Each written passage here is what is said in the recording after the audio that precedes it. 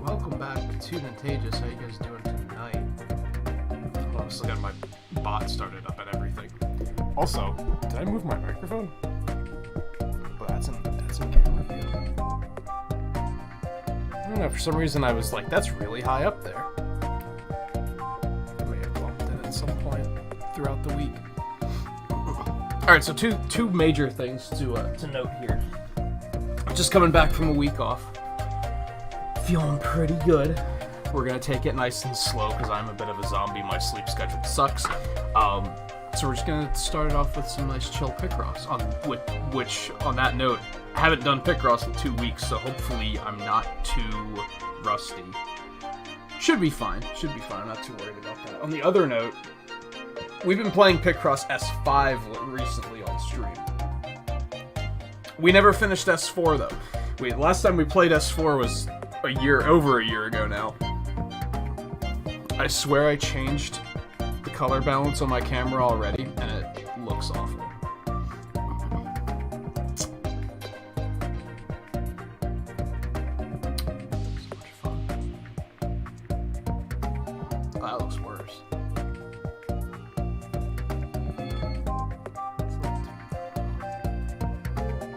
I guess that'll do.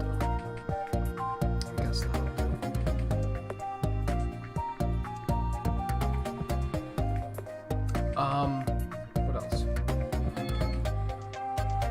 I guess that's it. I guess those are the only two things I wanted to note. I'm realizing that part of what my burnout problem was leading up to taking a week off was monotony. It was starting to, and we talked about this a lot. There were a lot of games that we've been playing for like 2 weeks. I know what it is. I think the exposure's fucked up. I'm just gonna leave it. There's a lot of games that we were playing for like 2 months, and it was starting to get to a point where like every week was feeling the same. So hopefully, I'm feeling pretty fired up. Hopefully we'll be able to get through some of that stuff and kind of move on and do some other stuff. The big one's Bravely Default. I'm still enjoying Bravely Default, but it's also like, damn, we're like on episode 17 or 18 or something like that. It's a long-ass series. That game just kind of won't end. I'm kind of looking forward to doing some smaller playthroughs of like 3 to 4 episode playthroughs, and then we're done and we can move on with our lives. I don't necessarily know what those are gonna be yet, but that's what I'm looking forward to. Anyway, just exposure.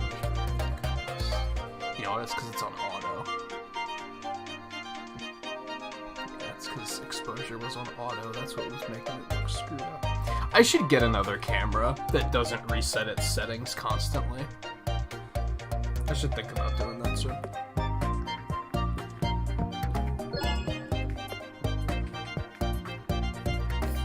think everything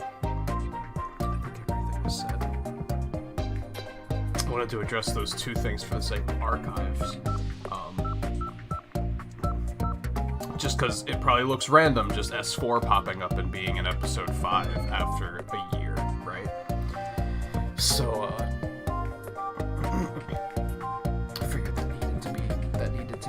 and we will go back to finish S5 after we finish this up. Is the plan? Here first? Yeah, I think we're gonna start with this. On the stream side of things, though, I hope everybody had a nice week. Guy, Brad, like these, or anyone else lurking around. It's good to have you.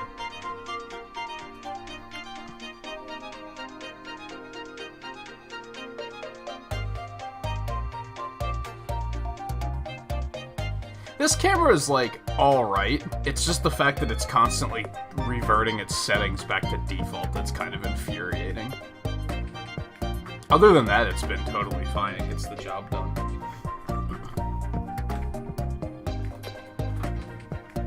Quality's pretty fine. Can't complain about that.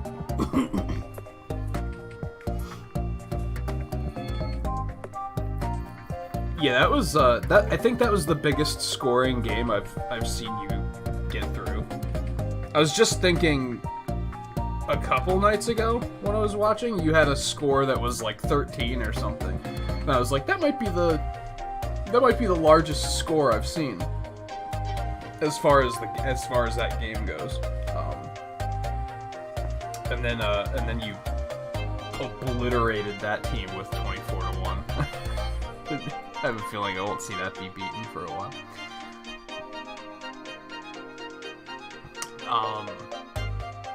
And like Gazer, you said memberships can be spoofed now? What do you mean? How so? I don't follow. Or I guess what's the threat of spoofing? Why is that bad, other than being annoying?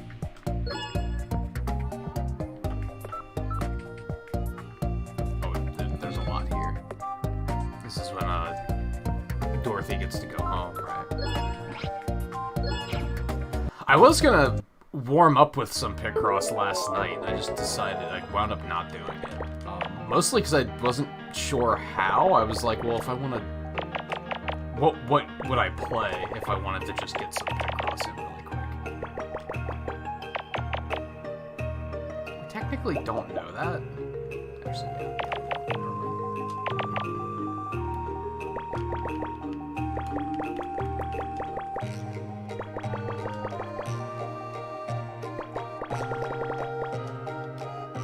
yeah, mostly feeling pretty fired up just because of getting to watch... I think the greatest thing about GDQ...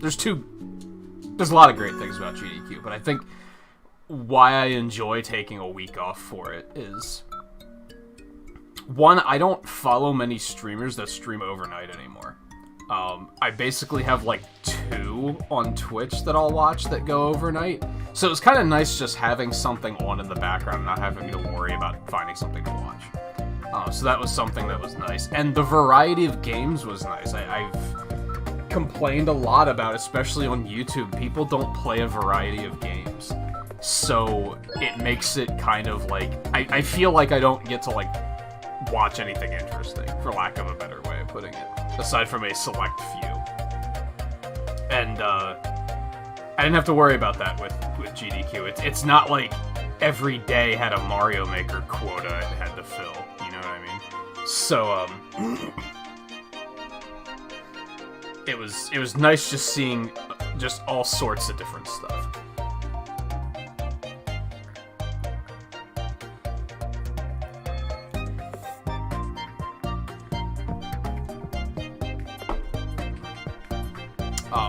And as a result, now there's a bunch of different stuff that I want to play, where I'm like, yo, I want to play that game. I want to play that game, too.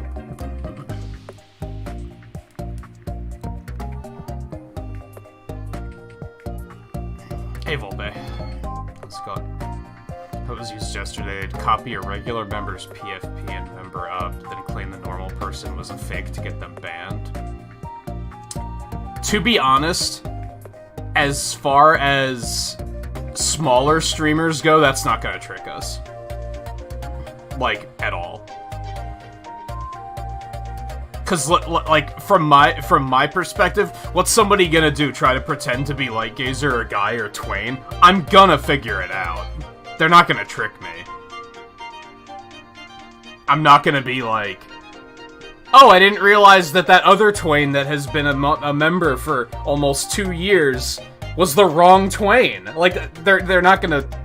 I can see that being problematic for large streamers, but...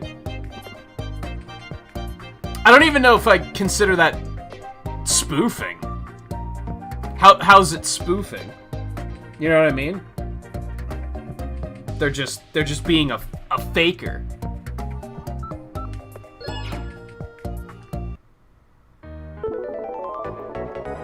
I mean, I guess the problem is that they're probably refunding afterwards, so if they trick you, you're just kind of fucked.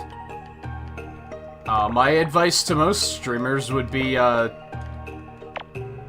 pay attention to your community then, so that you don't get tricked by something like that. Like I know realistically, as far as large streamers go, it's hard to keep up with everybody, but I feel like for the most part, it should be simple enough to just not get tricked by something like that.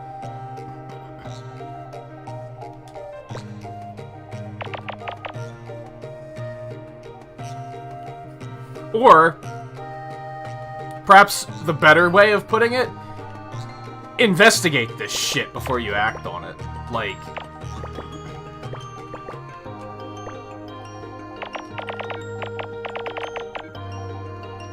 give them a little pop quiz or something. See if they really are who they say they are.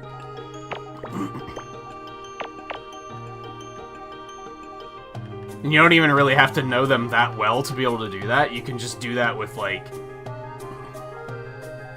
a channel quiz. You know what I mean?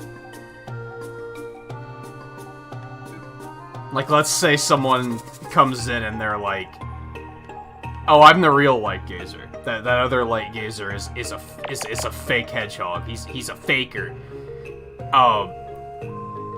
I'd probably say, oh, well, I'll look into that. Light gazer, while I have you here, what was the name of that game you were playing like 2 weeks ago? You were streaming it for 100%. What game was that? Also, what games have I been playing this year that you've really been enjoying? Clearly, a fake light gazer isn't going to be able to answer those questions.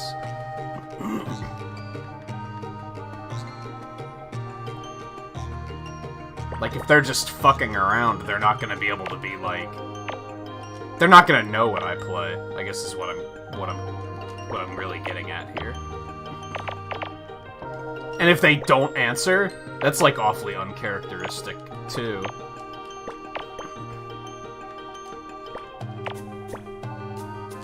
I don't know. I feel like it's... I don't think that's that big of a threat, I guess is what I'm ultimately getting at here. I feel like as long as streamers are careful, they're not gonna fall for that nonsense.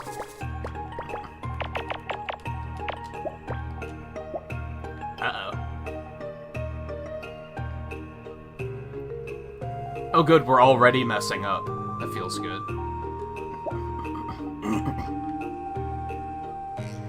Yikes, I don't know what I did either. Like, I don't know where I messed this up.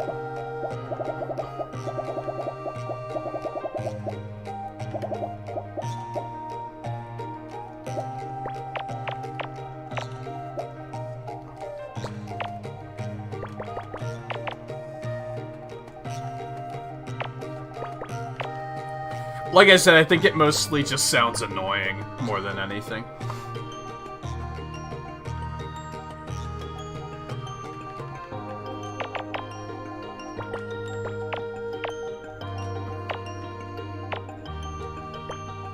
That was all right.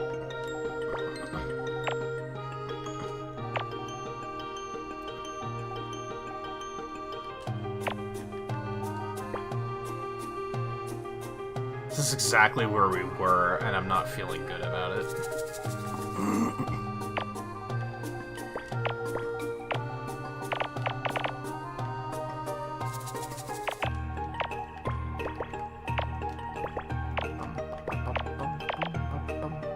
Yeah. What did I screw up here?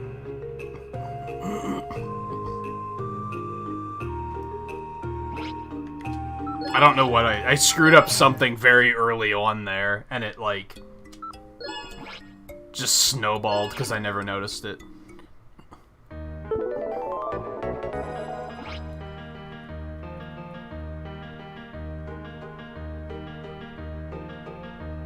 Yeah, it's another thing. You can use bot, like, stat tracking to see if they really are who they say they are. Like, oh, do you mind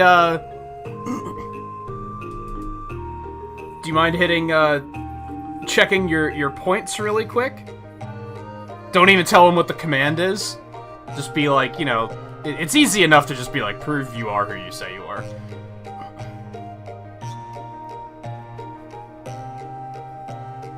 If anything, the annoying thing is probably that I'm sure they refund their membership afterwards, so you're gonna have to deal with that, which is kind of annoying. I don't know. I haven't had that happen, so I don't know how much of a hassle that potentially is. But I'm sure it is a hassle. So it doesn't sound like it's an exploit, I guess is what I'm getting at. I think when you said that you can spoof memberships, I thought you meant, like, there's a YouTube exploit somewhere that people are using to do that. It sounds more like it's just a couple of kids that came up with a new trick that they're trolling with.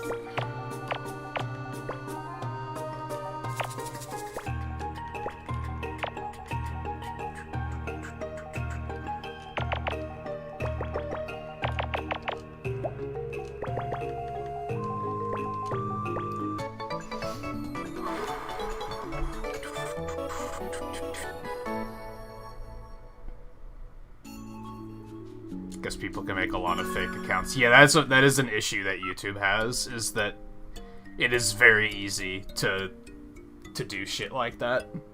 They don't really restrict how many accounts you can make, which is...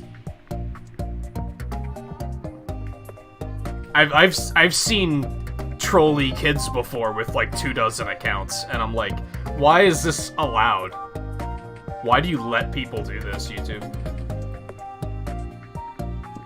Who needs that many accounts?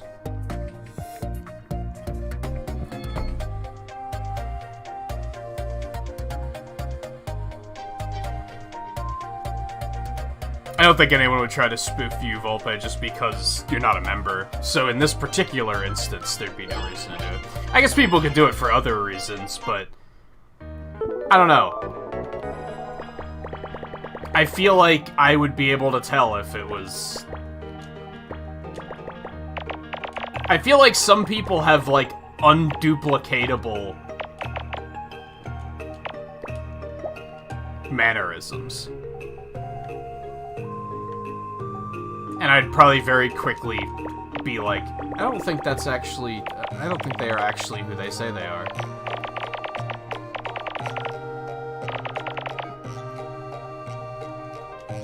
And yeah, there are ways to find out and just be like... First of all, you can't really spoof a mod, for example. You could try it, but... I'm pretty quickly gonna be like... Wait, why is Twain not a mod? You know what I mean? How did he lose modship?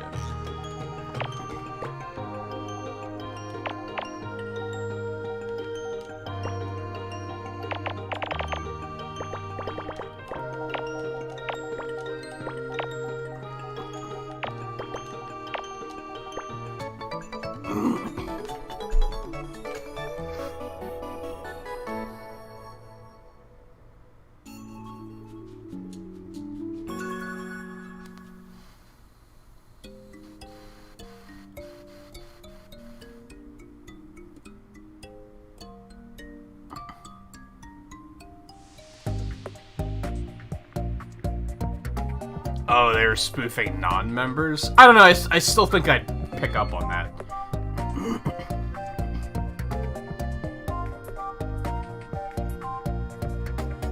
I'd probably be confused, but...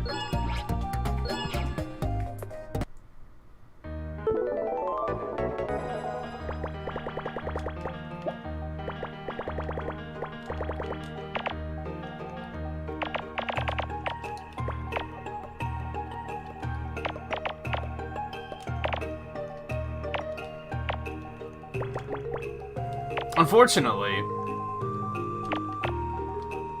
and this makes it sound like I'm scolding you for talking about it. I'm not. I'm scolding myself for talking about it. We have to realize that the more we talk about it, the more we heighten exposure about it. That's why talking about trolling is kind of a really bad thing to do, because you may more or less give people ideas.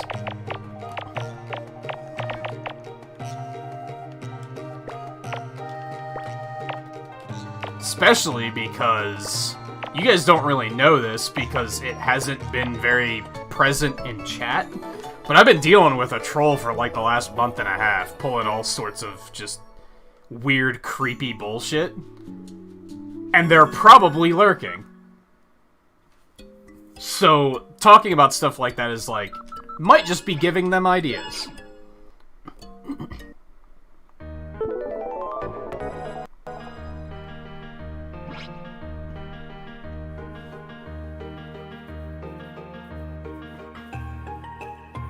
No, it wasn't through dislikes.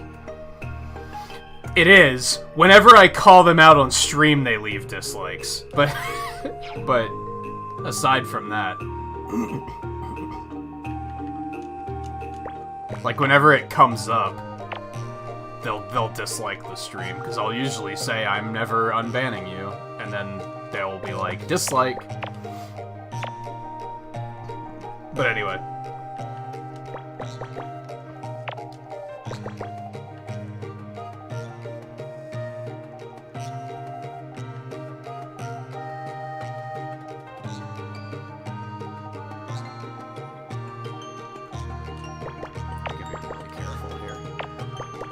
So we don't mess this up a second time.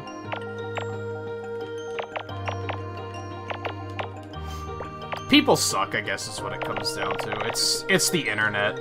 That's a thing people do. And like I said, it's...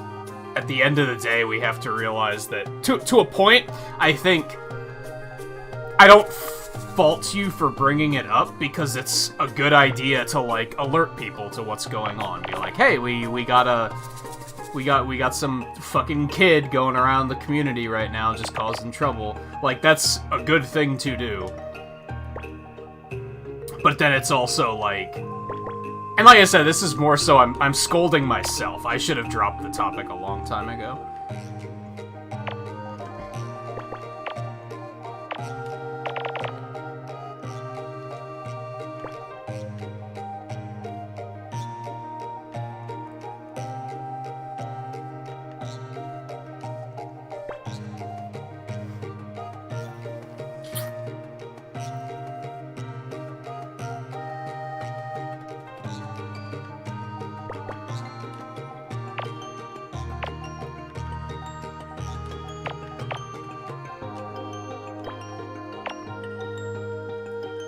So far, I see this playing out the exact same way, and I don't like it.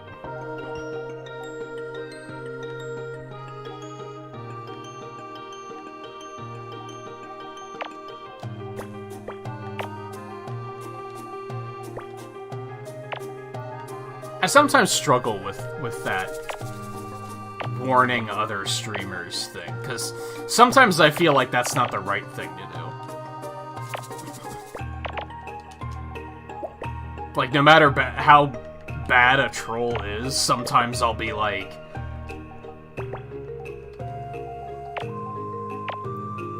Other streamers deserve the chance to make up their own mind about it, I guess? I don't know. It's hard to explain.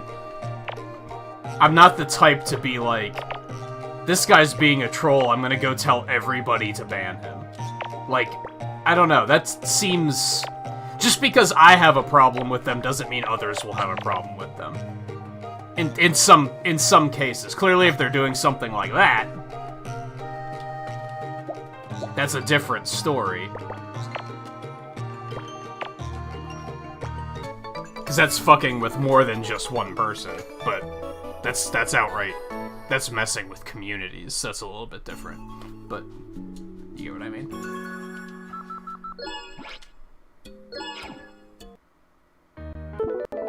No, dislikes are still a thing.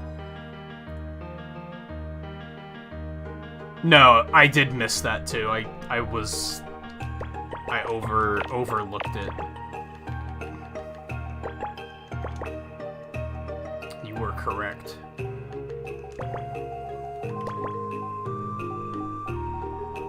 You're backseating, but you were correct. No, I'm kidding.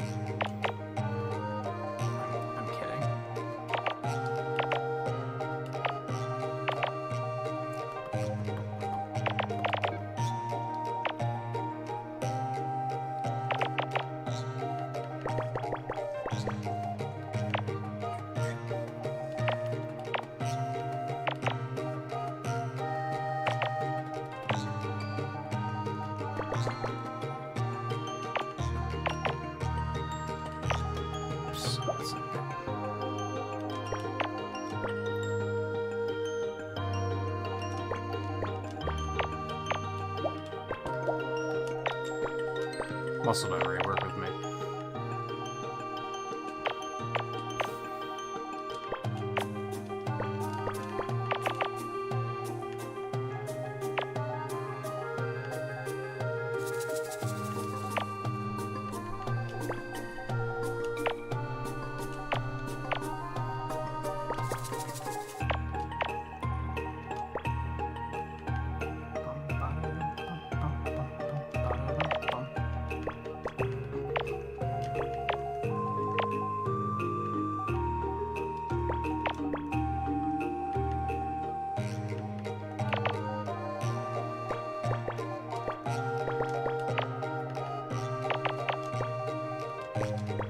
I can tell I'm just a little rusty to the point where I have to, like, really focus.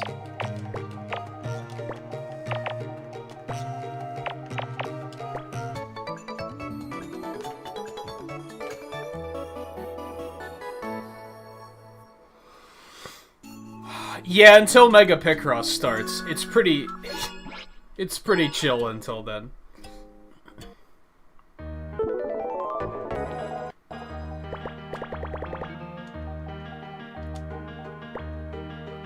And then Mega Picross comes to play and everything's terrible.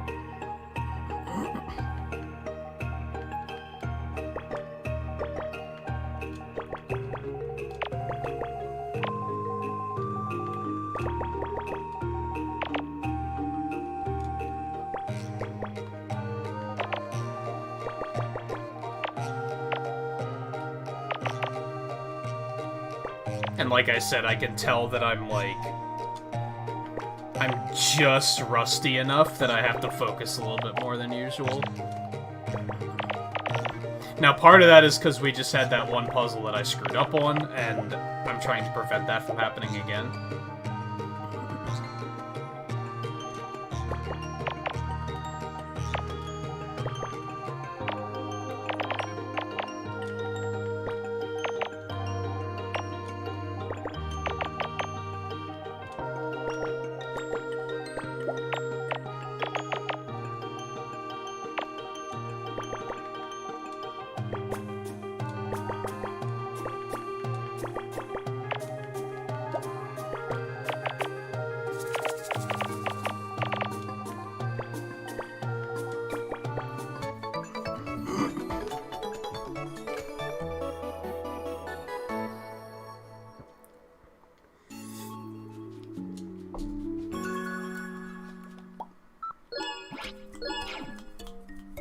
Which, as soon as we finish this, we'll probably get into Mega Picross, and everything will be terrible, so... It's kind of funny, like... I've been looking forward to getting back into Picross. Dreading getting back into Mega Picross.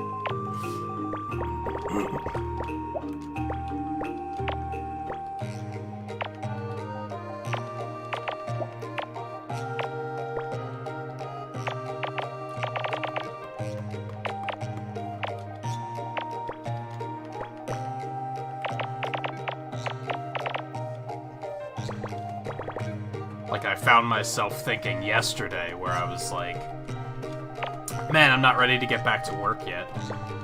But I was also like, but I want to play Picross? And I was like, oh, it's just that I don't want to do Mega Picross. Mega Picross sucks.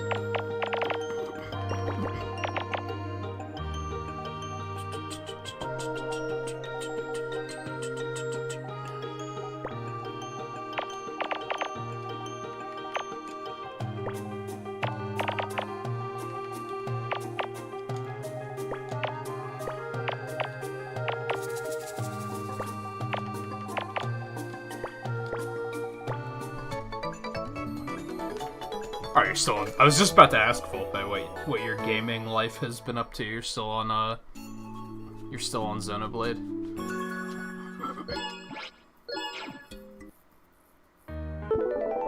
I actually finally started playing Smash again while I was off. Because I wanted something to play that I could kind of, like, just jump into, like, nice and easy, and it wouldn't be too much of a commitment. and I had to reinstall it for reference for one of the characters in the GDQ montage I did, because I just couldn't find good references on Google. So I was like, I'll just boot up Smash and zoom in on their model and figure it out there. And since I had to reinstall it anyway, I was like, well, let's actually try to like sit down and play it a bit. Honestly, I'm really weird with Smash Brothers. I can honestly play against AI for like fucking hours and hours and hours and not get bored. And honestly, a lot of people probably think, how can you do that? How is that interesting? I honestly don't know. I don't know. It doesn't make sense to me either.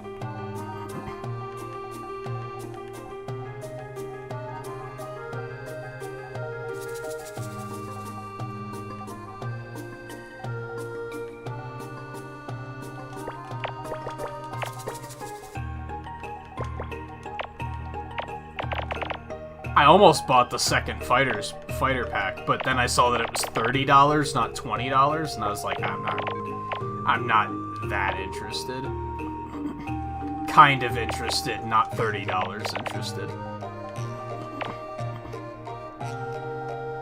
Not when I could instead just buy a whole other game for that amount of money. I could do that for $20 too, but...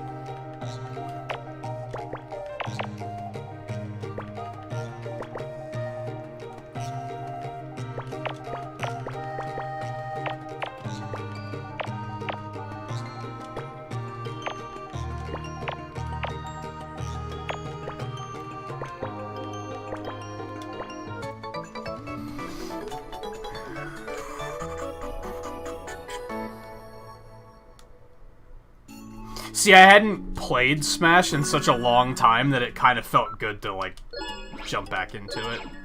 I'm sure if I were to sit down and play it for, like, another 100 hours or something, I'd get bored of it again and be like, alright, that's enough.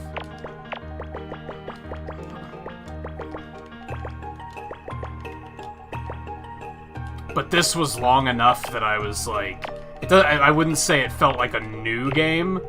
Although it kind of did, because they, like... They've done a pretty decent job of, like, character balancing, where it's like some of the characters,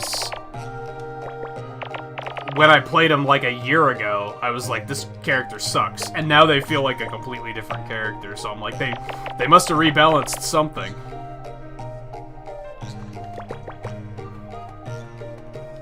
So that's cool, but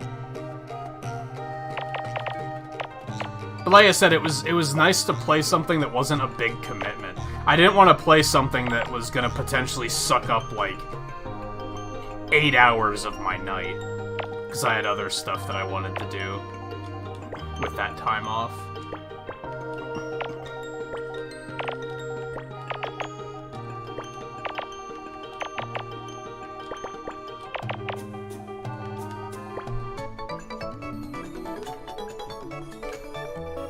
I haven't tried any of the Mii Fighters. I did my usual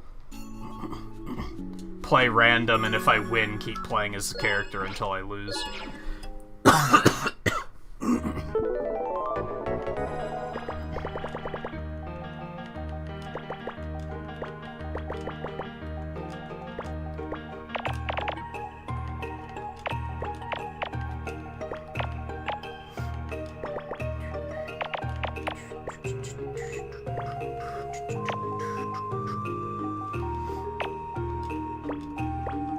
But despite all of that, I don't know if I see myself as being interested in streaming it again still. I'm still kind of like, I don't know.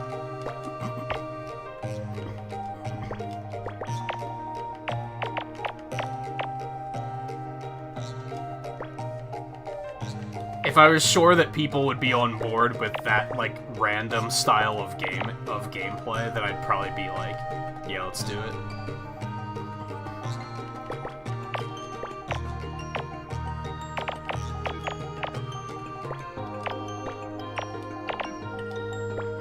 But I think it's also a case of just all this stuff I want to do.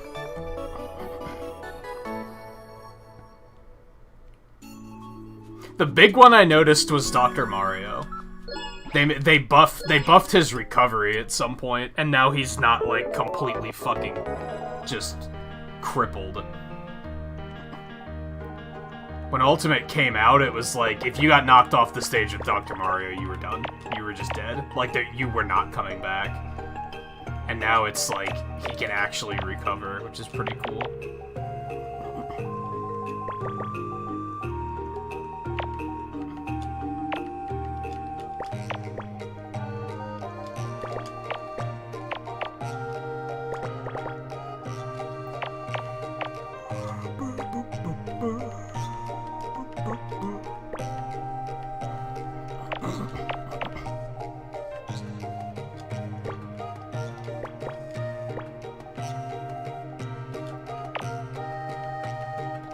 Which is cool because Dr. Mario is like one of my favorite characters in Melee, so it's cool that he's actually like playable again.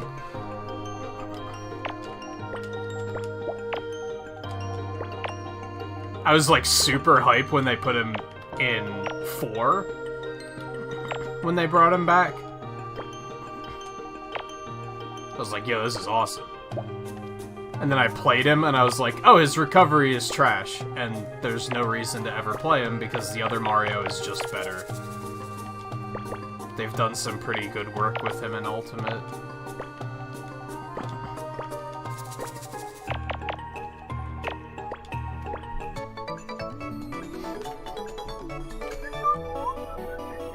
So you're liking Torna more than the base game, it sounds like?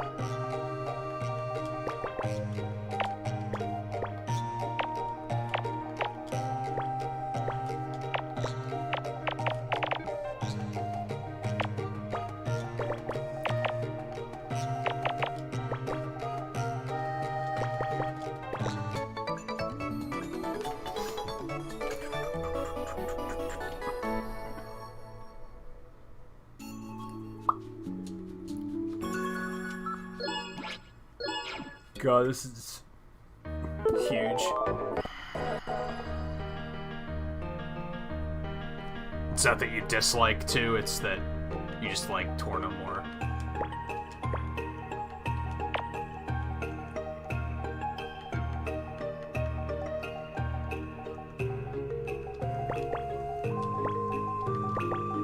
I think it's something that people have trouble with these days. I think people think if they... I think people think you either like something or you dislike something. It can't be like, I like this one a little bit more than this one, but I like them both. I think a lot of people think it's like, if you like one more than the other one must be bad.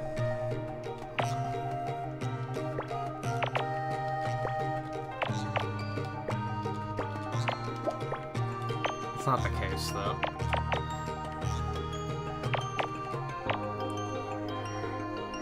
Hell, you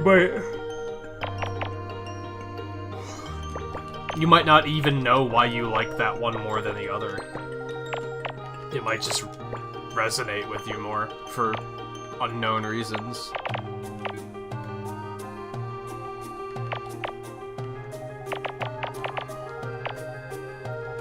I find that people are very aggressive with their likes these days. Like, you can't... There's like 2 types of people. There's the people that like something and they're content with just liking it.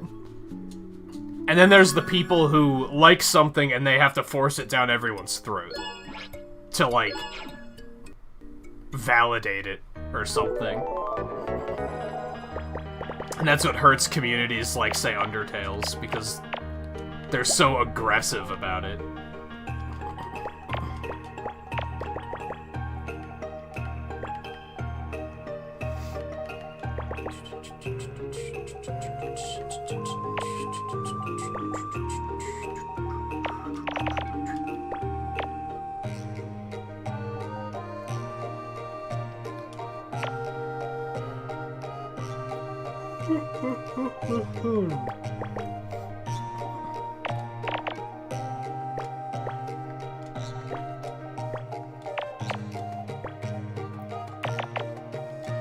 Always has to turn into, like, a debate, right?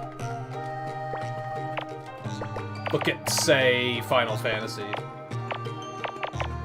It can't just be a discussion of, like...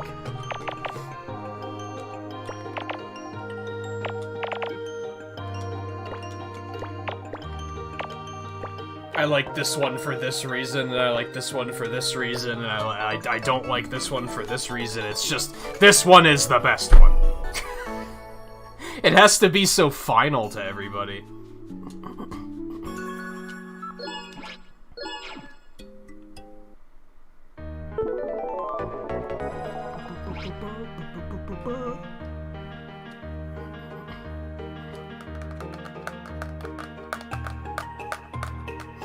Hey, Scarlet.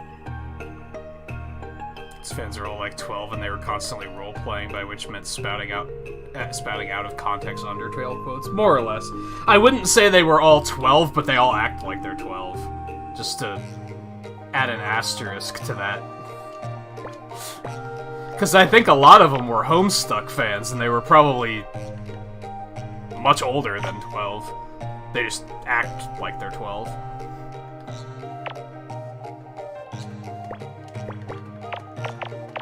And again, they're so aggressive about it. It's like... they feel like if not everybody likes the same thing they like, then their opinions are just invalid or something. And it's like... dude, just like it.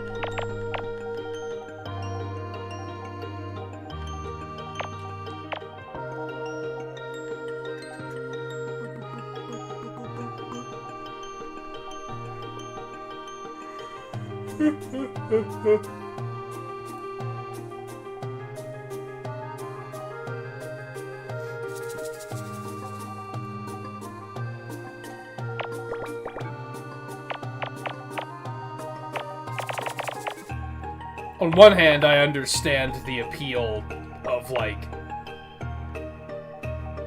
sharing your passion with someone. Like, I get it.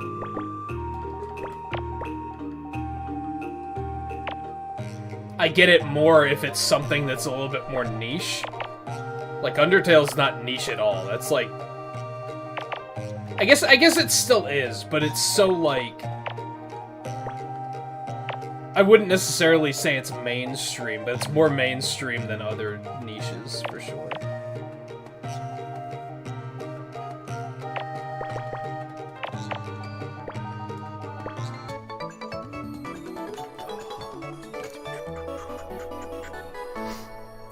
Like, take Mega Man Battle Network, for example. I really like Mega Man Battle Network.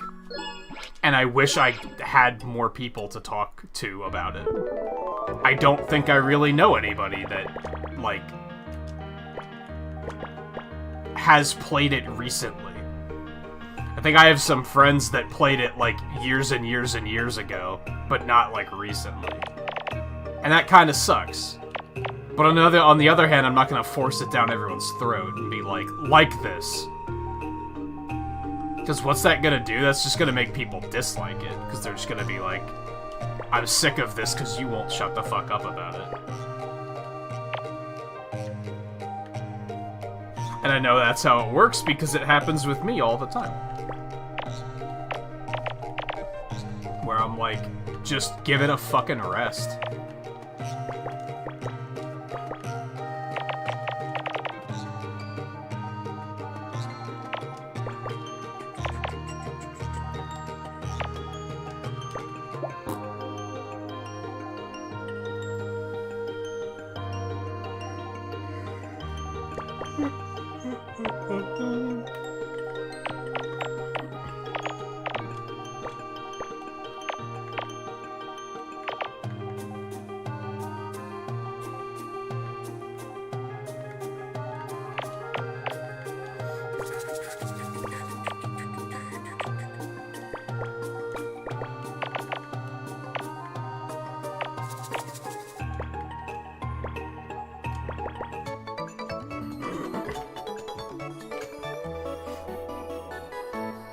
Like I said just a bit ago, using like the streaming content example in particular, GDQ made me realize this, where I was like, when there's enough variety, if I'm like, if tomorrow before the stream I get up like 2 hours early and I'm checking out who's streaming shit on YouTube, if I see someone streaming Mario Odyssey, I'm gonna roll my eyes and be like, okay, I get it. You like Mario. Congratulations. How original. But when I was watching GDQ and they did a Mario Odyssey run, I'm like, that's neat. Like, it wasn't immediately like, ugh, Mario.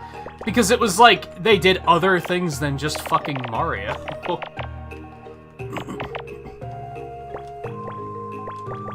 The variety adds, like, an appreciation to things, where it's like, yeah, I haven't seen that in a while, so that's neat.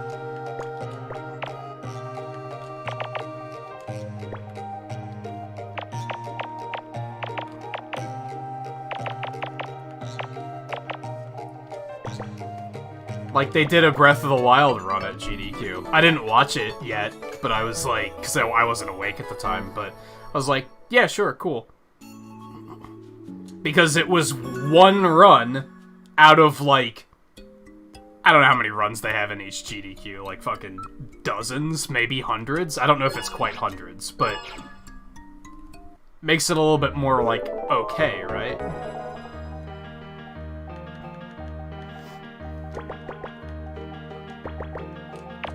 Whereas with, like, YouTube in particular, oversaturation hits, like, a lot, and very easily.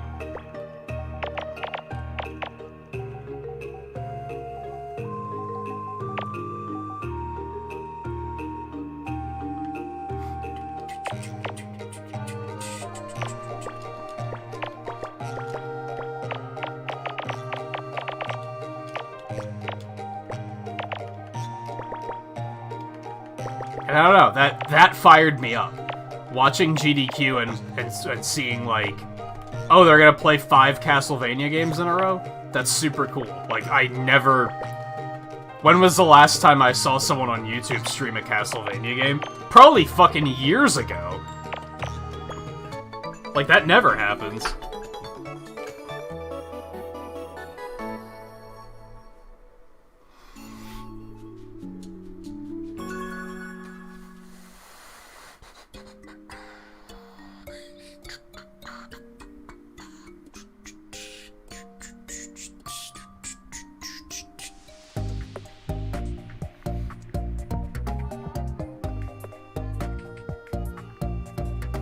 I really hope they make a Battle Network collection. I haven't... Realistically, as much as I like those games, I think I only played them, like, twice each. Like, I played them when they first came out, and then a couple years ago I sat down and replayed all 6 of them.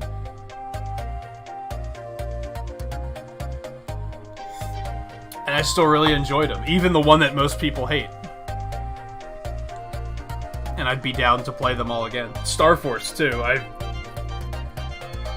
Again, I think I played each of those once when they first came out, and I haven't played them since.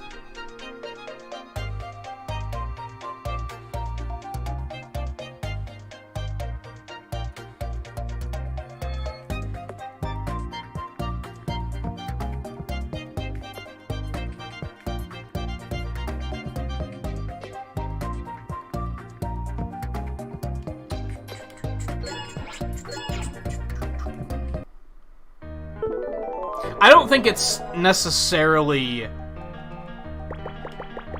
that people like new things. It's that they like, at least this is the way I think. It's that I like things that I haven't seen in a while.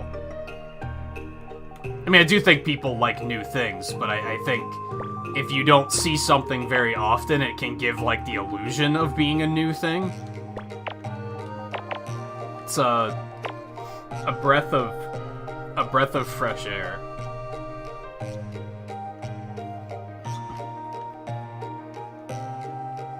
And I feel like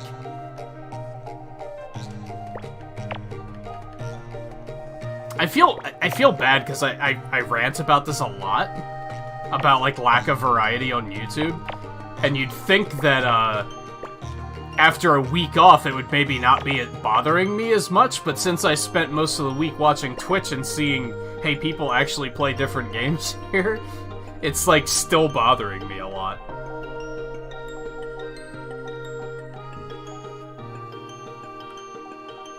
But yeah, I think that's the problem, when there are some days where I don't even check to see who's live and who's playing what.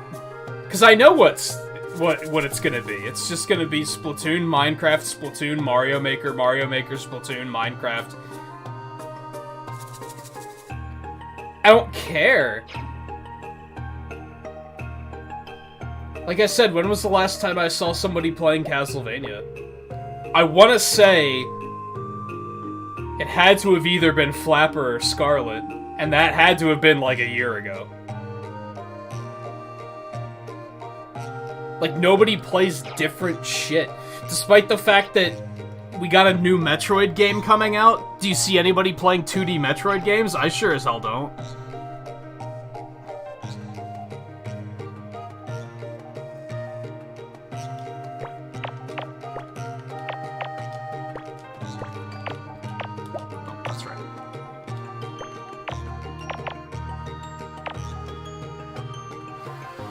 But at the end of the day, I can't really hold it against them that much because it's... I've talked to a couple different content creators about this, and they're right. And that's that the streamers aren't necessarily the problem, the viewers are. Because the average viewer doesn't want variety. Like, the average mainstream viewer doesn't want variety. They just want especially on YouTube, they just want the same thing over and over again.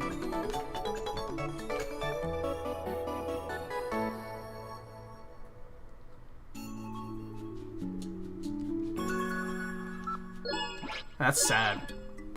Really. It's sad that that's what the environment is. And that no one... Even though I can't hold it against them, it's also disappointing to see that no one, like, has the balls to be like, I'm gonna go against the grain and try to change the paradigm, if you will.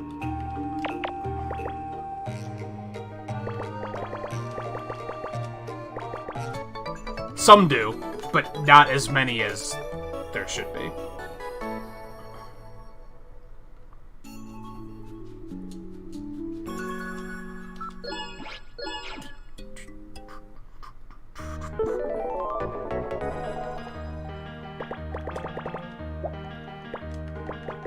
I think I told View this at one point. There was, like, I don't even remember what the name of the game was, but he was playing some game, like, a couple weeks ago that I'd never even heard of before, and I was like, that's fucking awesome. Like, I want to see more of that, where I'm like, I don't even know what this game is. I feel like it didn't used to be like this. Maybe that's what bothers me? Is that I don't think YouTube was always like this. I feel like 2 years ago, even, you saw way more variety on this platform. And maybe I'm just remembering incorrectly, but... And to be fair, I have been purging subs, like, left and right. Because whenever I notice that someone's just playing the same 4 games over and over again, I tend to just unsub, because I'm not gonna watch this. If all they play is Splatoon and Minecraft, I'm not going to watch their content. Like, that's just the reality of it.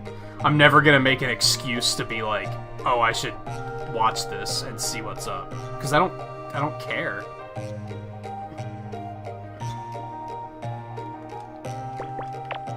All I can really care about is I hope that they're at least having fun, and that they're not just, like, forcing it for the sake of algorithm. Because that would be really sad. Like, I hope they're at least enjoying themselves. And if they are, I can't hold it against them, but I still don't want to watch it. Like, I don't care how much fun someone's having playing Mario Maker. If they are, in fact, having legitimate fun, I don't care. I can't watch it. I've tried, and I just can't do it.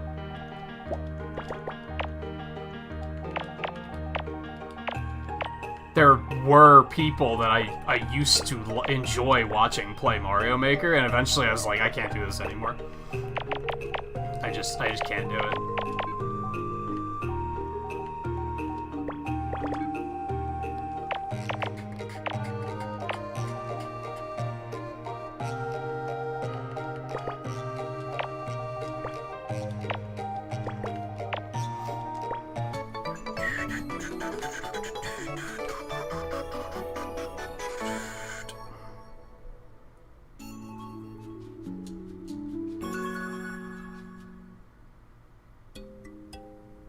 Yeah, I don't see a lot of people play JRPGs on YouTube either, but looking at Bravely Default, I understand that. Some JRPGs overstay their welcome, and it really sucks to be anchored to one game for that long. I mean, that's exactly what I'm complaining about, right? Is that people will anchor themselves to just one game for the rest of eternity. Like, that sucks. That's not a good feeling. So I could understand why more people don't play JRPGs, because they're very long. You have to worry about... Not only are you committing to it, but you're expecting your audience to commit to it. Are you gonna stay interested in it that long? Is your audience gonna stay interested in it that long? Like, I get it. I don't really hold that one against people. But you also have a point where people will sing the praises of how good, like, how good Final Fantasy VII is, and it's like, well then why aren't you playing it? If it's so good, why aren't more people playing it? If Symphony of the Night is so good, why aren't people playing it?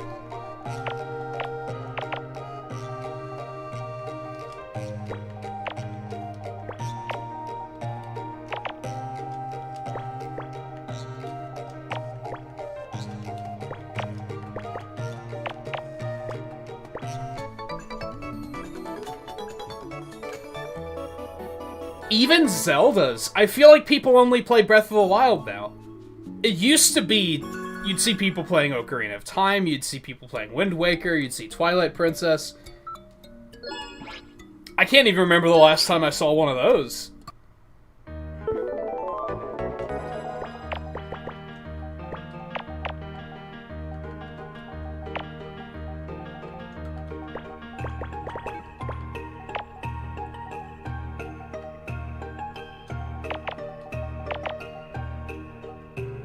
And I think the way it might really be hurting me is it's like, it's really hurt my ability to network. Because I don't care to engage with these channels anymore. Now, that shouldn't be the only reason I care. So, like, that's the problem, right?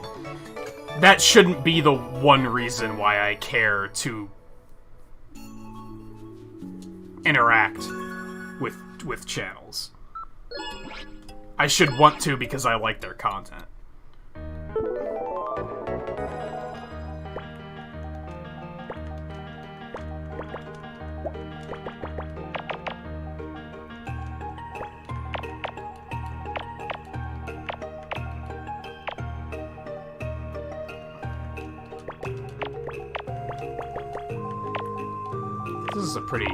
This has turned out to be a pretty decent way to get myself back into it without feeling like my brain is overloading.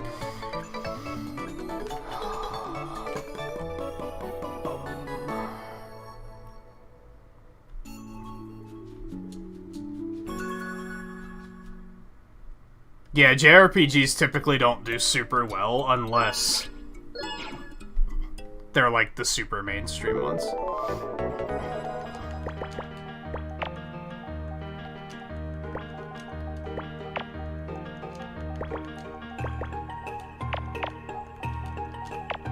But realistically, I think I just want to see people take more chances. I'm not asking completely drop Mario Maker and never play it again. That's not what I'm asking. I'm just asking, I don't know, make it a once every 2 weeks kind of thing, and like, just play some random shit. Stuff that you have access to. You have Nintendo Switch Online because you play Mario Maker all the time. So how about you boot up the NES or Super NES online and play Super Metroid or something? Donkey Kong Country Trilogy. Link to the Past, for fuck's sake. Zelda 1, for fuck's sake.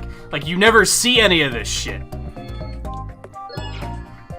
It's just the same stuff over and over again.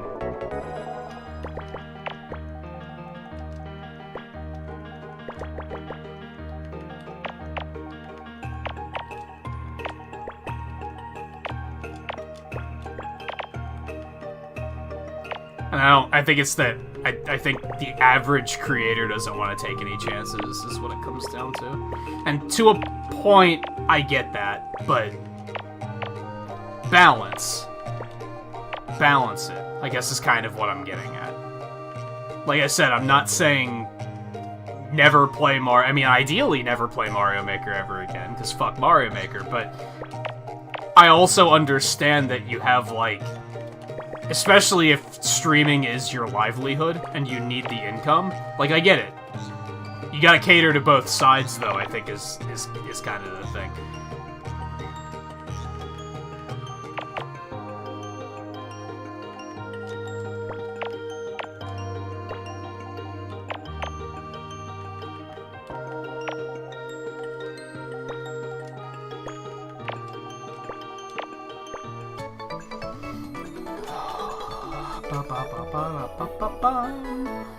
I haven't even been keeping up with the Skyward Sword stuff. I know they've been tweeting about it a lot, but I just kind of don't find myself caring. I don't think I'm willing to drop $60 on that again, so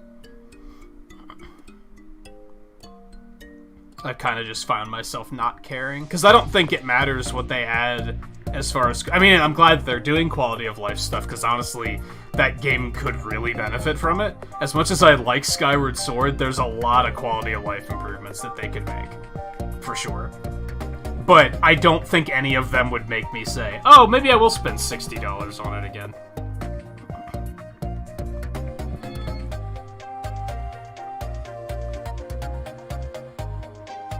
You just want your content to be likable? I think that's a completely legitimate desire.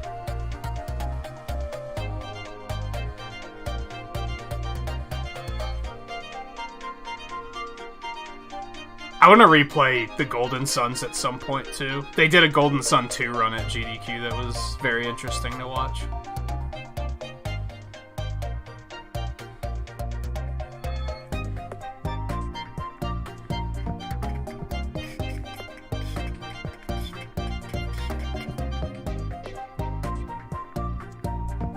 Convertible Turtle, how's it going, by the way?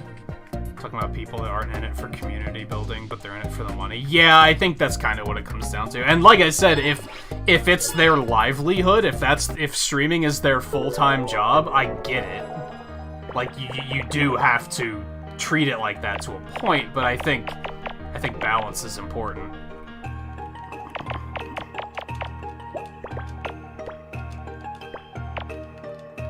And I think a lot of them don't treat it as a balance. They treat it as, I'm just gonna beat whatever's safe and mainstream into the floor.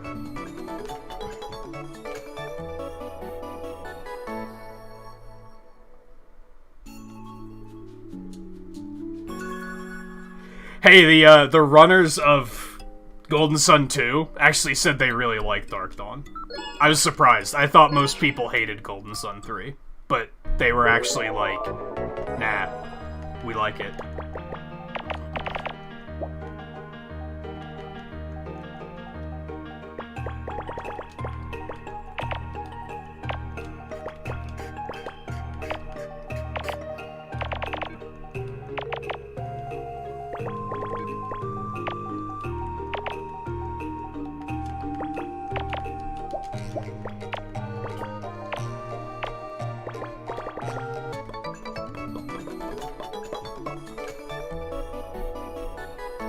Mostly because they were talking about, last GDQ was the first Golden Sun 1 run that they ever had. Then this one was the first Golden Sun 2 run they've ever had.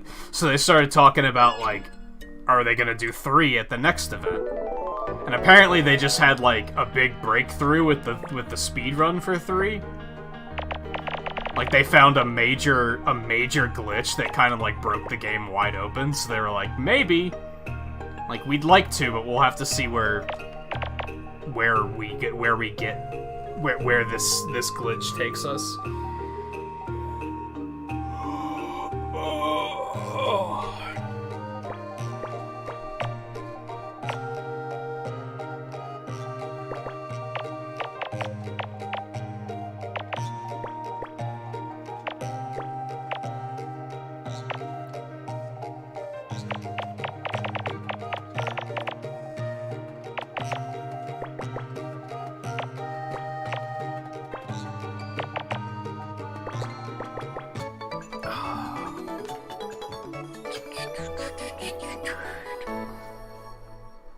I think the first 2 Golden Suns are both on Wii U Virtual Console, I'm pretty sure.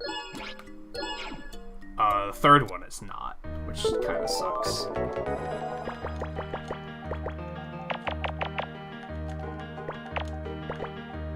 I don't think. Maybe it is. Maybe I'm wrong.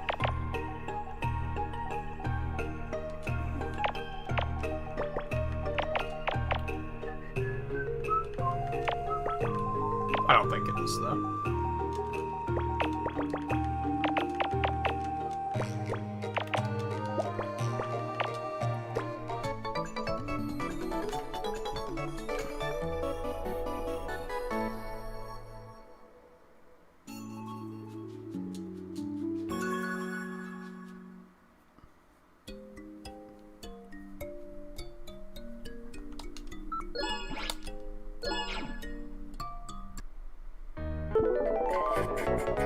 I think on YouTube it is, yeah.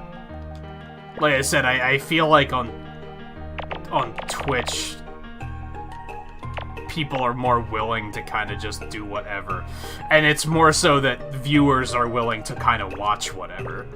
I feel like the YouTube audience is kind of only interested in one thing.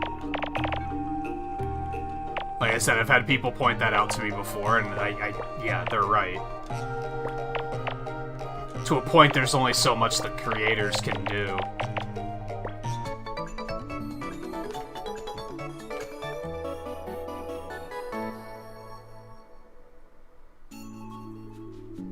No, the hot tub nonsense on Twitch actually stopped, apparently. I don't know why it stopped, but I heard that it, like, that people aren't really doing it anymore. Which I knew it wasn't gonna last. Like, I could kind of feel it. I was like, yeah, this'll last, like, a couple months, maybe.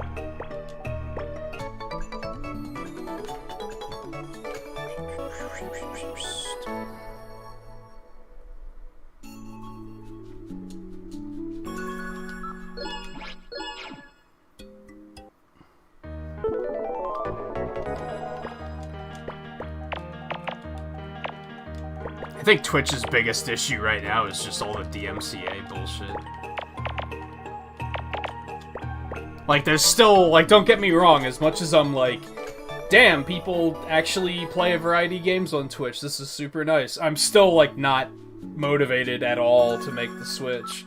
Like, don't get it twisted. It's not like we're not hitting a point of,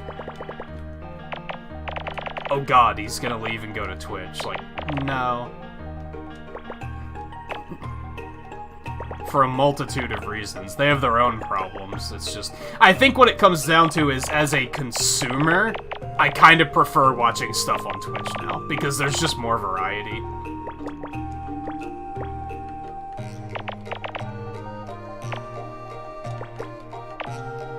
Whereas, like,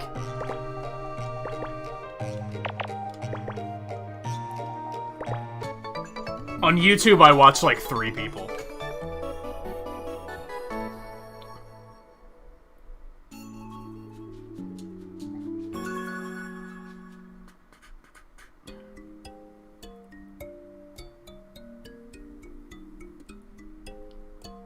Yeah, the DMCA stuff is a good example of the fact that, like,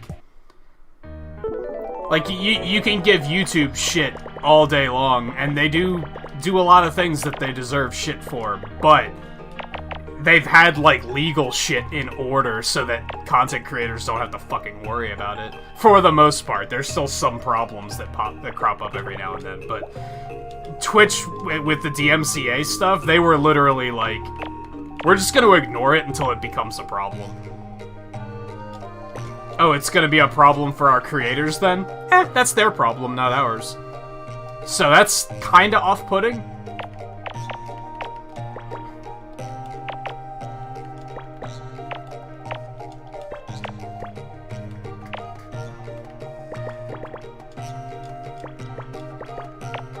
I don't think I would switch to Twitch unless YouTube forces me to, basically. Like, if I had no other choice.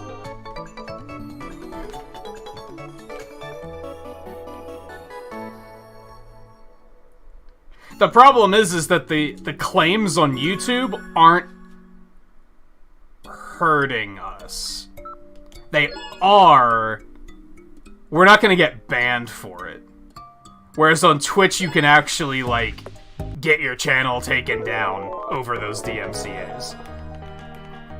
You can have your stream cut because of a DMCA. That doesn't happen on YouTube. Unless, like, every now and then it does, Ubisoft. But, for the most part, it doesn't. YouTube is more like,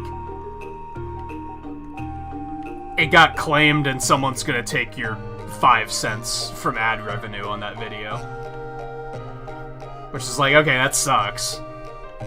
I'm not saying it's good, but it's better than what's going on with DMCAs on Twitch by a long shot.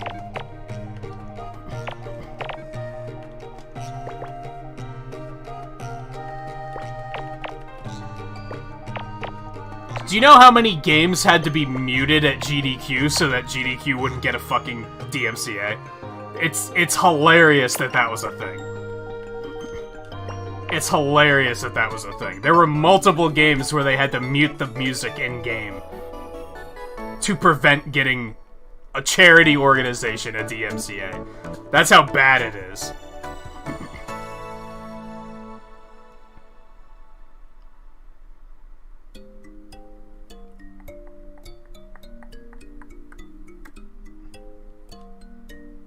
Yay, we did it. Woo. Bum, bum, bum, bum, bum, bum, bum. Yeah, YouTube claims are that, hey, this guy is making money from your stream now. Twitch claims are, you're a legal risk to us, goodbye. Yeah, exactly. It's a significantly larger problem.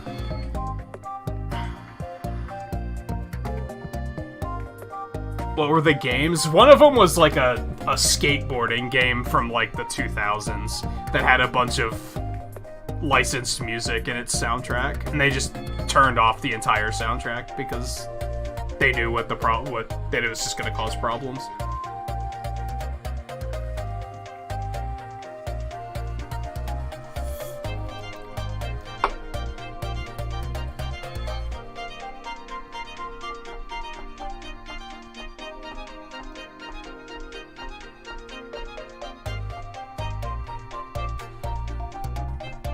Oh, the Metallica one was funny. I've mentioned this before. There was it last BlizzCon? I think, where Metallica performed, and I thought that Metallica actually got DMCA'd for playing their own music. That isn't what happened.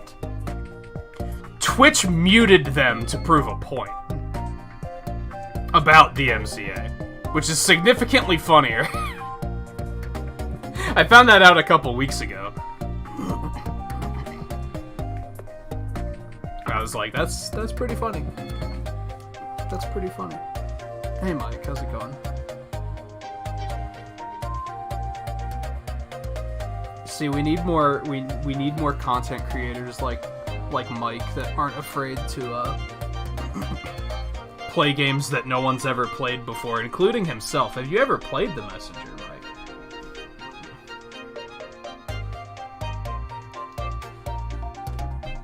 Hi, Kitty. I didn't even know you came in. You comfy?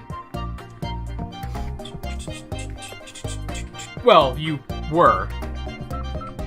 And honestly, I only ever watched like 2 of your streams before you quit, but I still was under the impression that you had more variety than the average YouTube creator does these days.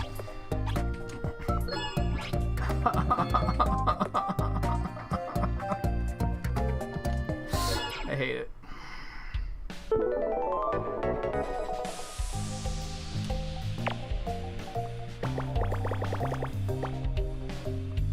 Also, Volpe, yeah, this is S4.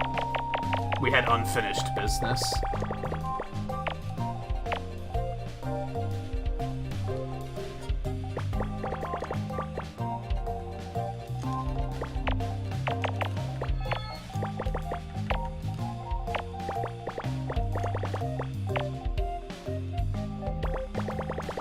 I also regularly feel bad that I basically just shit-talk other creators a lot now. But it's like... I also feel like it's a... if you're guilty, you're guilty kind of situation. Does that make sense? Where, like, if you're actually creating a variety of content, then I'm not talking about you. You know what I mean?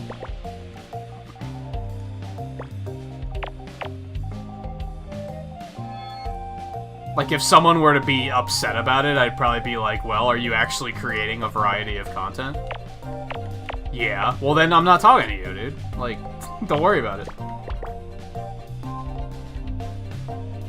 And if the answer to that question is no, well, then maybe you should try creating a variety of content.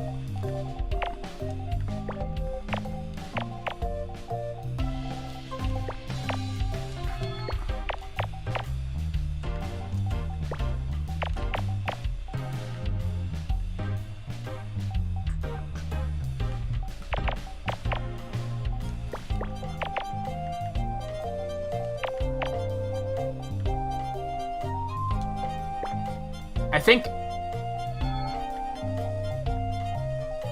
it probably doesn't sound like it,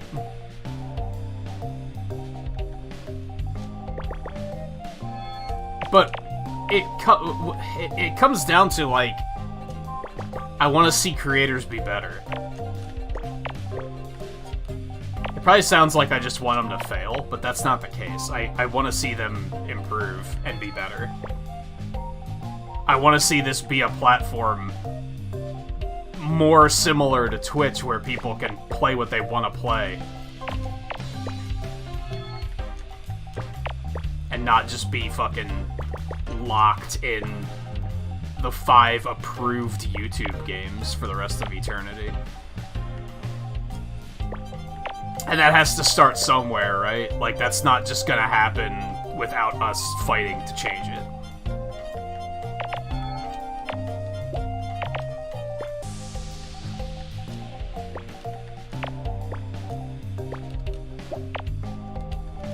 Like, to a point, yeah, the problem is viewers want the same thing. The average YouTube viewer wants the same thing over and over again. That's correct. But we have the power to change that.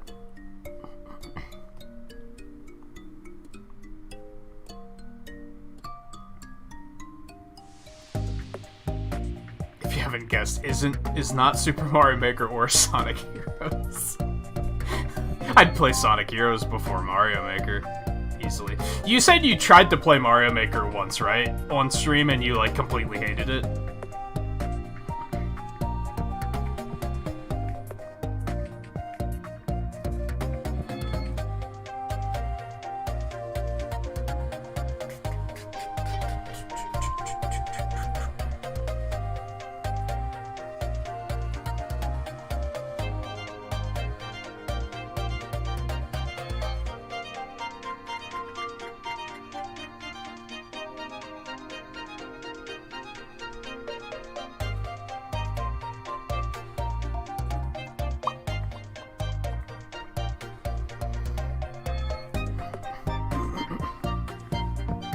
It's funny, I heard it come up in several speedruns where, whenever it's become a thing where if a game has bad level design, that people call it Mario Maker level design now. And I'm like, I love that.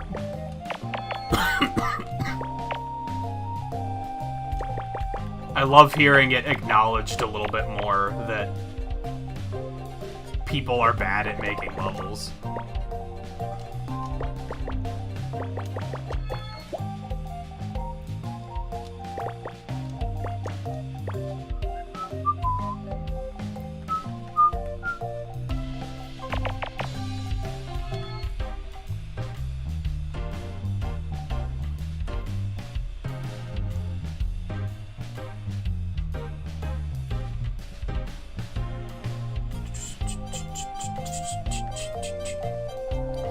But I do agree, like Azer, I think the community is the problem. I mean, I have an issue with Mario Maker itself, but that's because I don't like 2D Mario games.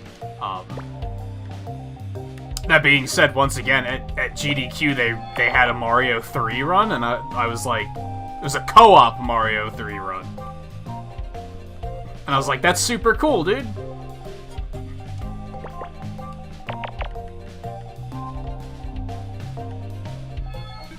They still did fucking ROM hacks, too, which was fucking dumb, and I wish they wouldn't do that, but...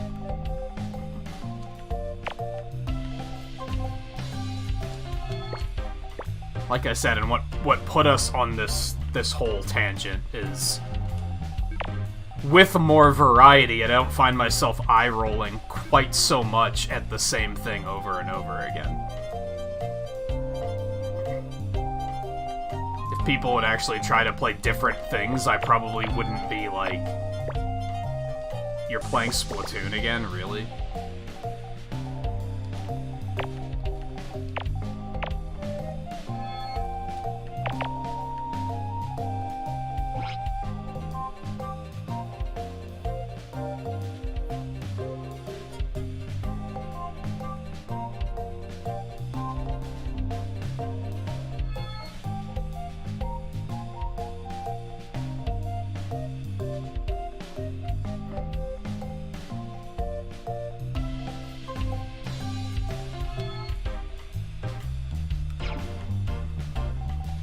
Doing a quick scan, but to be honest, I didn't really have anything to add to the conversation.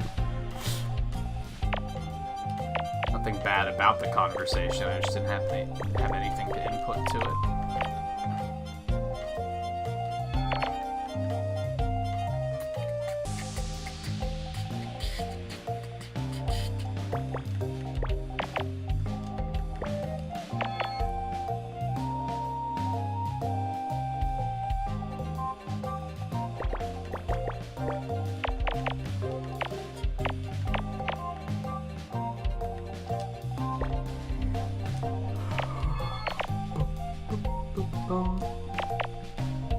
Yeah, it has to be the 5. God, I hate Mega Picross so much.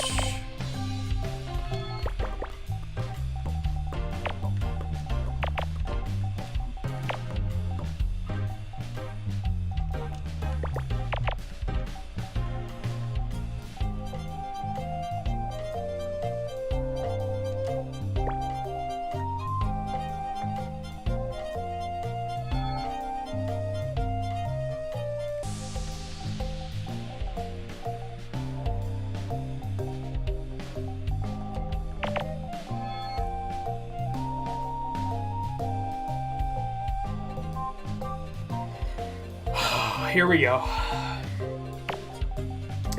Here we go. We're in there.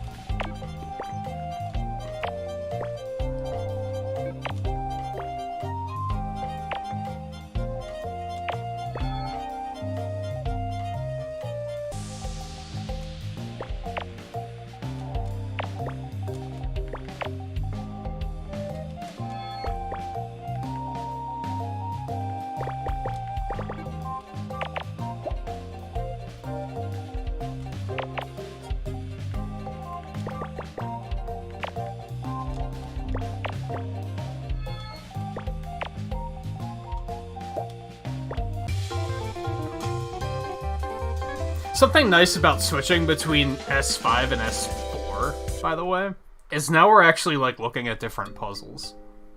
So that's kind of neat.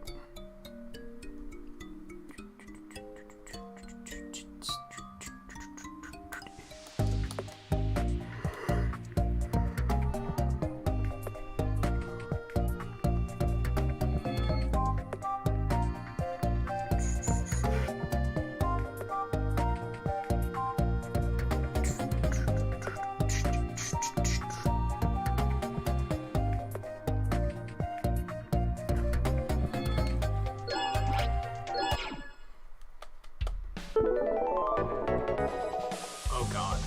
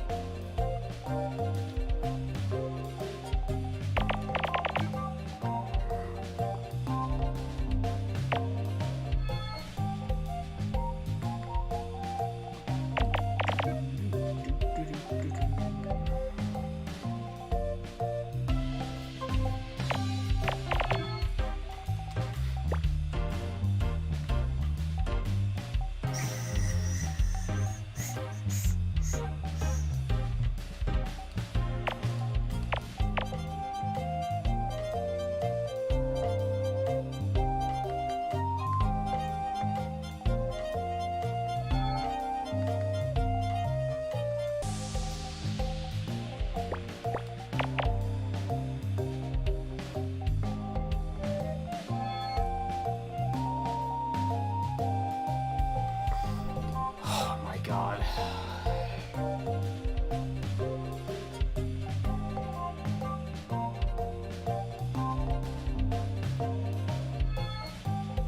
I said that I was going to do research to see if there's, like, something with Mega Picross that I just don't get. I forgot.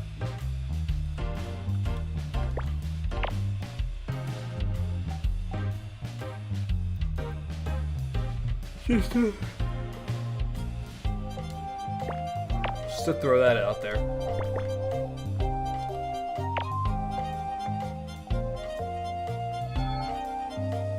I think I mentioned in, like, the last episode that, like, well, when I say last episode, I have to keep reminding myself that people that are watching these streams in archive need to be reminded of the fact that this is episode 5 of Picross S4. Episode 4 aired over a year ago. But we've been playing S5 over the last couple months. Not months, it hasn't been that long, but I've been working on that one, so I have been playing Picross, just not this one. I now that I'm thinking about it, in terms of archive, maybe I should have done it like that, but I think I said in the last episode of S5 that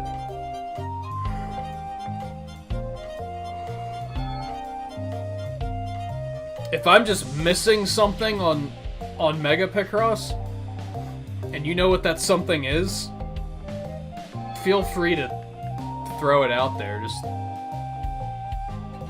Just don't be rude about it, I guess.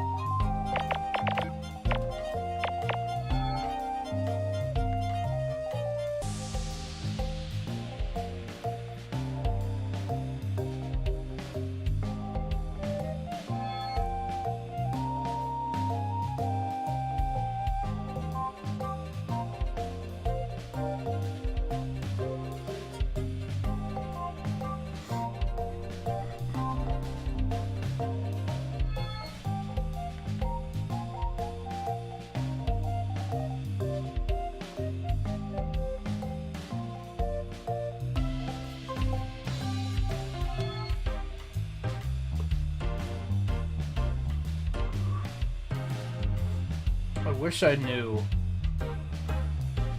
if that was a thing.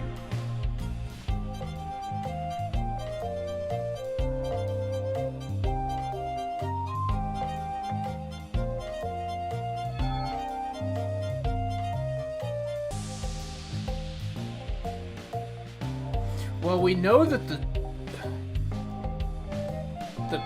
the Mega 2 has to be there or there.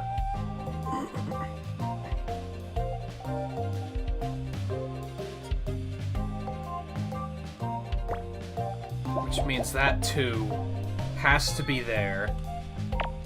Okay, I think I found something here.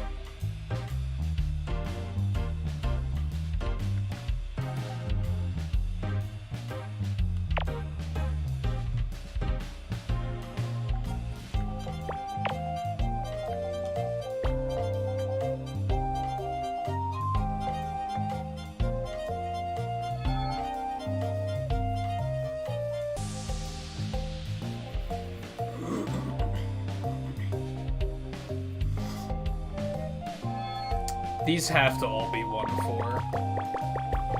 Because there's only one way that 18 can work out. Oh, I hate it.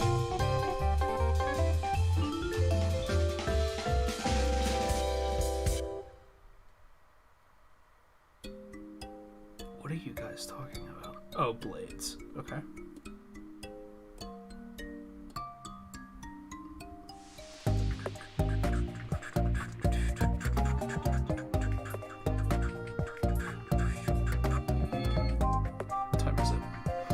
I might probably do 1 or 2 more. I'm gonna take a break.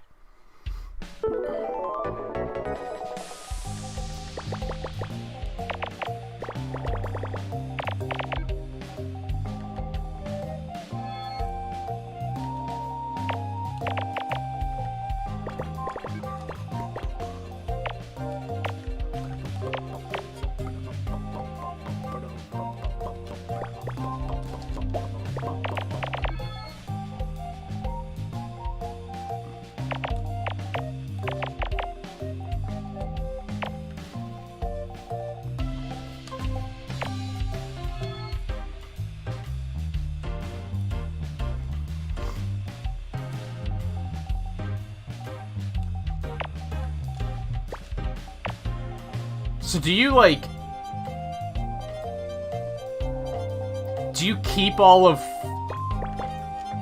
the blades you have between games? Or do they have, like between Xenoblade 2 and... whatever the other one's called. Torna something. Like, do you get completely different blades, or do you, like, get all of the ones that you already had into...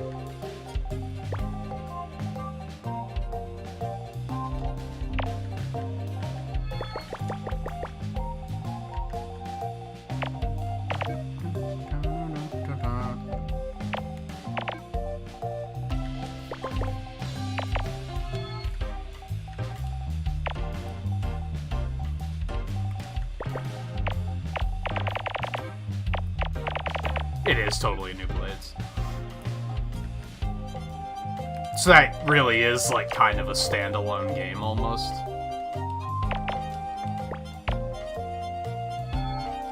It's kind of weird. Why didn't they just market it as a totally new game? I wonder.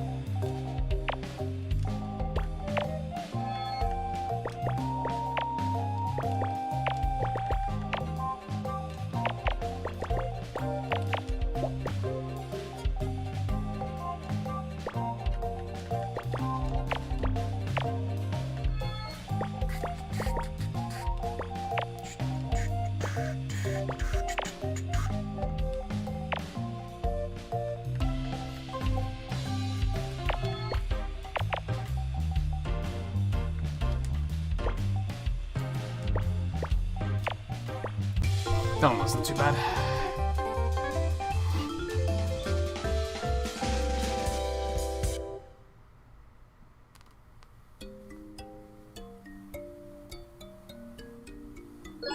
Oops.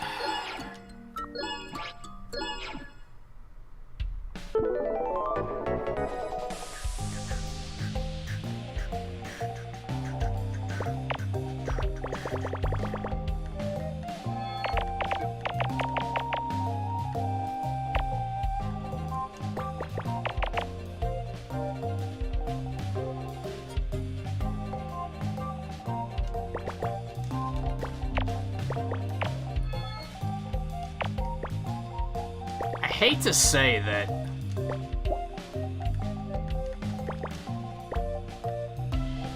I think when we get to S6, which isn't gonna be for a while yet, my current plan here is that we probably have about like 2 or 3 streams left for this one, and 2 or 3 streams left for S5.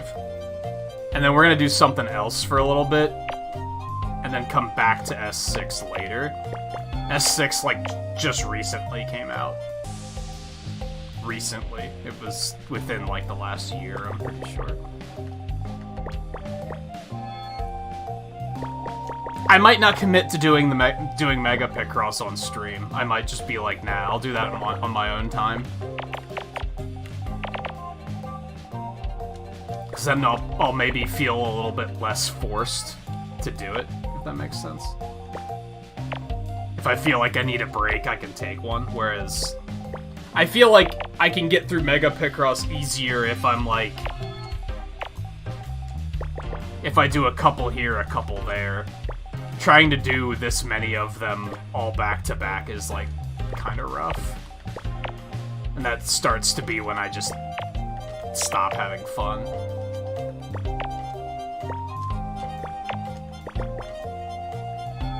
We'll see though.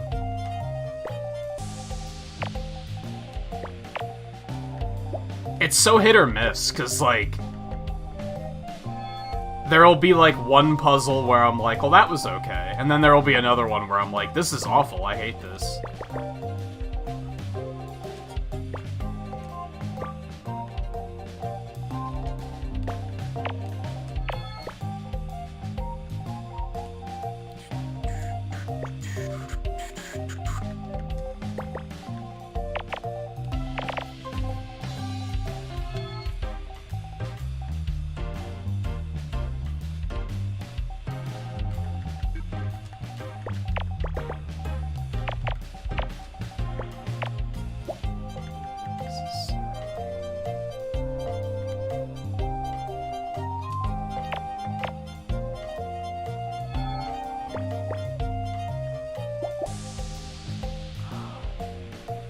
That's 8. So we don't know that. But we know, like, this. It can't, like, stretch over that far.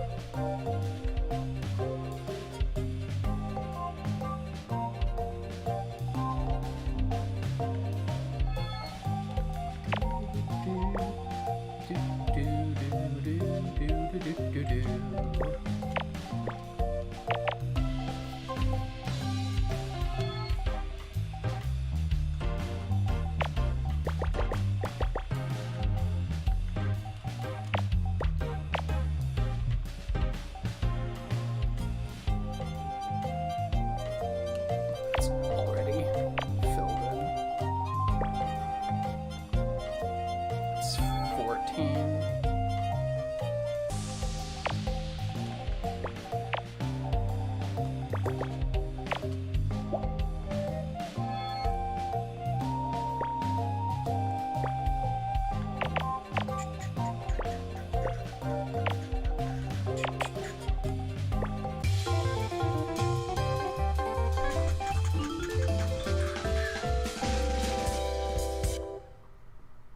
Oh, I didn't know it was... I didn't know it was a different time period. I thought it took place at the same time, for some reason. So, it probably... I guess my thing is, why is it just not 3? But I guess because it's a prequel. It's probably... was probably enough of a reason. And because it's not quite as long.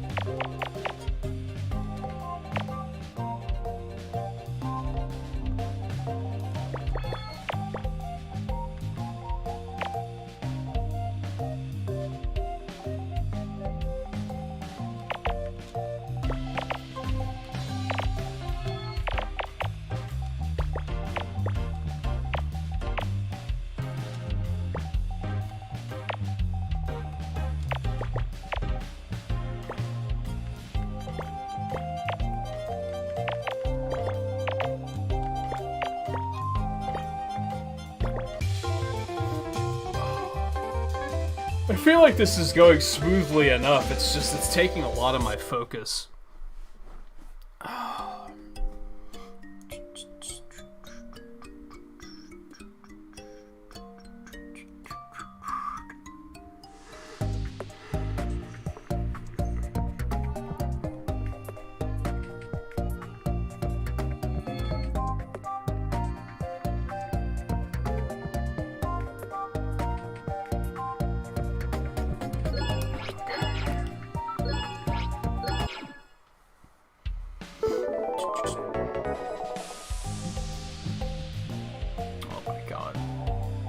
It just never ends.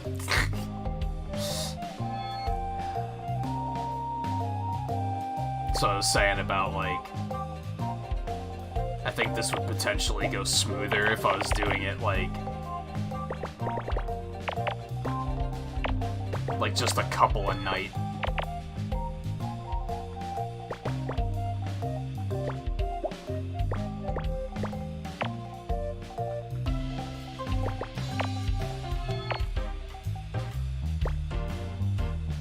We don't know that. Yes, we do. Never mind.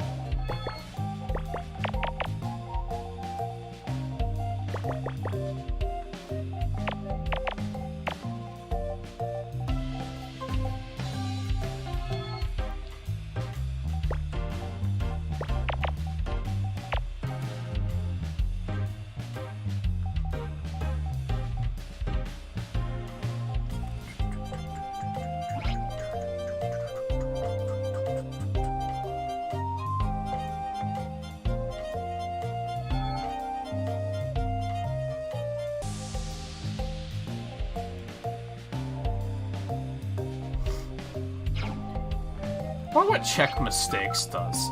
I've never tried it. I assume it's gonna, like, take away the no assist victory or something, so...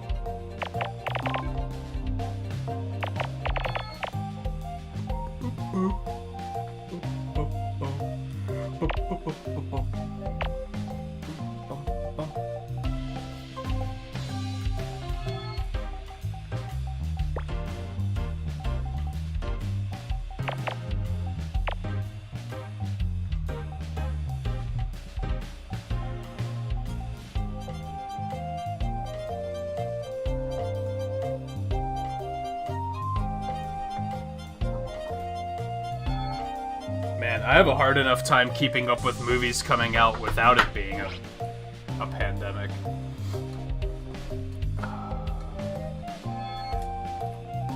I'm glad that the movie industry has been, like,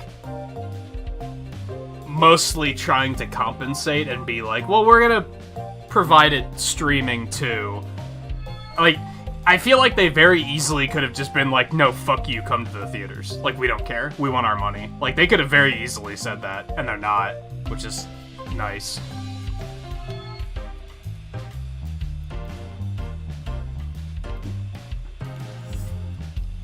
And I did wind up, even though I've shit-talked it in the past, I did wind up buying the premiere access for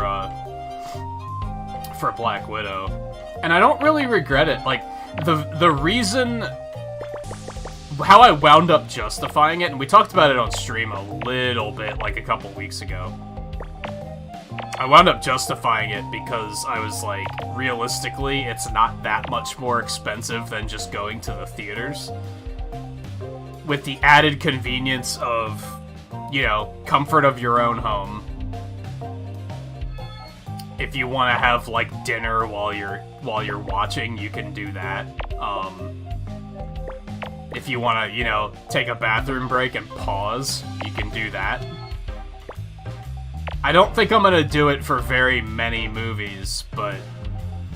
just because it is still pretty expensive, but... it was just nice not having to worry about it. The theater here isn't really operating at, like, max power yet either. So that was another big reason. I think the latest showings the theater here has is, like, 7 o'clock or something like that.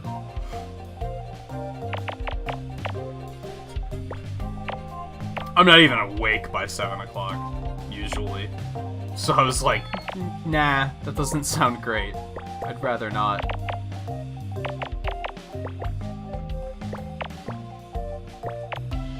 So I think I'm kind of liking the paradigm shift of, hey, we're gonna start making our movies available for streaming, too.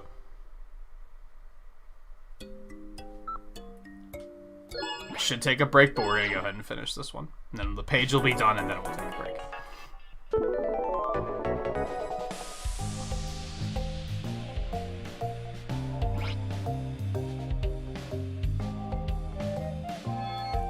Hey, Alexander, how's it going?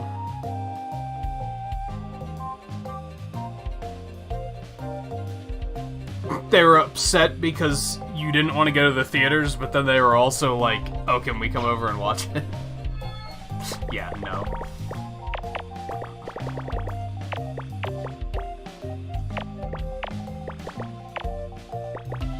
Also have the benefit of being able to watch it multiple times if I so choose, so... I think for stuff that I'm, like, fairly interested in seeing, it wound up being a pretty appealing option. But then there's stuff like Jungle Cruise that's coming out, like, next week or 2 weeks or something, and I'm like, I don't care. Like, I'm not gonna be willing to pay that price for just any movie, Disney.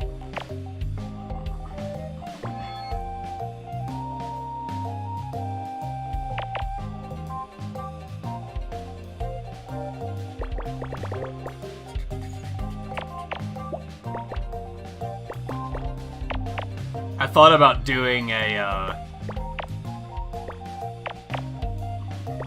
patron, or not a patron, a member movie night, and watching it again, but I don't want to make any promises because I don't really know when we would do it.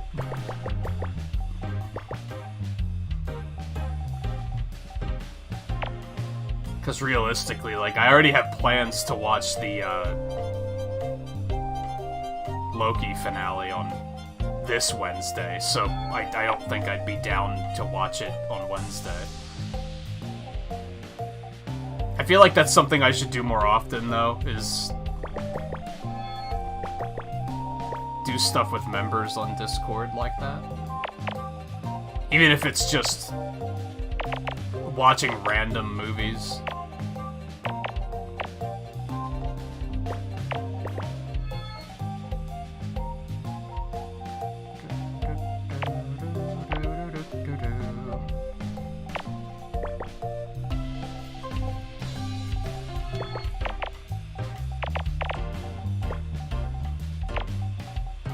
Kind of hoping that they'll get the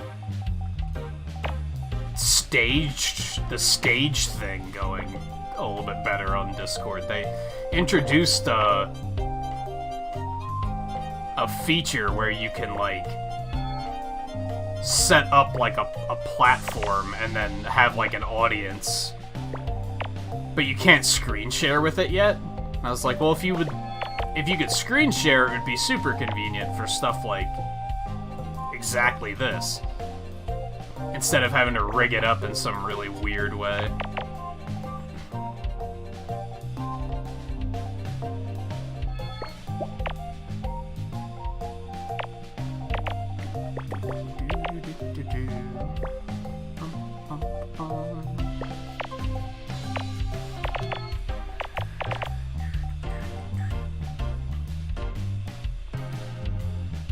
It's 11,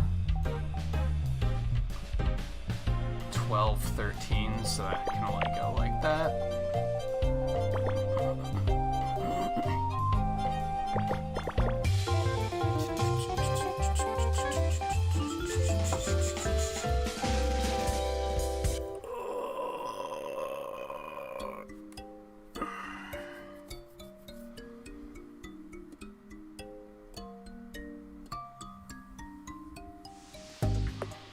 If you want to get a better theater, you need to level up the commerce stat for your town. I'm surprised that, like, the theater here is even open again. Because, like, I've gone to, like, release weekends for movies at this theater, and there's still, like, less than 12 people in the theater. Like, it's not a very poppin' theater. Like, there's not that many people around here aren't really, like, heavy moviegoers.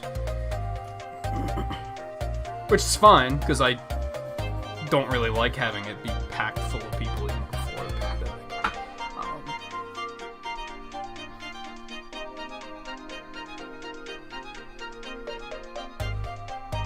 Those are real Xenoblade items, I made them up. I'm almost glad that you clarified that, because I wasn't totally sure. I was pretty sure you did, but...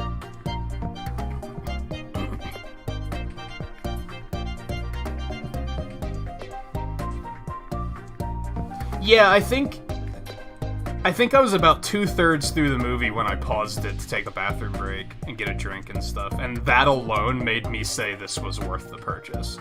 Because if you go to the theater, you just can't do that.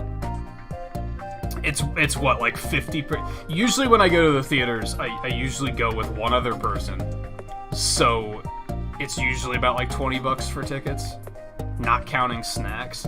This was 30. Didn't have to worry about show times, could just watch it whenever we wanted. Got to break in the new chair more, which was super comfortable. Got to be able to pause it if needed. If there was ever a moment of, wait, what did they say? You could rewind it and just listen again.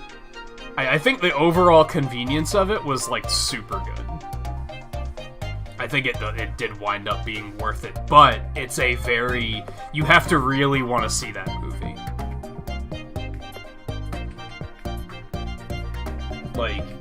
Like I said, with Jungle Cruise coming up and like Cruella, I can't see myself spending that much money on a movie like that.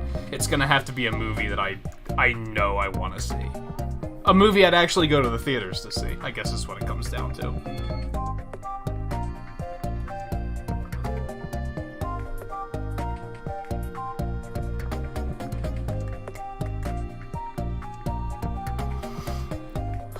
And Alexander, you said you started playing Sonic Mania recently? Just as like a first-time playthrough, or just picked it up again just for fun, or...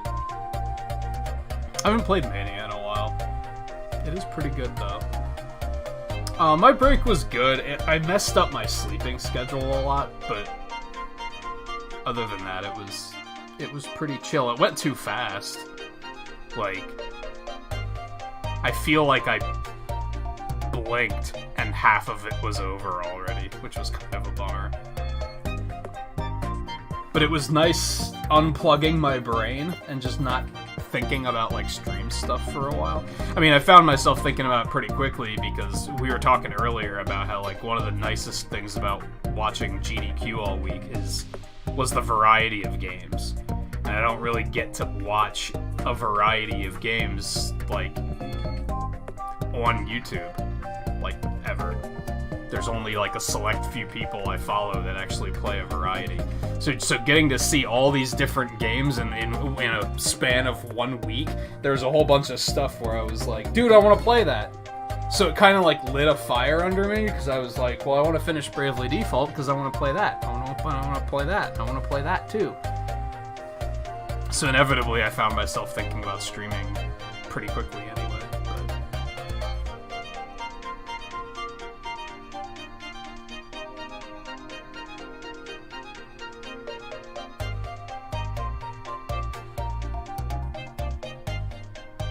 $20 to $35 for 2 people there, and with overpriced snacks at around up to $6. That's insane. That's crazy. This is just because they don't get a lot of traffic, I guess. Nether Portal, how's it going, by the way? View, how's it going? Hope I didn't miss anyone else. If I did, I've been very focused in on Picross tonight, so. But, well, once we hit Mega Picross, I was like, damn, I gotta actually, like, focus on this shit.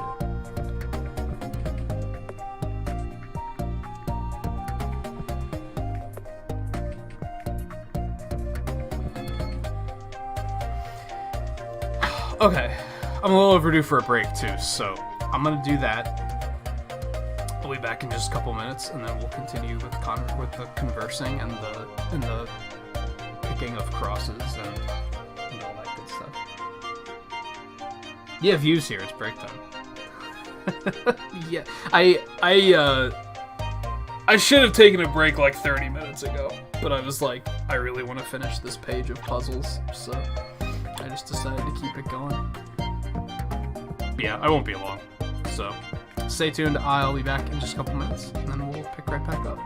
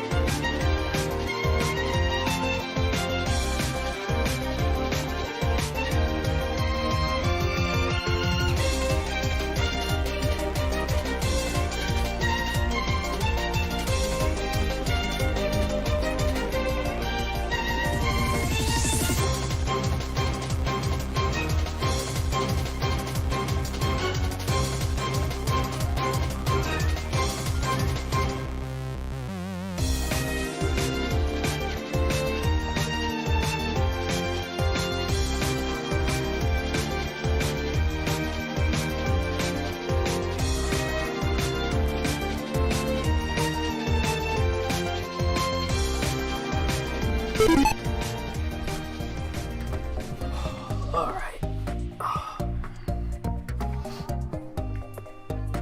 I was thinking about getting a piece of pizza, but I was like, nah, views here.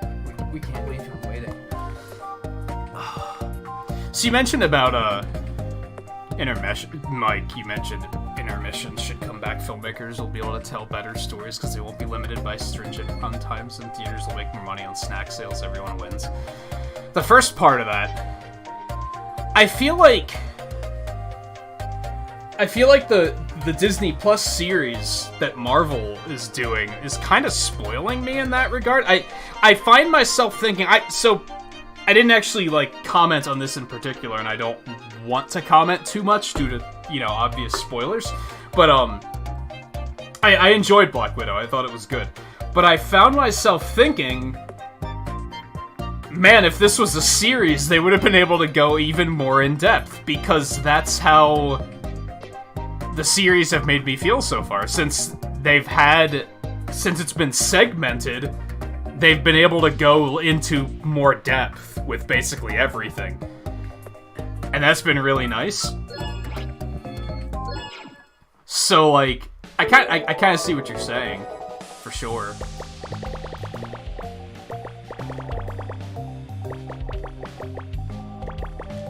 That's a nice start. You love to see that.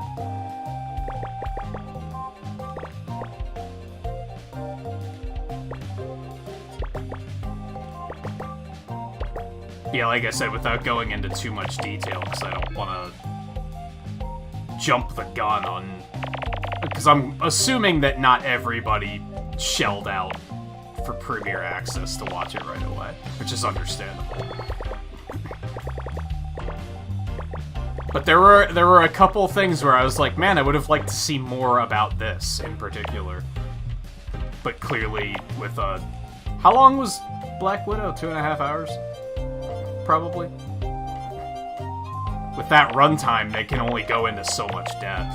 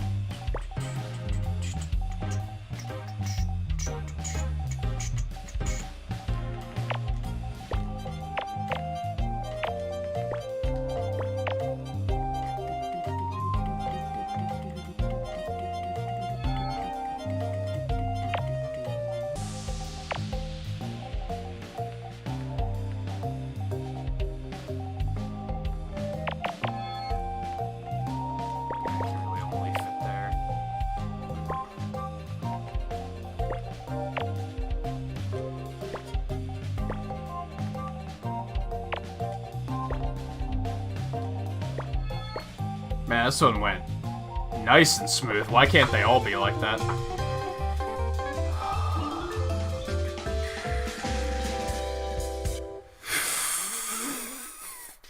Your granddaughter used to eat popcorn kernels.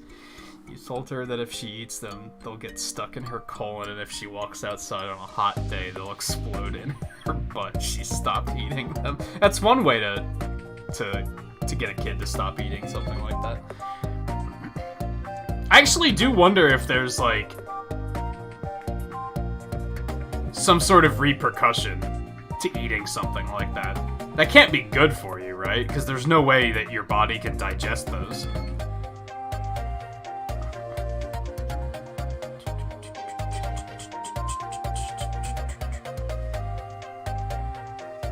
You're obsessed with Monster Hunter Stories. You've not stopped playing it since day one on or offline. That's good. It did look good. I wish I could justify picking it up. It's good to hear that it is as good as it looked, though. When I was watching the the thing they did at Treehouse for it, I was like, this looks solid. That was kind of what sold me on it, and why at first I was like, I'm not interested. But then as I was watching it at Treehouse, I was like, this looks pretty good. I may have to look into this, but then I was also like, 100-hour RPG? I don't think I can do that. I don't think I have it in me.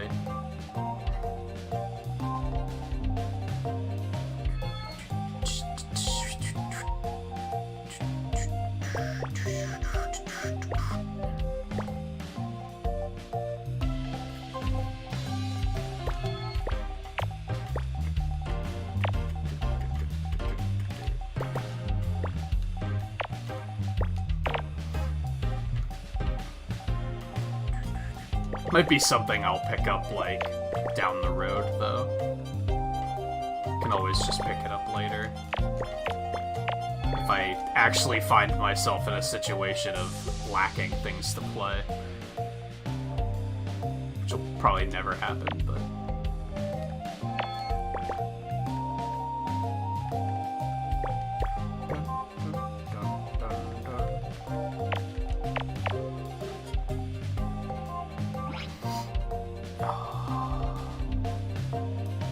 Yeah, Volpe, you can guess, because since this is S4 instead of 5,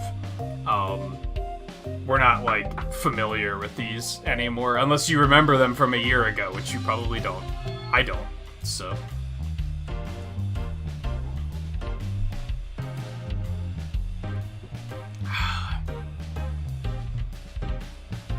Did I even download the demo? I don't think I did. No, I didn't. Oops.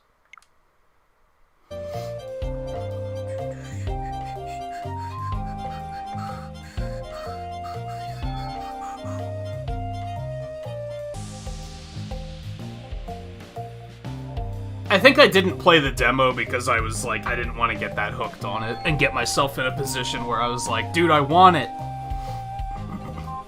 When there was already so many other things. You guys have no idea how many games I have listed on the whiteboard that are just taunting me. Some of that stuff has been up there for so long that the marker is starting to fade. Some of the stuff up there is like, I don't think I even want to play it anymore. Some of it I still absolutely want to play though, so... Which we are going to start with that on Thursday. I'm going to finally commit to Sonic Marathon Act 2. And we're going to get around to all the handheld stuff. That was one that I was like, yeah, it's time.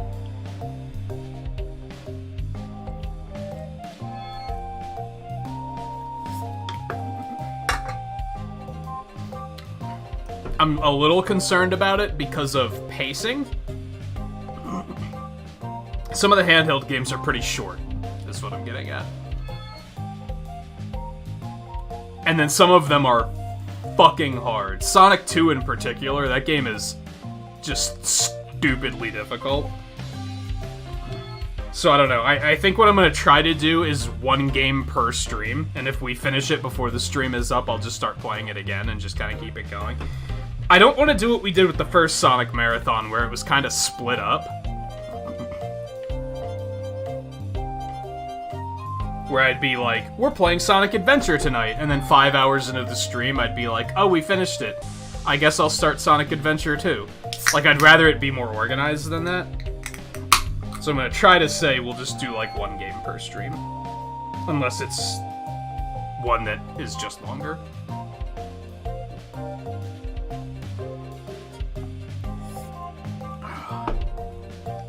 Also, hey Caleb, how's it going?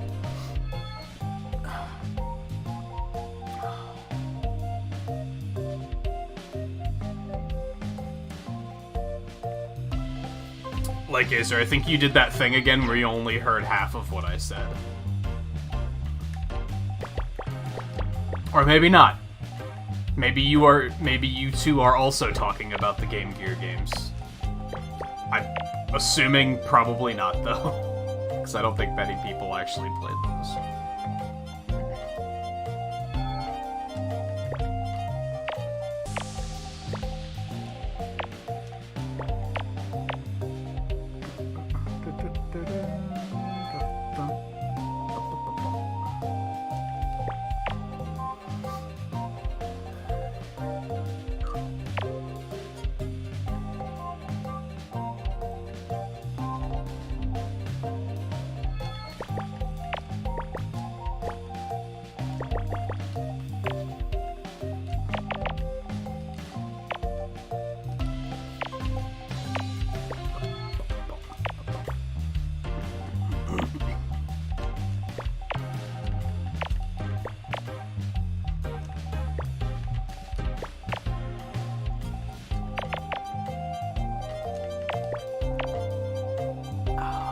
So that's 20 exactly.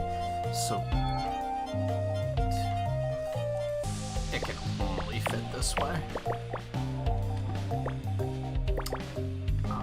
You honestly, I can confirm, love to see it. There's nothing better than when dumb bullshit Mega Picross works out that perfectly. You don't have to rack your fucking brain over it.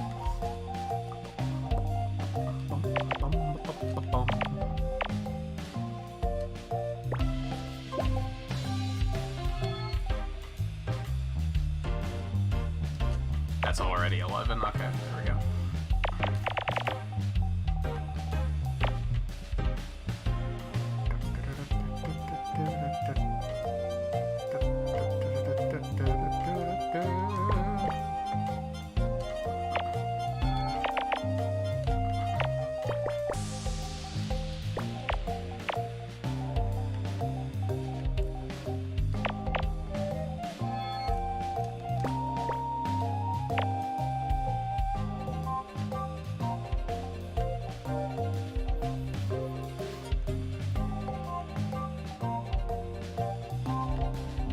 What is it, Volpe? You should be able to see this one. I can see where this one is going, and this one screams Volpe to me.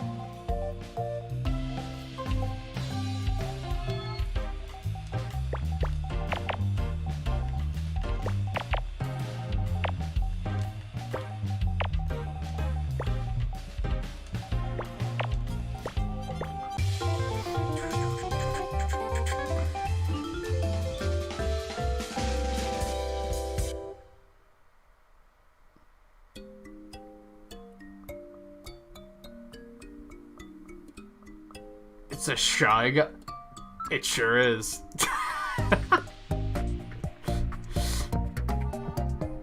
Check out the Ages Sonic 2 on Switch. Do I? I'm probably just gonna wait for the Classic Collection when that comes out.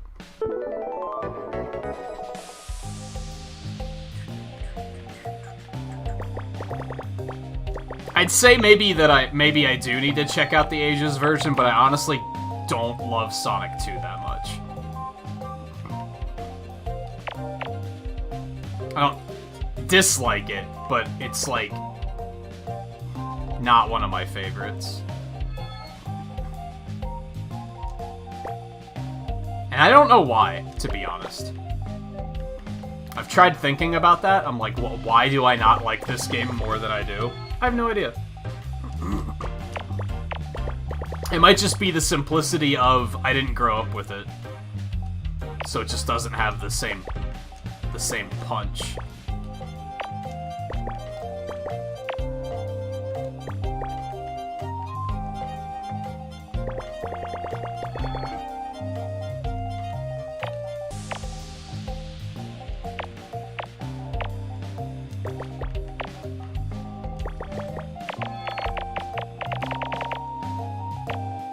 I low-key like Sonic 1 more, which doesn't make any sense, but there you have it.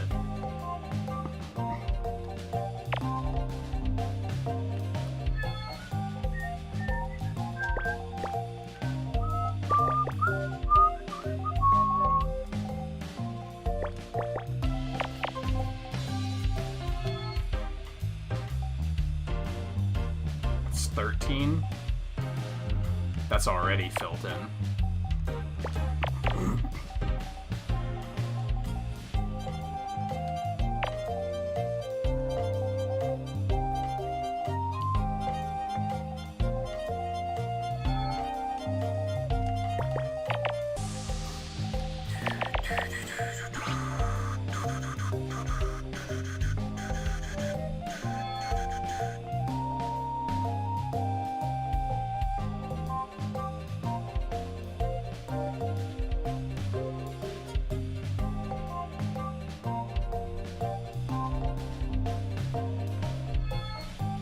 I've actually heard of the first one you're talking about. I have not heard of that second one.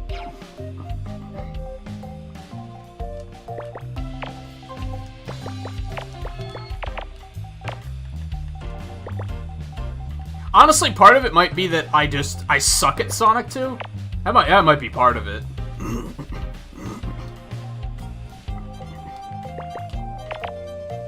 I remember when I played it in the Sonic Marathon last year.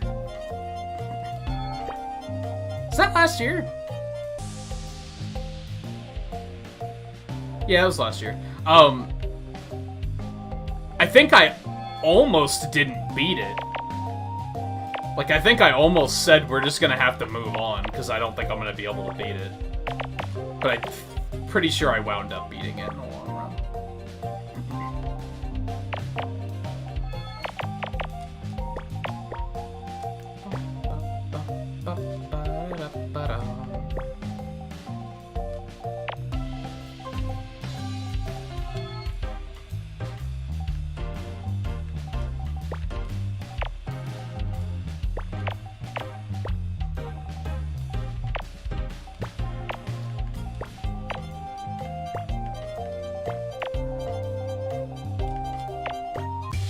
But yes, like Gazer, I'm pretty sure that Scarlet's computer would light on fire if she tried to play anything.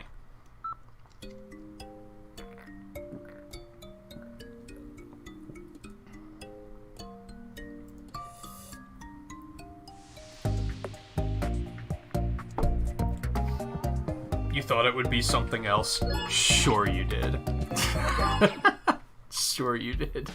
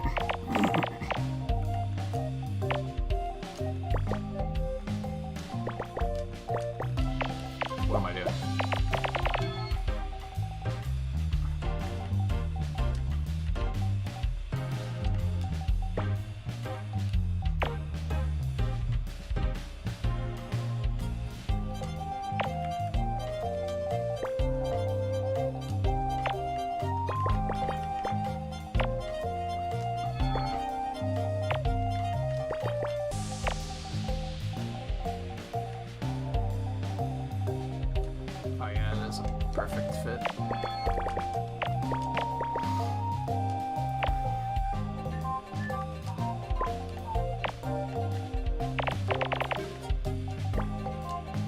Also, Scarlet, why do you not use Discord anymore? Because I wanted to tell you all about all the Castlevania games that were running at GDQ this year, but I was like, she doesn't use Discord, so I'm gonna take that as I'm gonna directly translate that as her just not caring, and I'm gonna choose to hold that against her.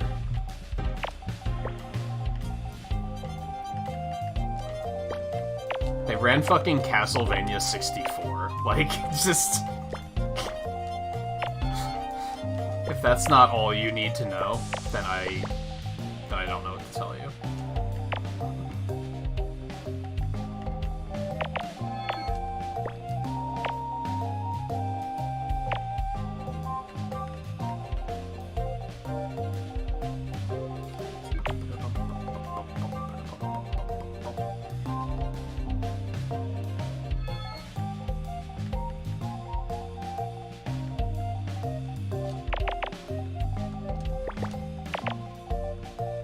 Oh, did you guys know that that I fucking hate Mega Picross? I hate this garbage so much. Oh my god.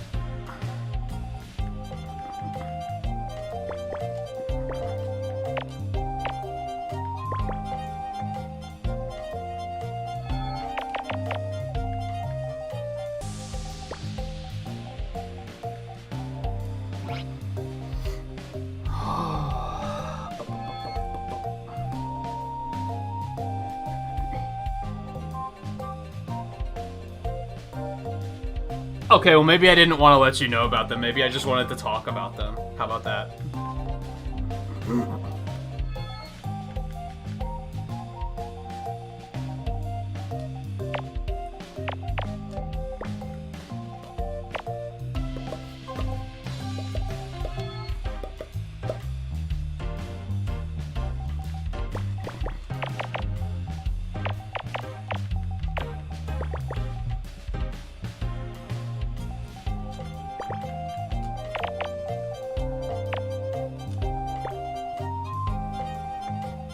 Is that a perfect fill? 6, 7, 13, 14, 15, 16, 17, 18, 19, 20. Yep, that's just fill that motherfucker in.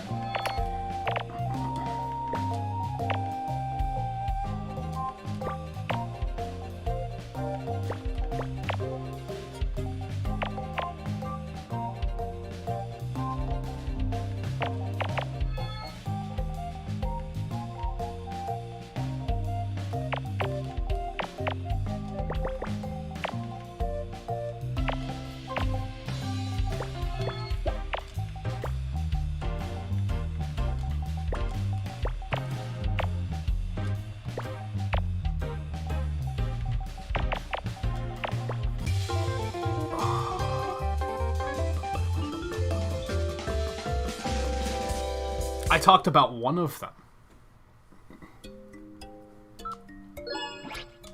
I wanted to talk about them while I was watching them. Needless to say, maybe you weren't even awake at the time. It was at, like... I don't know, I messaged View about it. What time of day was that? It was like 9 or 10 o'clock in the morning, wasn't it?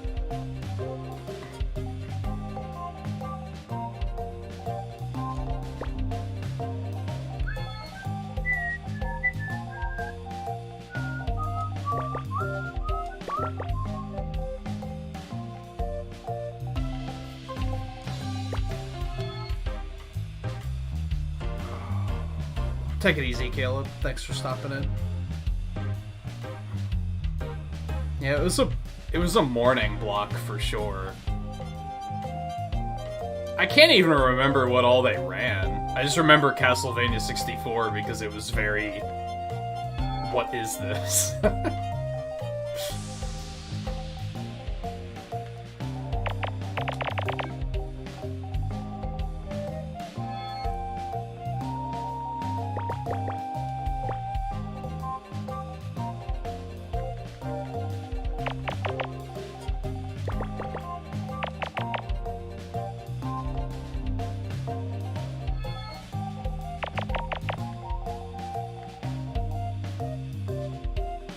Oh no, they're starting to get harder.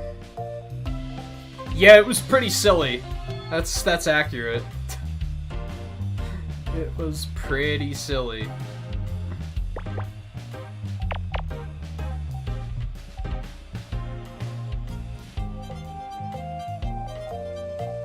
They ran one of the Game Boy Advance ones, the one with Soma. Or DS?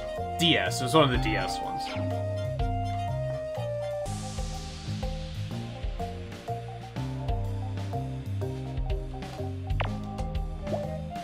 Don't know that.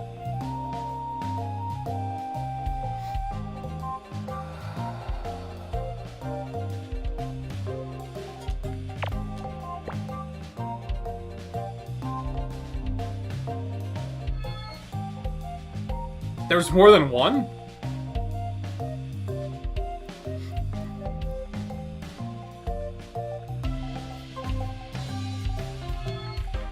Oh, we know that.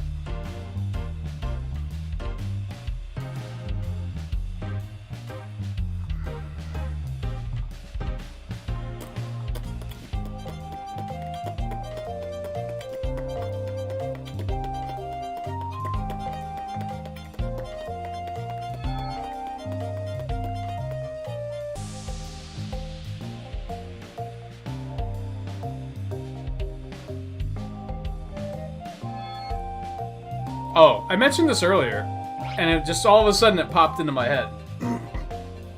I mentioned that a couple weeks ago View was playing a game I'd never even heard of, and I thought that was awesome. And I couldn't remember what the game was. It was Vanquish, and I remember it now because they ran it at GDQ. And I was like, hey, I only know this game because View played it that once. Actually, I think he played it a bunch of times, but...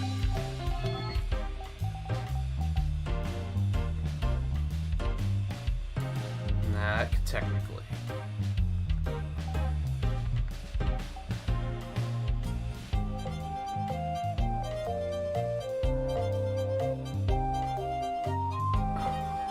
I hate this.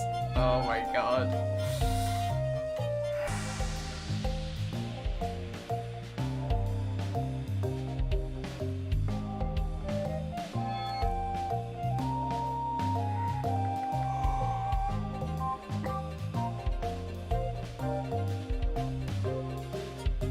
I guess we know that. That's not terribly helpful, though.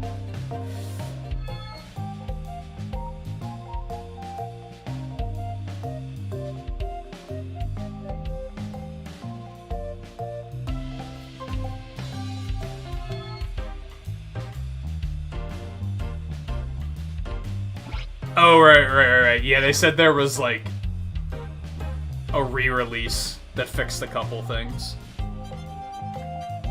I think it was the original they were playing.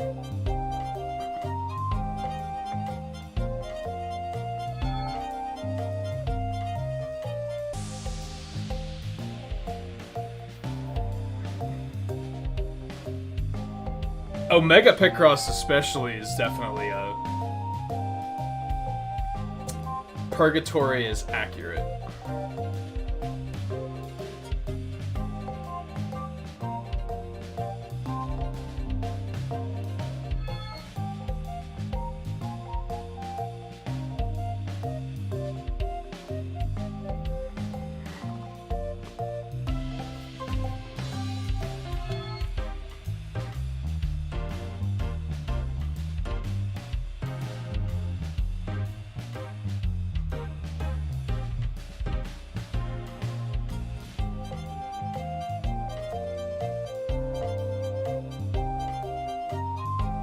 I've got nothing here.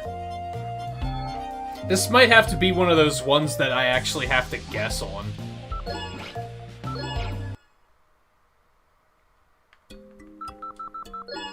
Which, as I've said before, that's what I think that's what it really boils down to with what I dislike about Mega Picross, is it's very... Normal Picross you should never have to guess. That should just not be a thing. Like, they're logic puzzles, they're not guessing puzzles. Mega Picross is like, fuck you. Mega Picross is just a big ol' fuck you.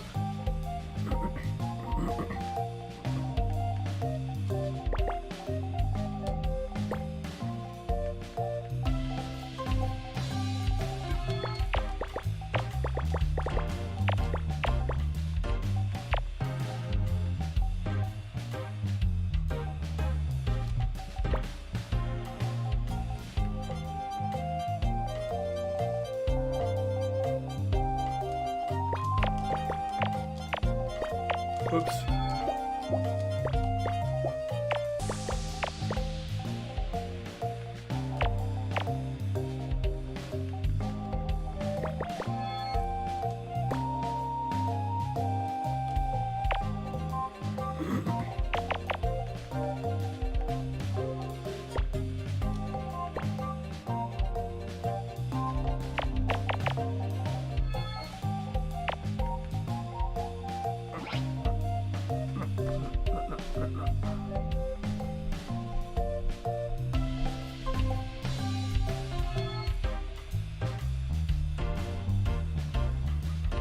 Yeah, I feel like they weren't terribly careful with the Castlevania ones either. Aren't there a couple that, like, if you make them acronyms, they overlap?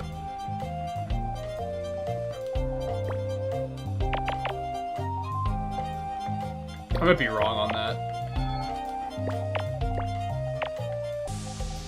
I feel like Zelda has that issue sometimes, too.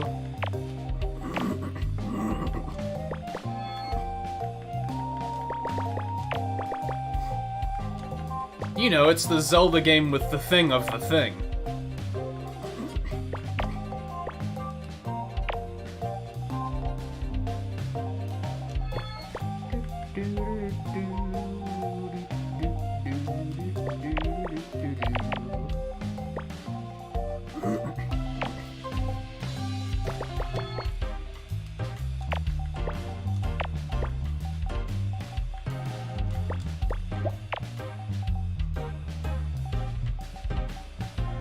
Come on, you know, it's the one where you get the instrument.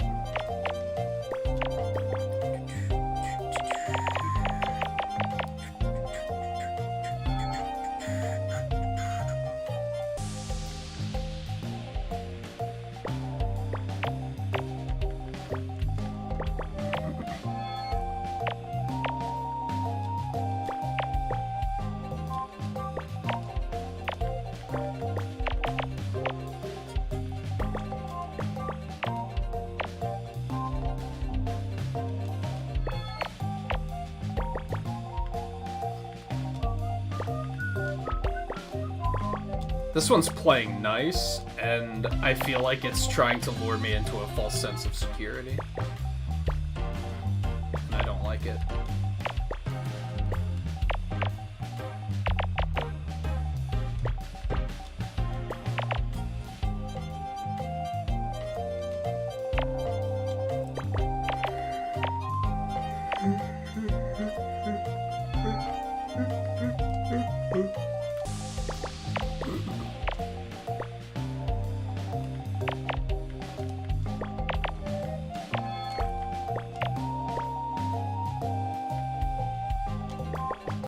That one played very nice.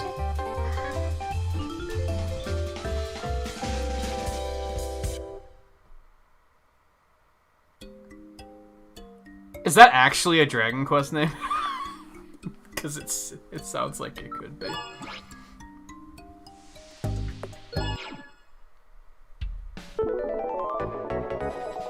Is that the only Zelda with... I guess there's other... There's a lot of ofs. And these, but not specifically of the...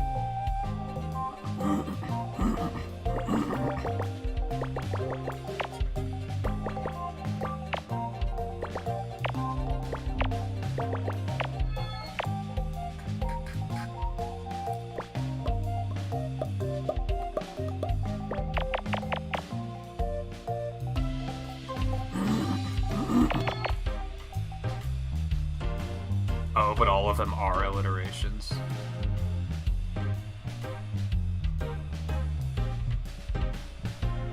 Yeah, 11 was what? Echoes of an Elusive Age?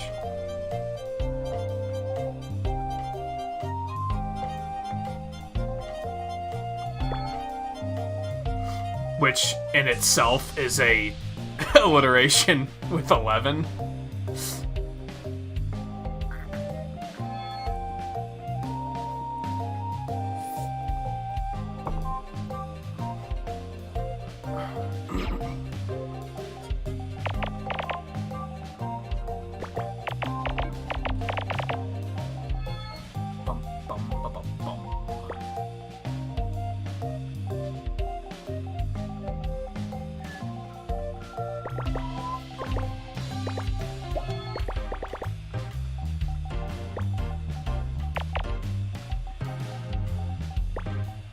Really like to play some other Dragon Quests at some point.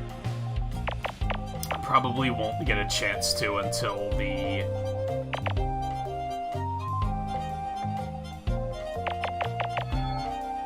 that remake of 3 comes out, and then I might pick that up whenever that winds up being.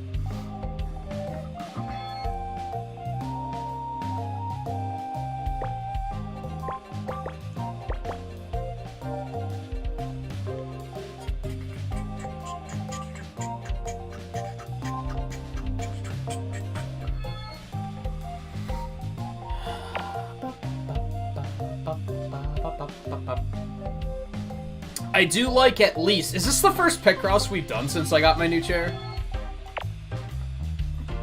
It might be. This is helping, for sure. The fact that I can actually, like, relax and get comfortable. If anything, now the only thing bothering me is that I have my fucking headphone cable just in the way. That might be something else I want to invest in soon, is wireless headset.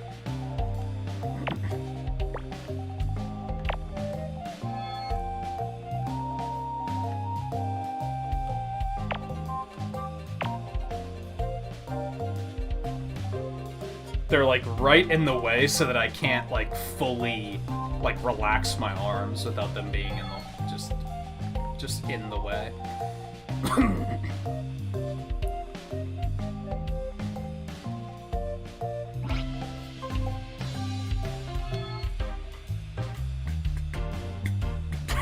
Damn Romans and their crazy letter numbers. I have that problem with Final Fantasy sometimes, where I'll be like, wait, that's not the right number.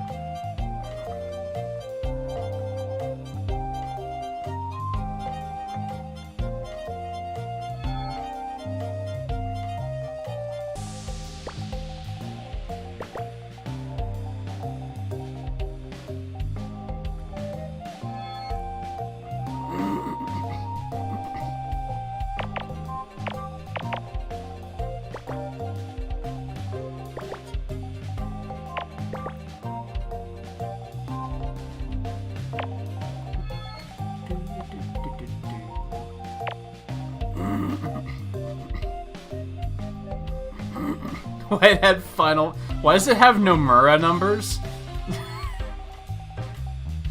It's really funny. Yeah, because they don't teach that shit in school anymore, do they? It's wild to think about.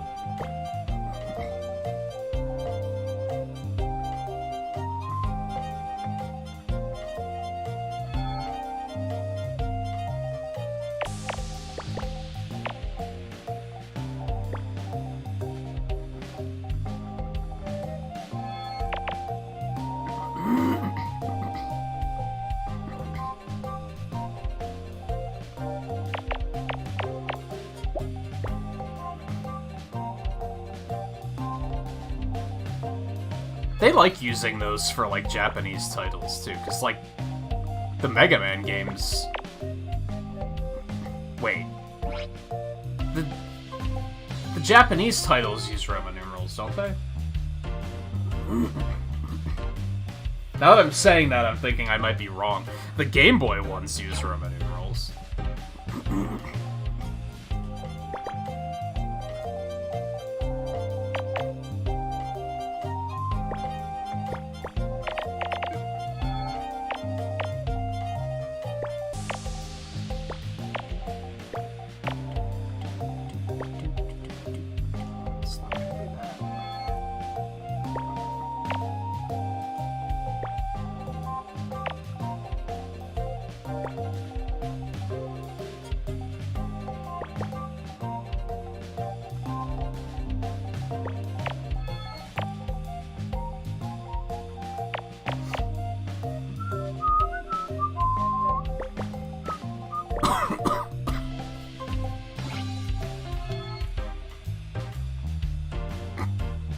There are people who think Mega Man X is Mega Man 10. For that reason. I don't know if that's super common these days, but it is very much a thing I've heard before.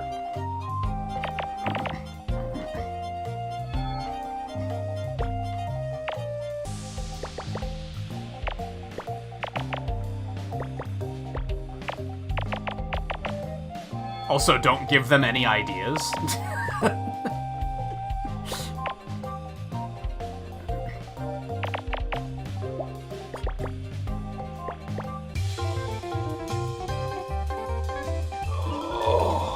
I feel like that one was fairly obvious. Volpe, where are your guesses? You're dropping the ball.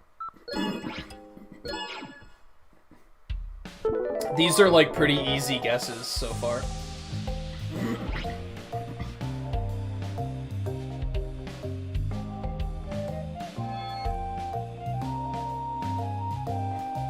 Oh yeah, 7 did. I guess 8, then they went back to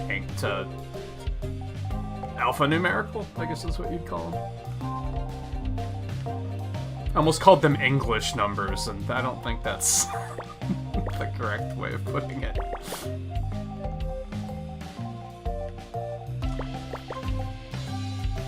Oh, Brad, are you still lurking?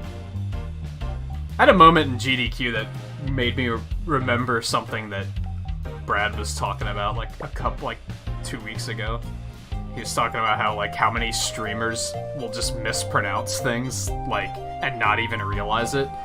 There was a runner, I don't even remember what run it was, but there was a runner at GDQ that mispronounced exposition as exposure, and I was like,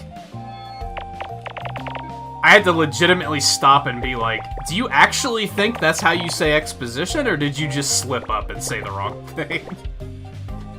It kind of threw me for a loop. I don't remember what run it was. But it was something like, yeah, so while we're getting all this exposure out of the way, now's a good time for donations. And I'm like, I don't think that word means what you think it means.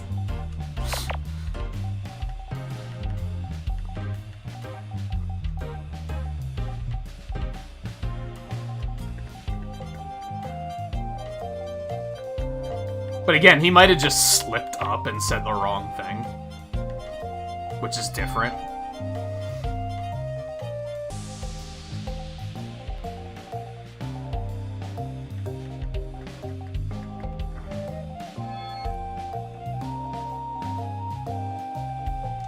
And I think with streamer brain, it's fairly easy to do that, to just slip up and just misspeak.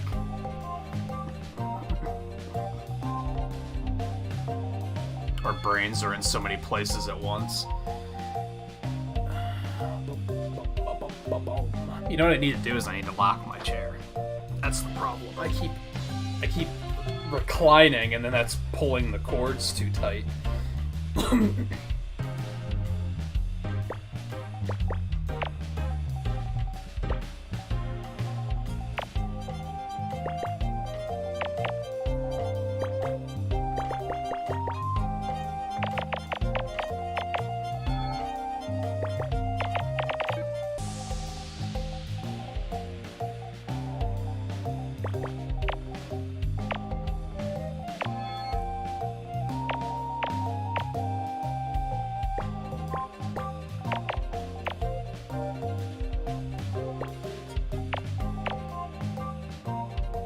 I don't know if that's necessarily right. I think it is.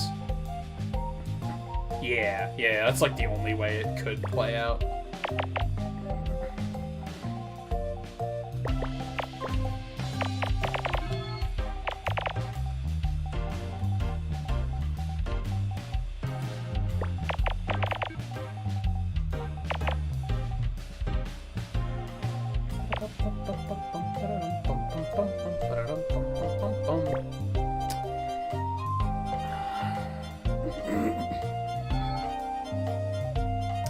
Could go one of two ways, but the 4 has to go there regardless.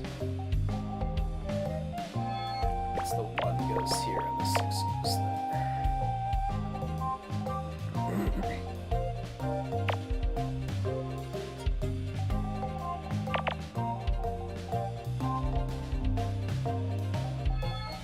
That could be the 4 and the 1, or it could just be the 4.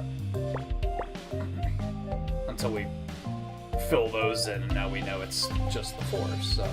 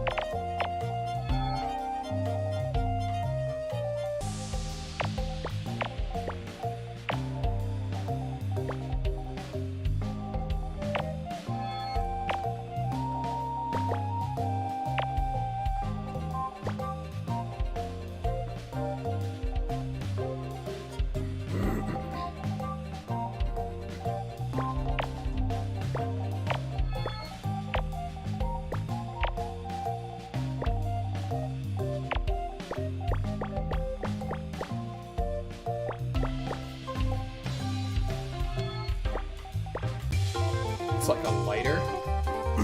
Or a water bottle. No, it's a lighter.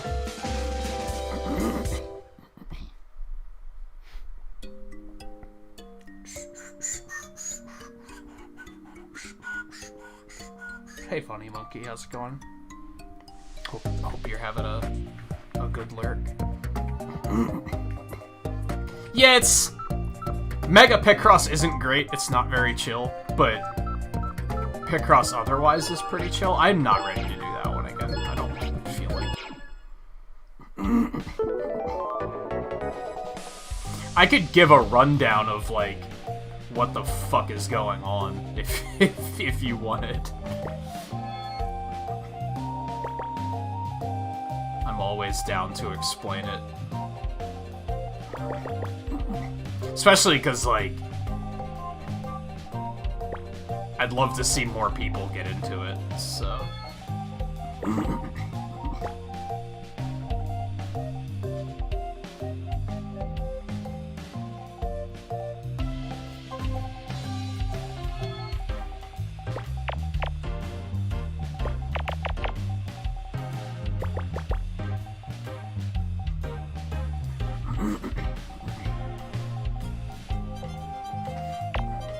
Mega Picross might not be the best place to do it, but I'd still be willing to try.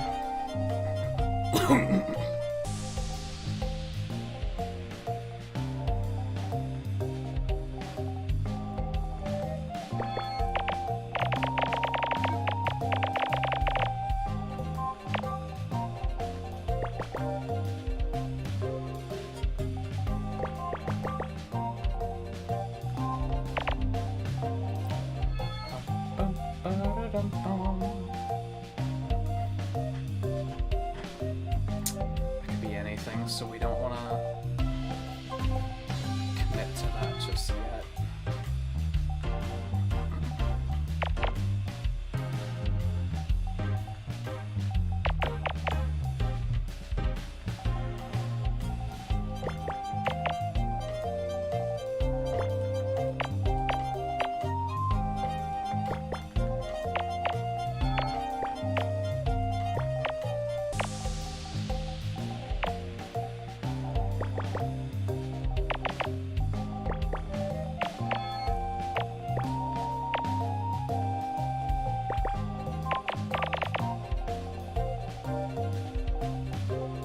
Like I mentioned a couple times tonight, that Mega Picross, like, just takes so much of so much focus.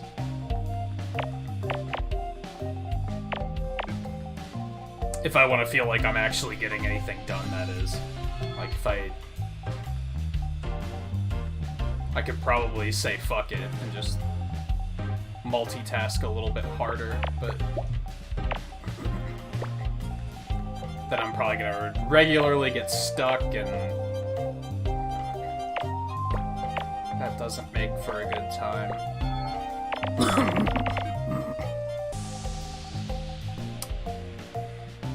Okay, that has to be a 1.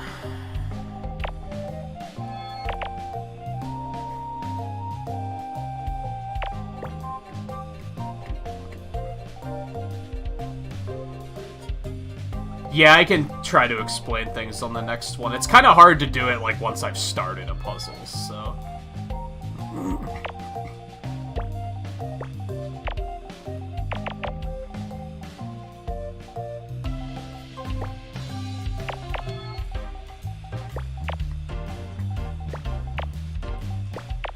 I should probably make an effort to do it, like, once per stream.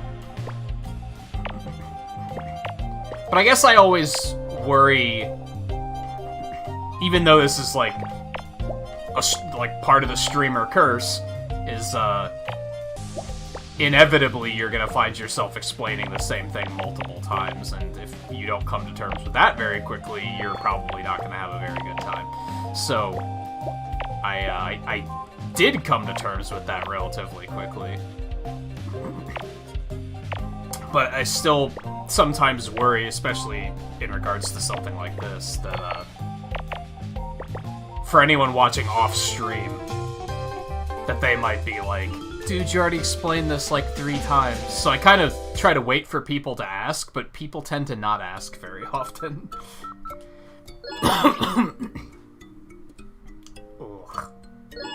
Alright, again, so Mega Picross is fairly advanced. The big numbers with, like, in the black squares, just ignore those for now. Just ignore those for now, because those suck. Otherwise, each row and column tells you how many squares have to be filled in that row or column. If there's multiple numbers, there has to be a space between them, but it can be any number of spaces. So for example, if this 4 and 2, a 4 could be here, 2 could be there, or the 2 could be here. It can be anywhere in there, as long as the numbers are next to each other. So you have to kind of triangulate between the rows and the columns to figure out where they might be. So the good places to start are usually the big numbers, because for 11, it's a 15 by 15 grid. So we know that if the 11 is all the way up there, it'll come down that far. Or, if it's all the way down at the bottom, it'll be there, which tells us that we have an overlap, so we know that it has to go here somewhere. Now we can look at all these rows. The last number is all 1s, so we can just mark those off because nothing's gonna go there. Where the big numbers and the black boxes come into play, that's the Mega Picross twist, and that's that basically that number can spread across both columns. It sucks, it's not a fun time. I strongly dislike it. But at least with, like, the 2s here, we know those can only go in one spot, because if it were like this, it would show it as a single number instead of a black box number. For example, this 4 right here, we know that, like, that can only be in one row. If it were to bleed over into the other row at any point, it would become a mega number.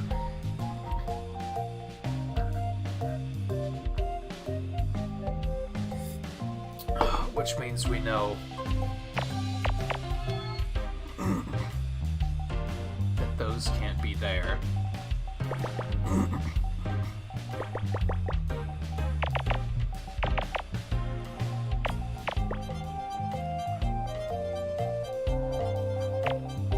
And then you just kind of start whittling it down from there. It's very similar to Sudoku in that regard, where you have to use a piece here and a piece there to fill in the blanks.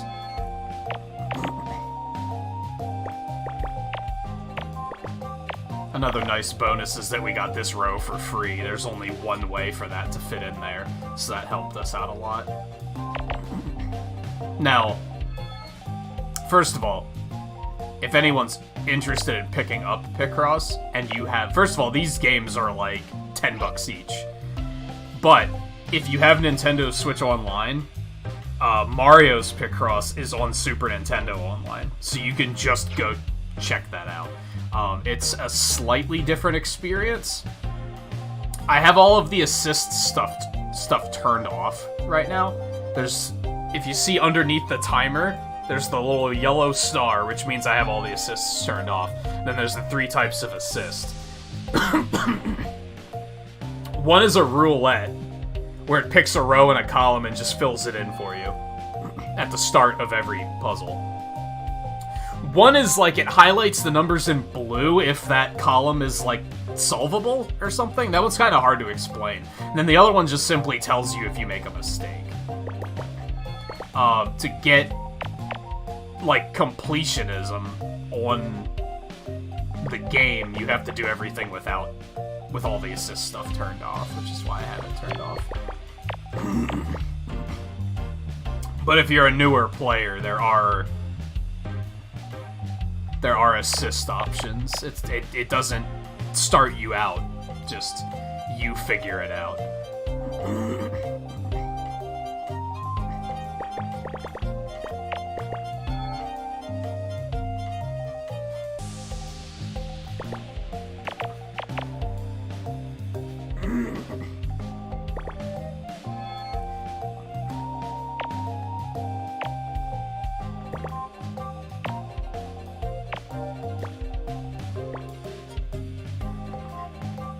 Yeah, it then boils down to, is that right? Hold on. Yeah, that's the only way I can do right. It then boils down to just reading everything in peripheral vision and being like, using that to kind of triangulate stuff. And as momentum picks up, it gets harder to explain, just because...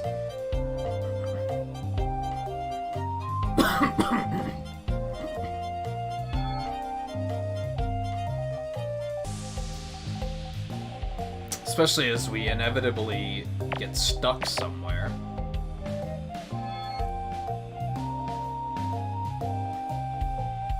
That has to be 2.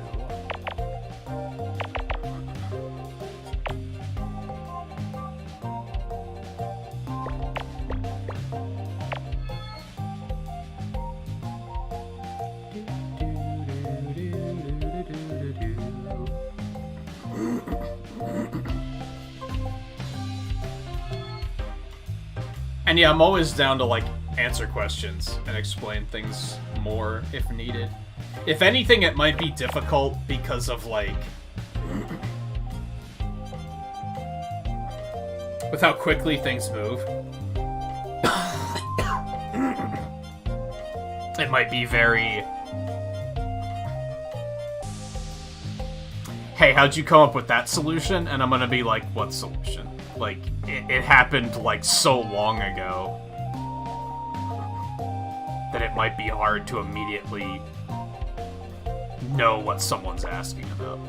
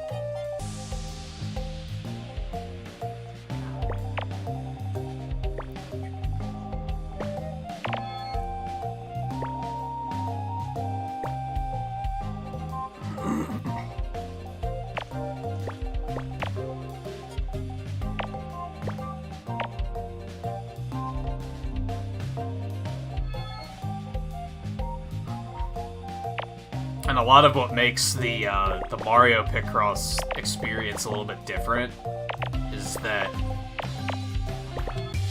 these are timed. They time how long it takes you, but you don't have a time limit.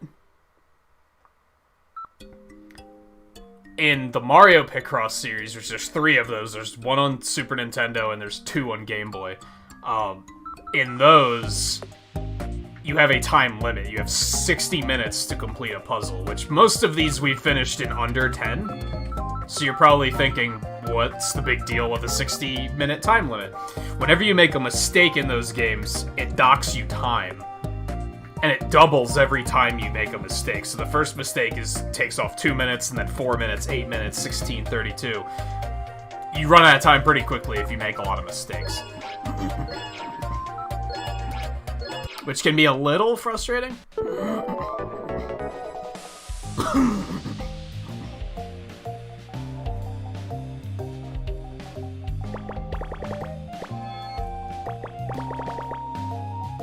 Especially if you're like me and you make a lot of errors that are like, you immediately know that it's wrong.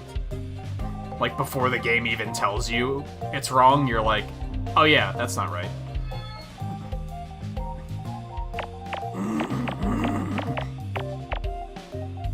But it's like, too late, game already docked you points for that. That being said, I'd still like to try and go back and stream that at some point, too.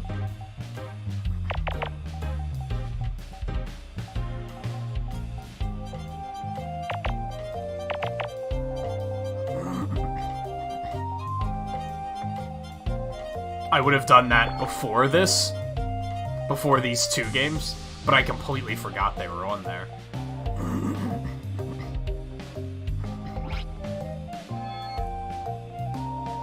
Oh yeah, I was thinking about that. I wasn't sure if... Didn't they put out a YouTube series explaining how to play because of that? I think Nintendo put out some YouTube videos that were basically like, here's how you play Picross, because they knew that the game wasn't translated and that people wouldn't have any idea what they're doing. So I'd potentially recommend looking that up. That might be helpful.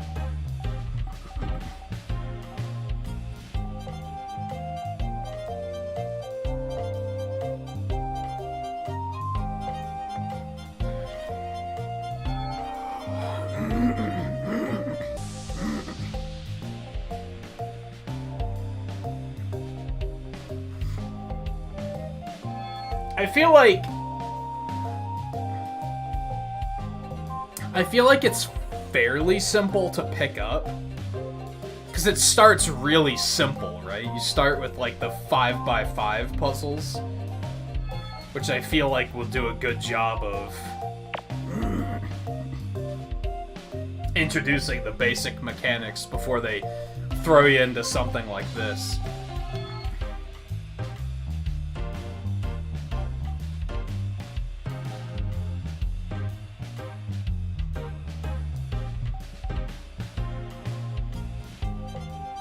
If I remember correctly, the Mario Picross games ramp up slower too. Whereas this game is kind of not fucking around. Like, they don't waste time. I think they give you like 5x5 puzzles, and then they're just kind of like, okay, that's enough. You can move on to the big boy puzzles now. Which is good from the perspective of someone who already knows Picross, that we don't have to waste too much time on them, but I can imagine that being a little overwhelming to new players. But again, they do have like a ton of assist options and stuff, which I would assume help.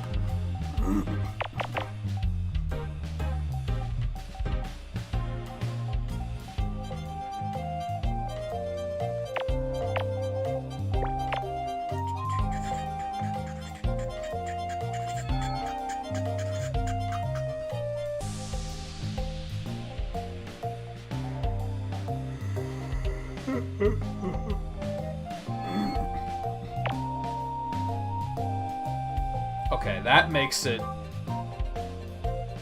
that this has to be the 4.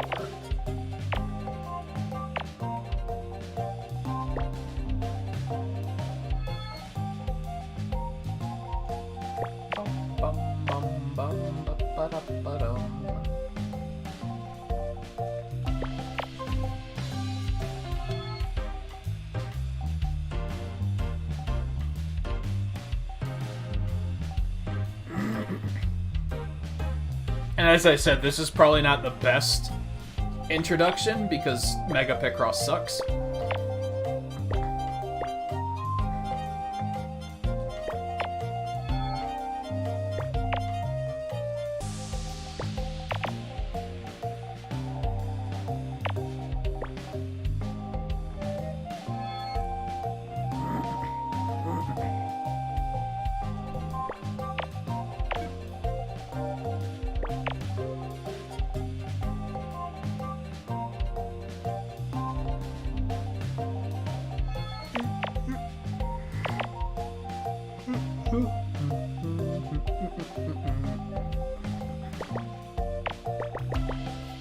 I don't think I'm good at explaining Mega Picross yet. I don't think I'm necessarily good at explaining it at all. At this point... You don't know that. Stop it. Actually, you do know that. Never mind. Carry on. At this point, some of this is so, like, second nature that it's like... I acknowledge how idiotic it is to just be like, just do it, forehead. But at the same time, like, when it comes down to knowing how to do the puzzles, that's how it is in my head. I don't think about the rules so much. It's just do it, forehead.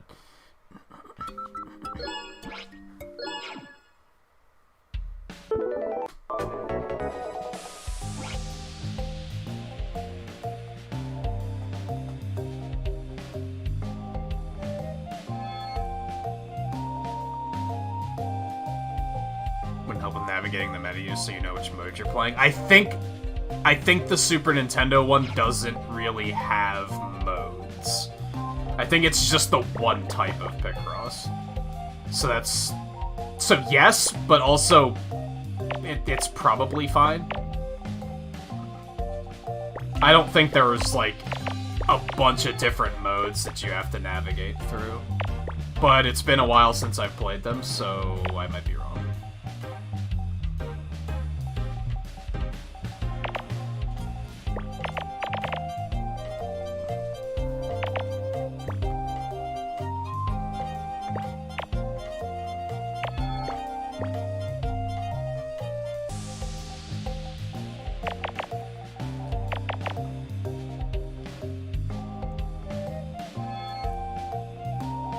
I think there's like 2 modes, because it has normal mode, which is what I was talking about, where it fixes your mistakes if you make any. And then it has free mode, which doesn't fix your mistakes. But I think you have to finish normal mode to unlock free mode, so I think you'd be able to navigate through the menus mostly fine.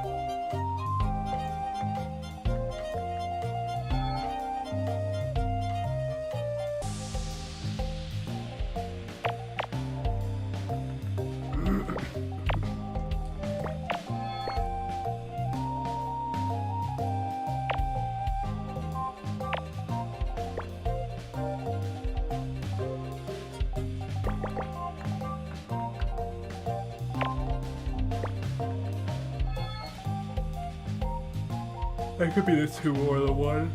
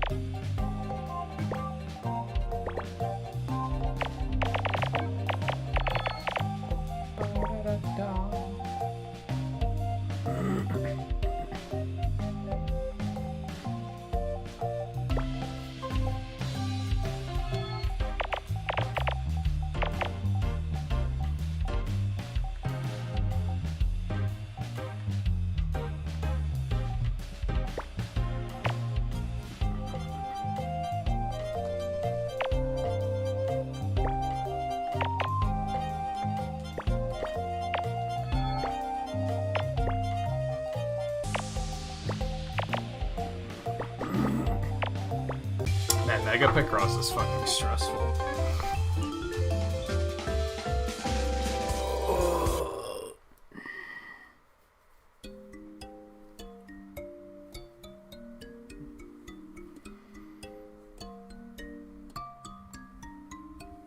Spent most of the summer just looking forward to games coming out near the end of summer. Yeah, it sucks. What's been out so far? I mean, games have been coming out, but if there's nothing that you've been looking forward to, that sucks if, like, there's nothing to do until summer's almost over already.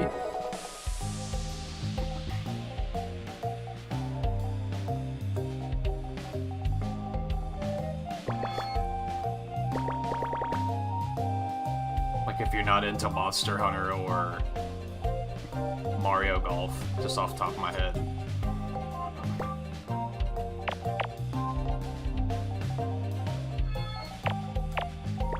God, look at these fat-ass mega columns. Oh my god, that's nasty.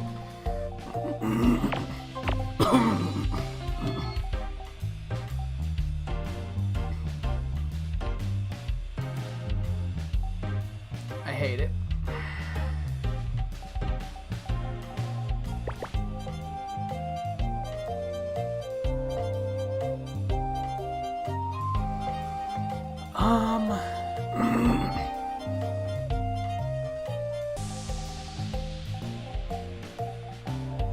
Summer's like half over already too, isn't it? I don't know how long summer vacation lasts for you kids anymore.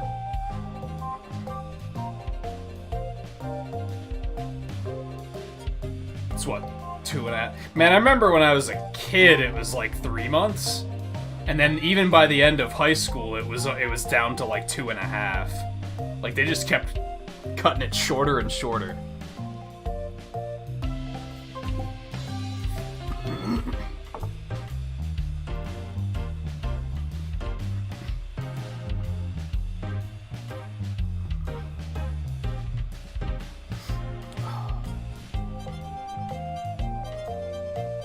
Oh, I missed. You almost exclusively use SNES Online to play Donkey Kong Country. I need to play that trilogy. I've never played it before.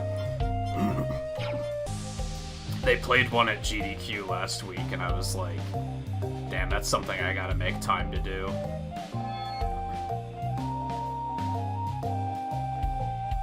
I kept waiting for them to add all of them to online, and they're all there now, so now I don't have an excuse.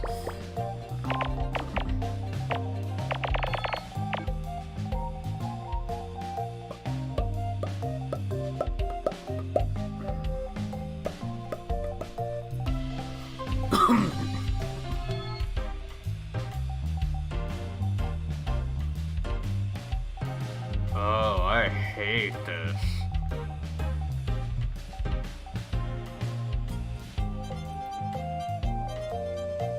Dude, Mega Picross is such a fucking downer. Also, hey Sarah, how's it going?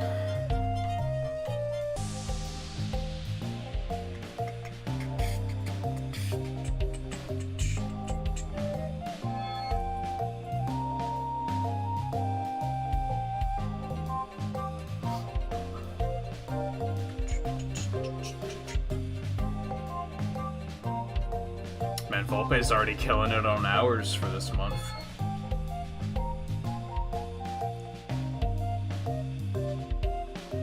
It's like 3 hours ahead of anyone else.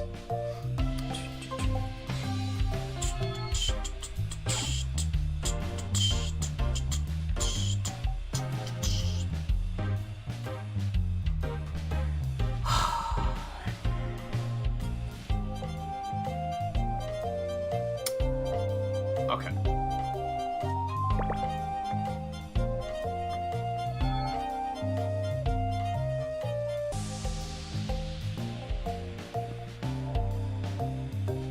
That doesn't give us a lot to work with. Fucking hell. Guess there's that. Which gives us this. Okay. That's something. Now we're talking. Well, I'm glad I didn't assume that this was the 3, because I would have been wrong as hell.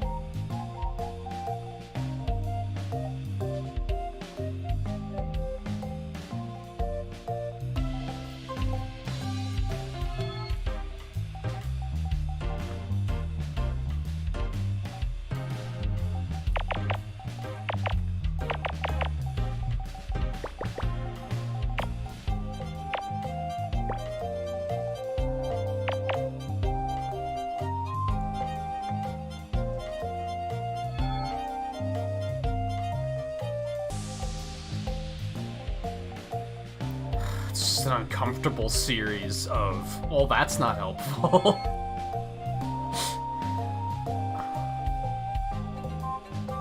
I would have been wrong on assuming that this was the 2 as well.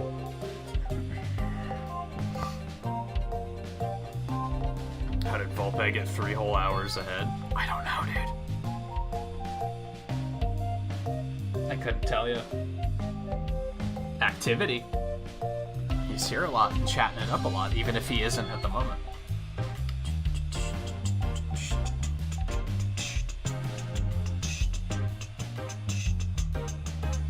To be fair, the month has practically only just started because I took a week off, so that's only like, how many days did I take? How many days did I stream before I was off? Like 3. This is only like the 4th stream this month, so you can make it up. There is still time.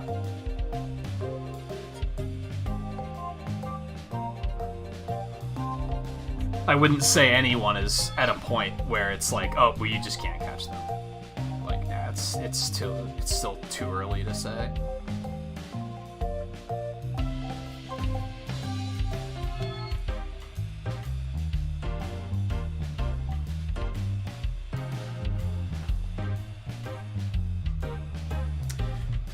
Dude, this one sucks. There's a couple that just... For the most part, these have been going well, but there's been a couple that have just... They just get me. And I'm just like, I don't fucking know, dude.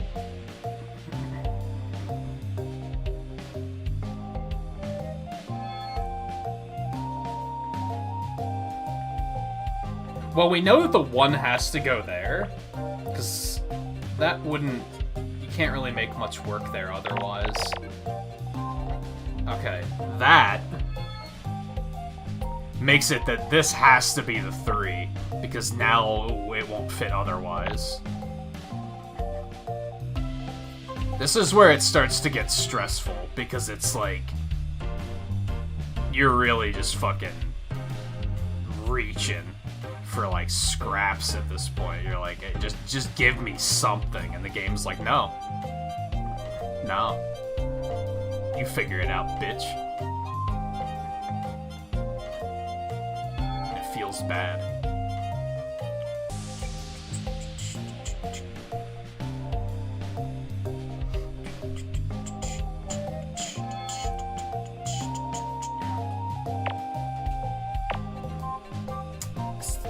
That doesn't really help. Not really. It was worth a shot.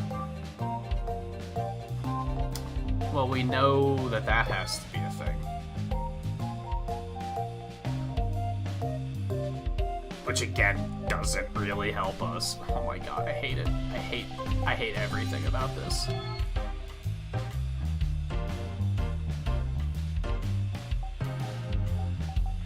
Alright, there has to be something I'm overlooking here. Well, for example, the 4 can't stretch up that high.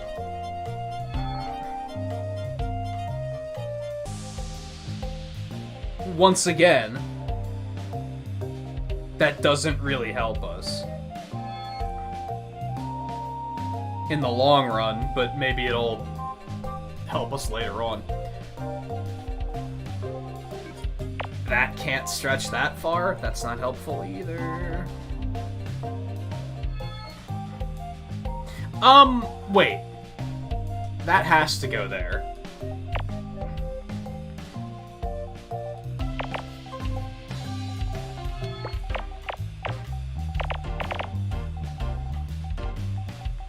Okay, that might be it. Is that a...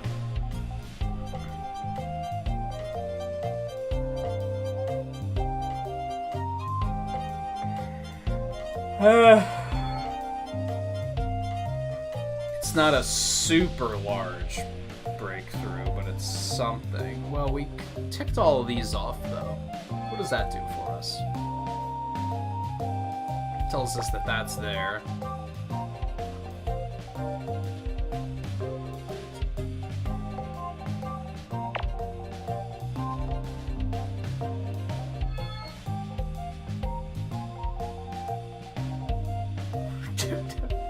It's infuriating. I hate it. Oh my god.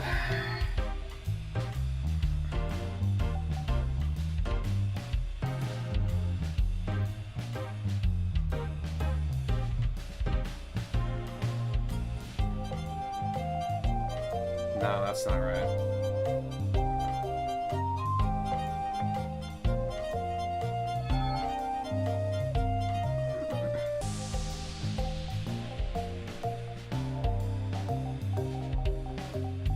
Yeah, this can't really... Unless we make an assumption, we can't really work with anything there. And I'm trying to stand my ground on... We're not guessing.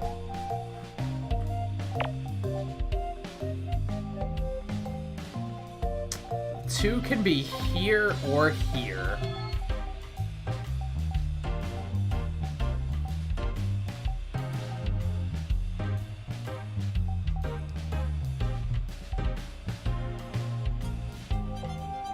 And both of those play out just fine, so there's not a whole lot we can work with.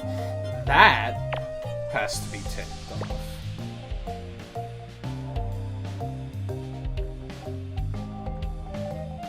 Which, once again, does not help us.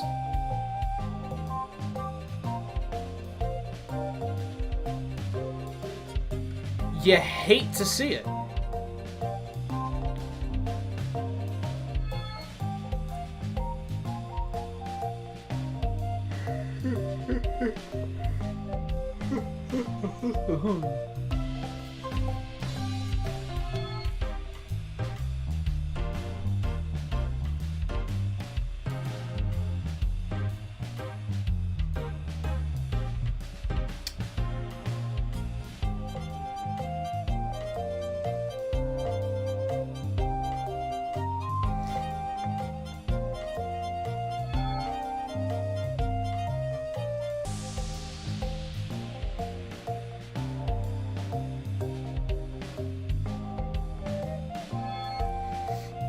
I hate the parts where I'm just staring at it and just not seeing anything.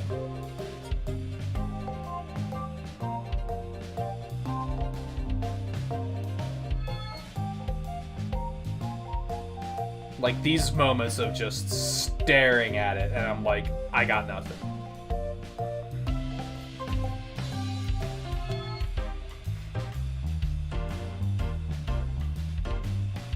And I feel like it's always Mega Picross.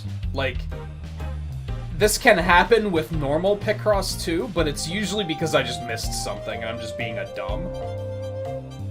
Whereas here, and I mean that's the case here too, is I'm missing something. But I feel like they're not as intuitively designed.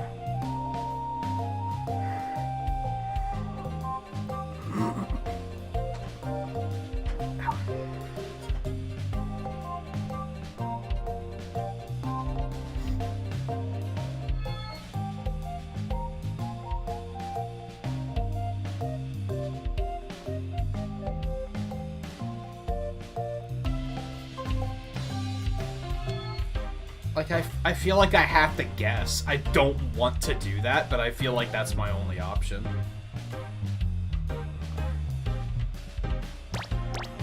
It's gonna be something like, okay, well, if we do that, then the 6 comes over here.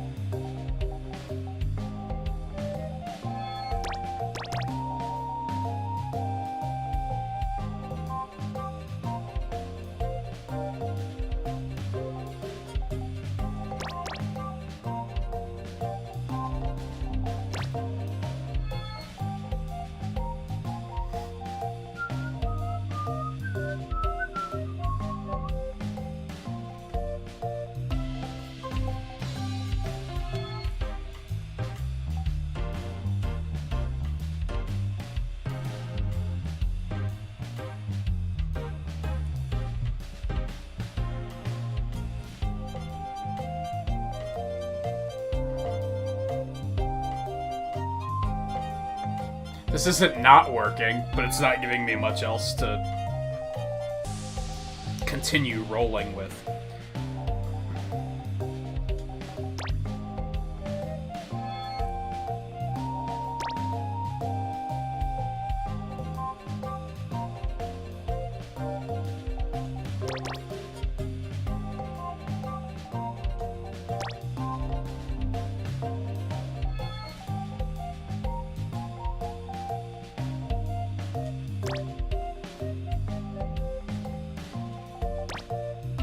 I think this is right.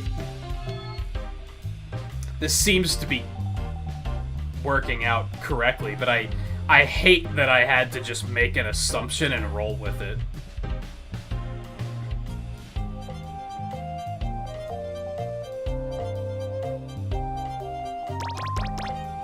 It's not how Picross is supposed to be, god damn it. Oh! Nope, it's wrong. I mean, that's still using a guess to find out. That's still using a guess to figure out what to do, which I still hate.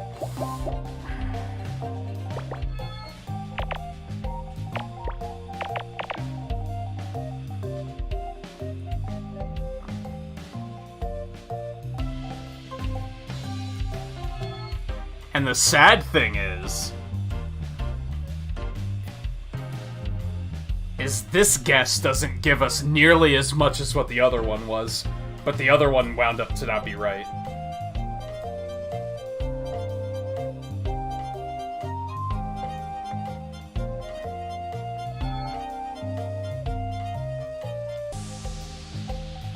You mean here? Would these connect?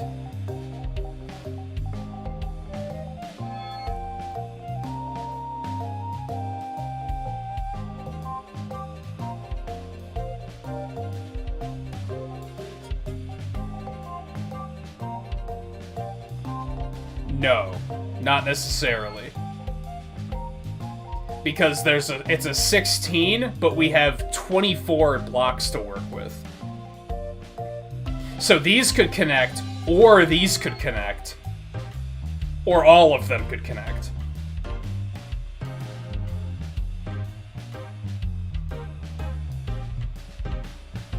Because it could connect like this, and those could be two that are empty, or they could be filled, or those two could connect and that one could connect. There's too many options with... I feel like in a situation like that, it's impossible to triangulate anything from that. Because 24 blocks, 16 of them must be filled. 8 of those blocks, at random, are not filled in.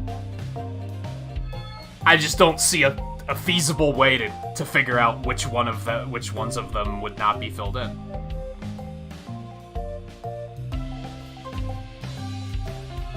I think maybe these two would have to be.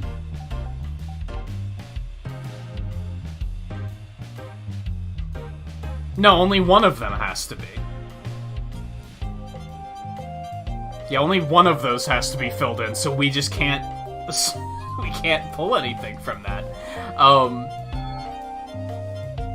Maybe this one has to be filled in? No, that's not right either. Yeah, there's nothing you can come up with there. Without using some ridiculous, like, seeing into the future galaxy brain nonsense.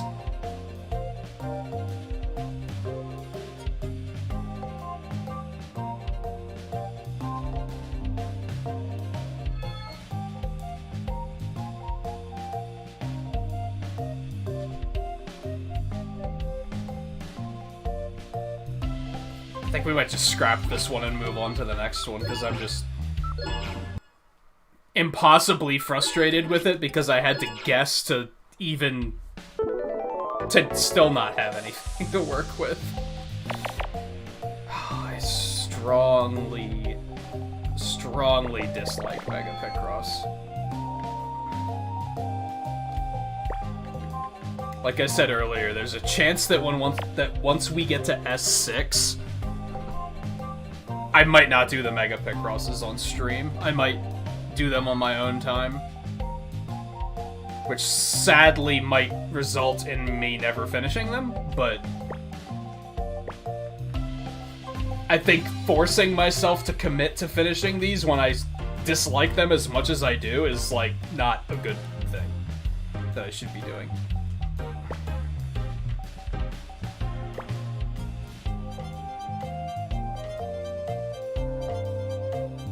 What a messy fucking row this is.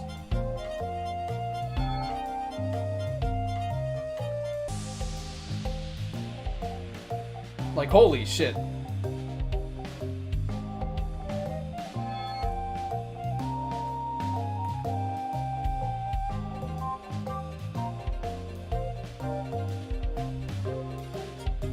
And there's nothing you can draw from that. Oh my god.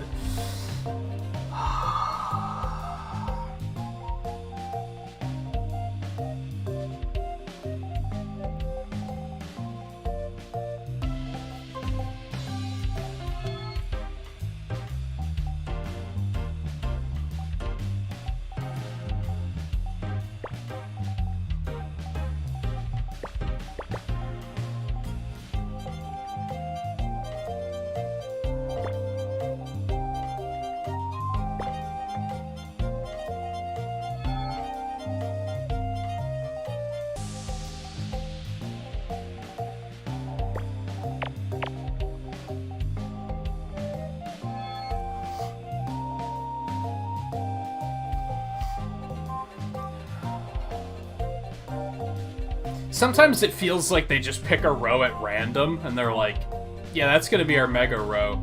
And then other times it feels like they're just...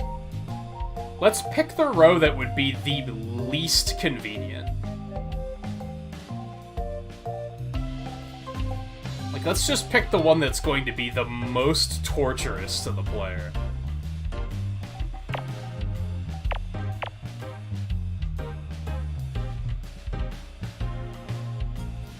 Why is that not ticking off correctly?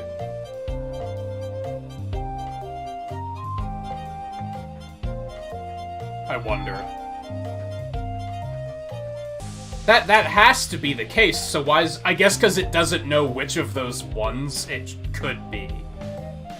I guess that makes sense.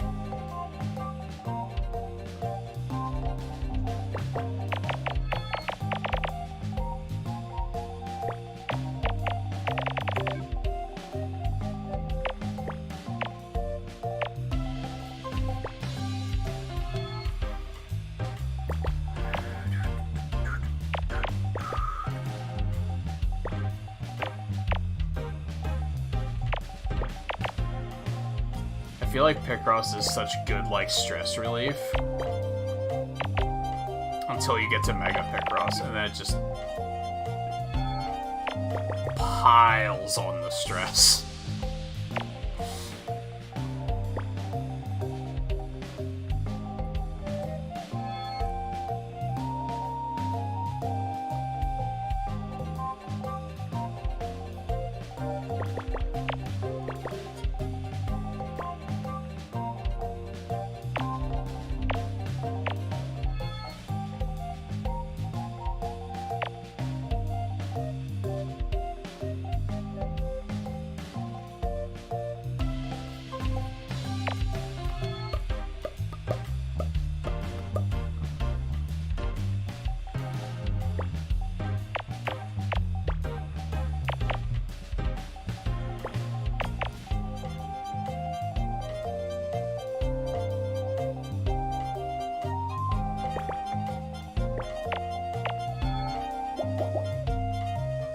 Yeah, it has to be there.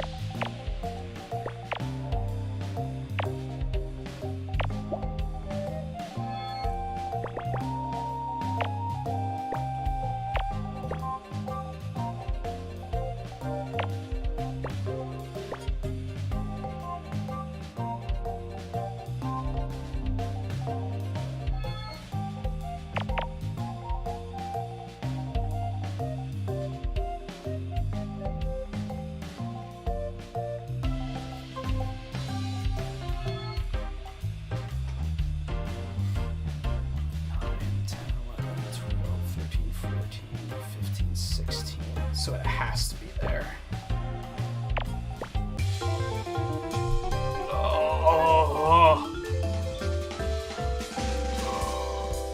I'd feel relieved if it weren't for the fact that I know that there's still a lot more to come. We're probably gonna finish this page and then reroute and go do color Picross for a while.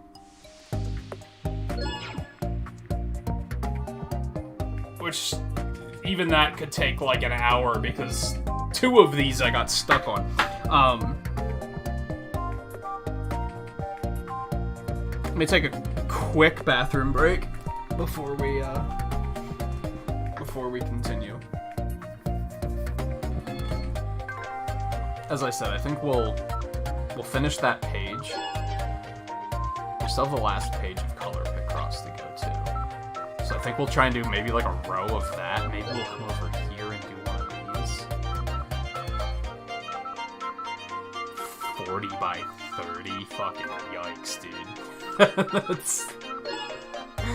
What a yikes. Like, we can pace this somewhat. We don't have to do all the Mega Picross in one setting.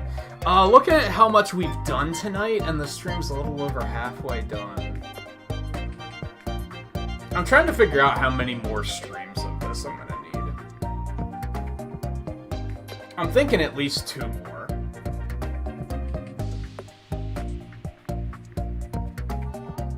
See, a tough thing is that I want to pace the Mega Picross, but I also don't want to put myself in a position where that's the last thing that we have to do. I've mentioned before, that's kind of my strategy when it comes to 100%ing any game. When it comes to completing any game 100%, I always look at it as, what do I not want to do, like, at all? What do I hate? Get that part done first, because you don't want that to be the last part that has to be done. Because I've done it before where I've gotten to like 98% complete, but that last thing that I have to do is like, I just don't want to do it, and then I just never finish the game. Because I'm like, I saved the worst until last, which is just the worst idea. I'd rather have like the busy work as last. So we definitely don't want to put off Mega Picross too long. But I also feel like we've done enough tonight already. Potentially. I don't know. For now we'll wing it. We have we're in a good position with any game we play right now, because if we finish early, it's easy enough for me to now just be like, I'll just play a quick round of Mario Golf. So that's good. That makes it a little less stressful to be like, oh, we have to do one more stream of this, but we're only gonna have enough for half of the stream, which ordinarily stresses me the hell out. But at least now I can just be like, I'll just play some more Golf. Not that that's gonna be a thing tonight, but just anyway. All right, quick bathroom break. I'll be back in a couple minutes, and then we'll continue. So stay tuned.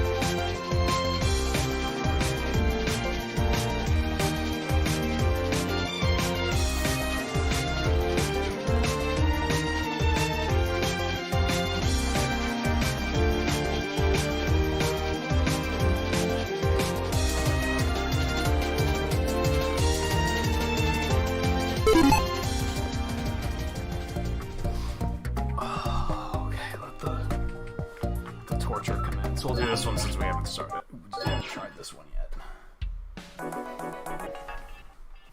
Hey, we got 15 right in the middle. I love this thing. This doesn't look too bad, knock wood. Scarlet.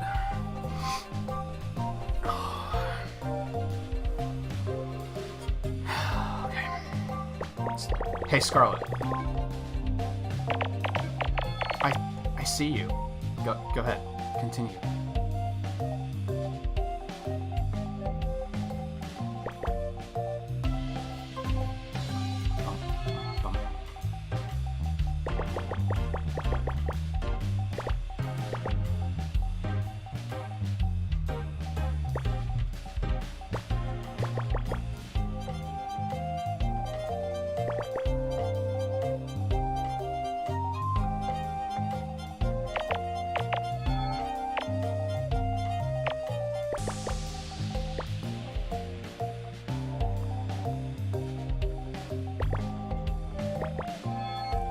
I hate that.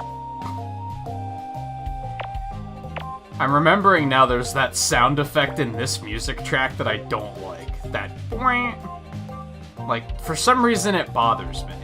I think it's because it doesn't sound like it belongs at all. It sounds like a sound effect, not a part of the music.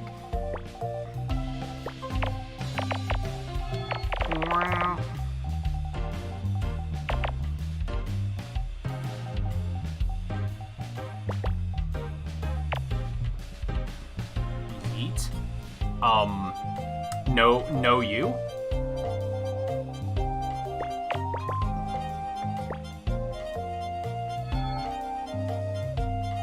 It's not even, like, worked into the melody in an interesting manner. It just kind of plays.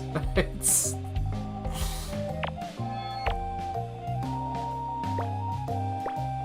like, it almost sounds like it's not an actual part of the music, that it's just something that's playing completely separately.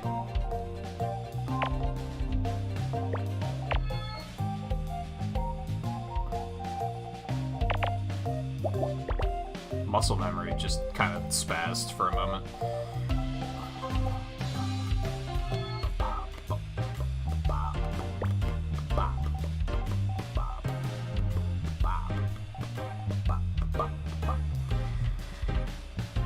Hey, look, I was just going cookie dough and cookie dough ice cream, or just legit cookie dough? And specifically pineapple juice. Interesting choice.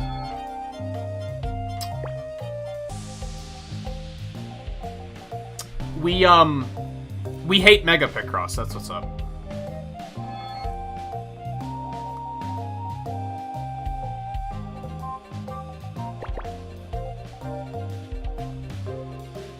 Nothing new, it could probably be said.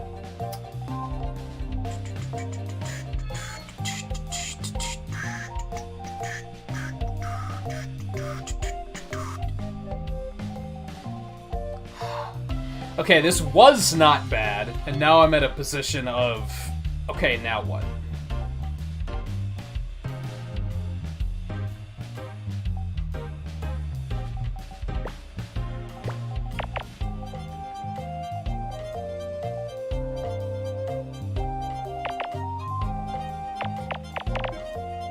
I may have mentioned it. Yeah, it may have come up. Once or twice. But I think my hatred for it is, like, exceptionally strong tonight. Something about it tonight has just really made me like, fucking Mega Picross, man. Ordinarily, it's more of a, I'm getting through it, but, you know, it's groan-worthy. Whereas tonight, it's just like, fuck this. Fuck.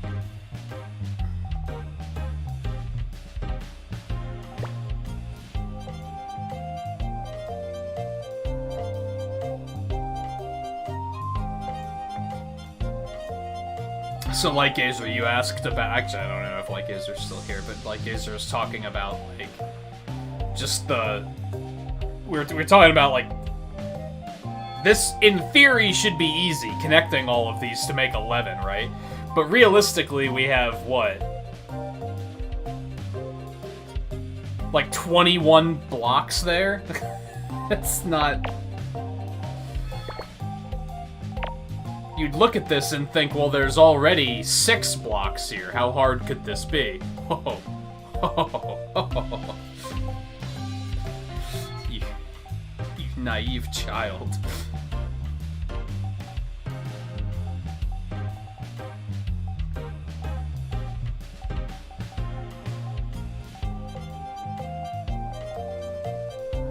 Welcome back, Full Pay, by the way.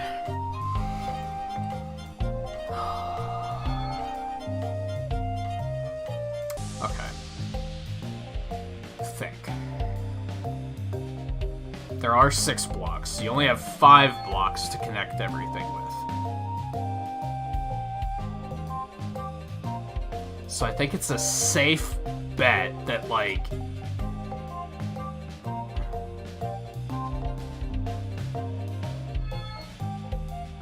It's not gonna stretch down this far? I don't think. At most, it could stretch down to, like, here. I don't think it can even reach here, either.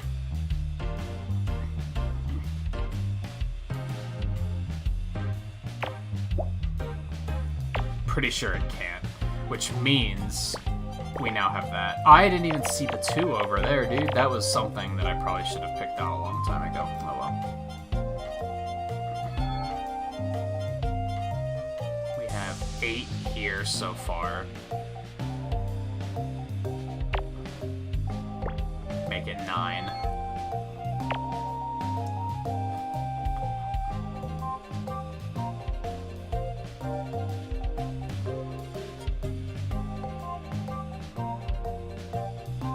It's 8. Okay, so now it has to be here. That gives us 9. So the last 2 are gonna be in here somewhere. Hopefully. Hopefully I didn't just fuck it all. Because that would make me sad.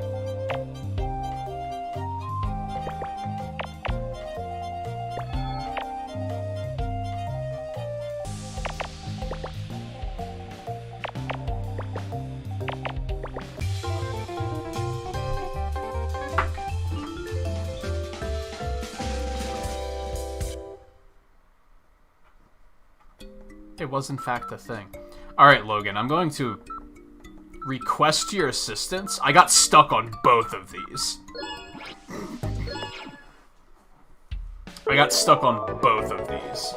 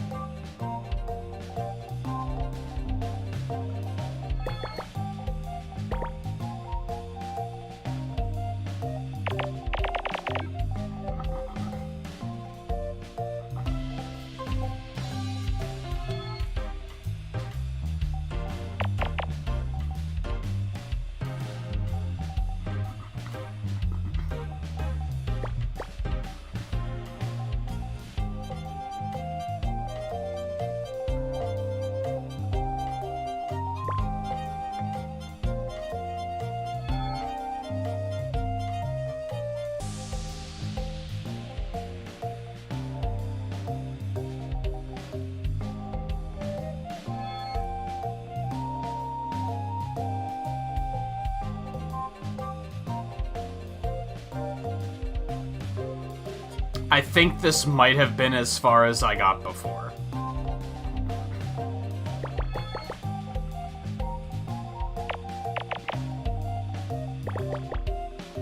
Before I was like, no, I got nothing. Maybe not. Maybe not. I feel like I'm already figuring out more than I had last time, but I don't fully remember.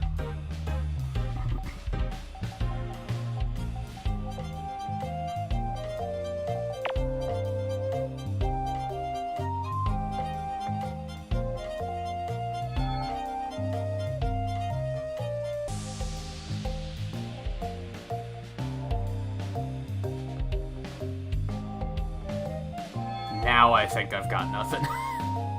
I think this is as far as I got.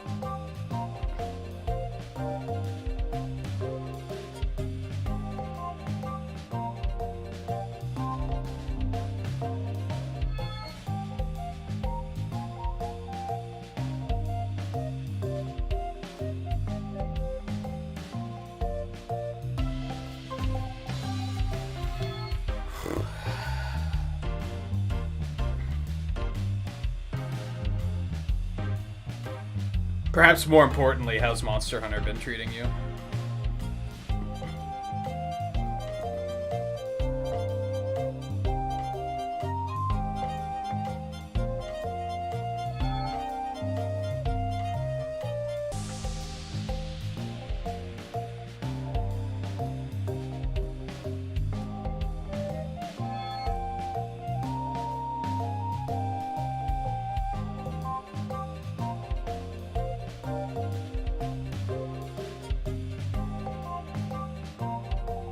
Sixth, seventh row to the right.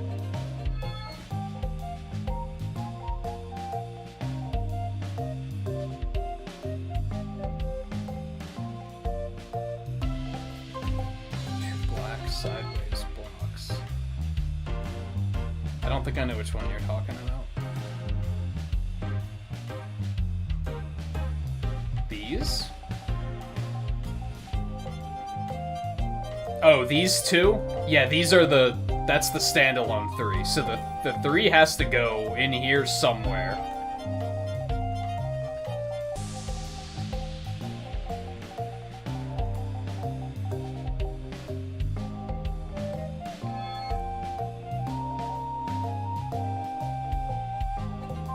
And the 10 has all of this room to work with.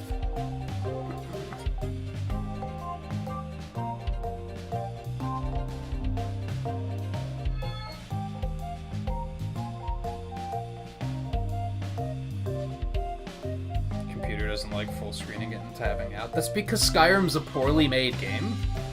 Newsflash.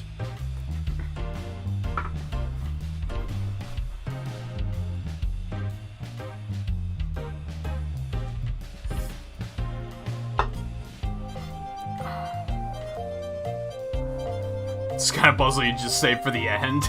Yeah, I don't want to do that. Because then I'm going to be miserable in the final moments and be like, oh good, this is the only thing we have left, is this fucking bullshit.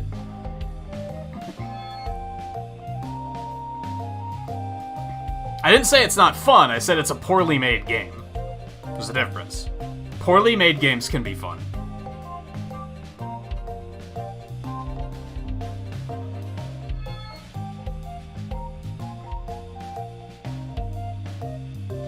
It's only worth noting because people think it's not a poorly made game. It is in fact a poorly made game.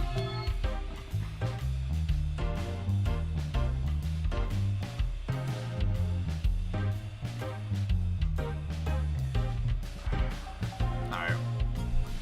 Let's workshop this one row at a time. Okay, so this column we got nothing. Because we have that entire row. Those numbers aren't big enough to play with. This row. We got nothing. This could be 4. This could be 4. This could be 4. This could be 2.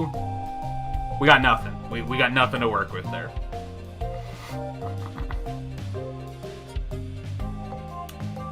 This row, we got nothing. Because the 2 could go here, and the 1 could go down here, or the 2 could go up here, and the 1 could go down there. All we got is that we know that that block right there can't be anything. This row, we got nothing. The 1 could go up here, and this could be the 3, and that could be the 1, or this could be the 3 and that could be the 1, or this could be the 1 and that could be the 3 and that could be the 1. We got nothing.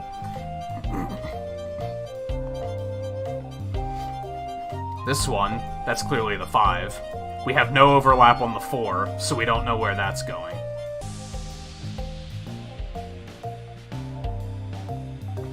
We know that this row, these 1s have to be down here. Holy shit, I'm stupid.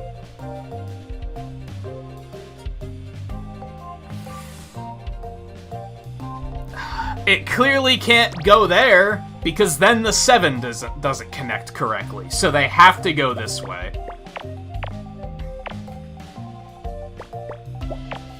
That's what I was missing.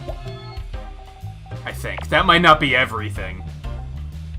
But that's a big something, at least.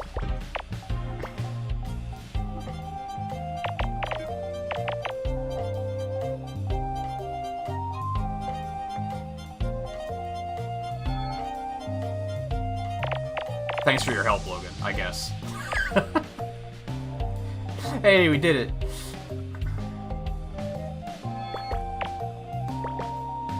Alright, now we know that does have to be the 2.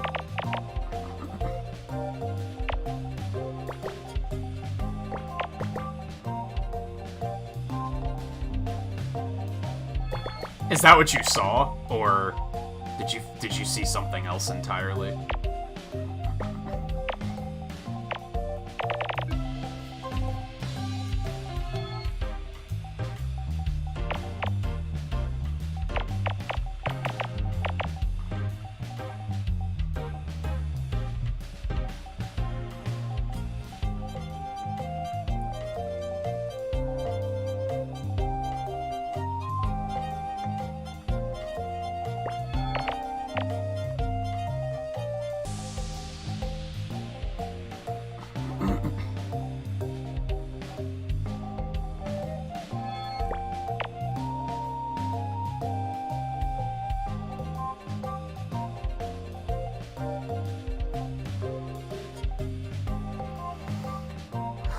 I don't necessarily see what's next, but I don't think we're stuck.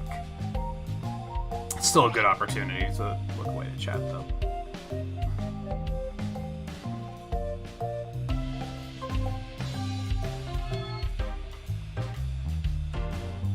Oh, did I just blow it up and I completely lost you?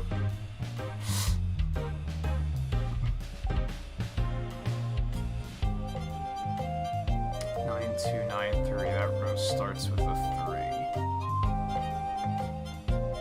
Like, here?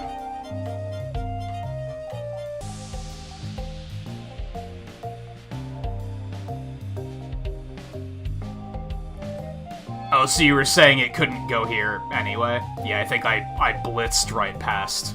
I think I blitzed right past you.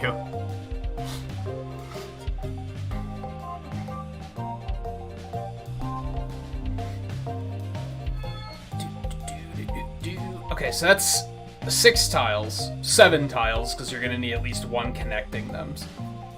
So the 6, it can't come up this high. That doesn't help us, but it's something, I guess.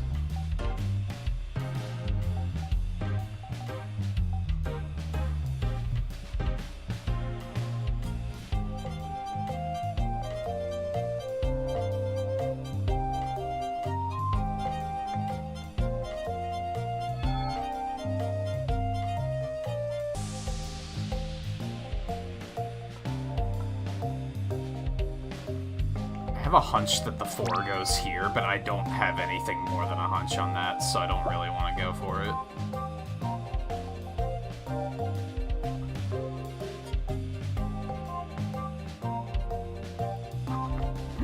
This row could still be anything. And this row could still be anything, so that's uncomfortable.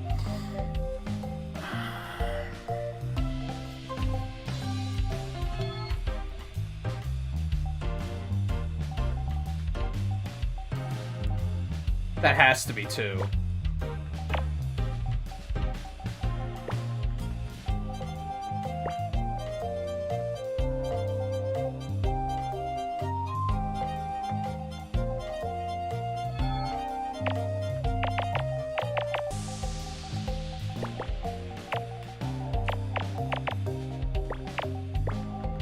There's one thing I do really like about even Mega Picross still is, like, you have these moments, like, these aha moments, and then just everything blows up, and you're like, yeah, I got it.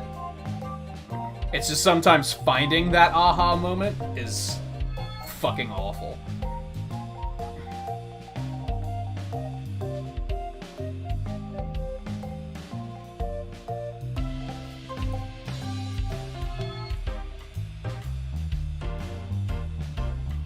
Has to be one here.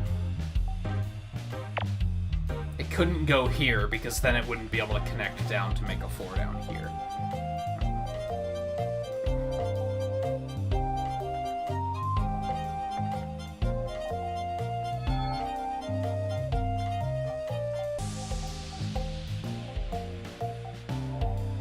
So 2's gonna have to be in there somewhere.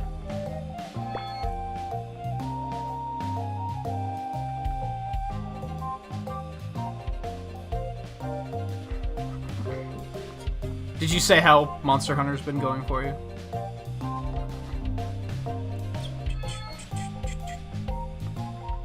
I know you provided some updates on Discord, but I didn't catch all of them. I mostly just remember that you did wind up sticking with the Insect Wave. I would imagine you're far enough now that you have, like, the different Kinsects.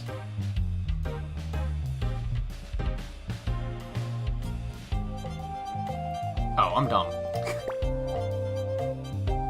Right there, dummy. Although it doesn't really do anything for us. Well, we know it has to come down there, I guess.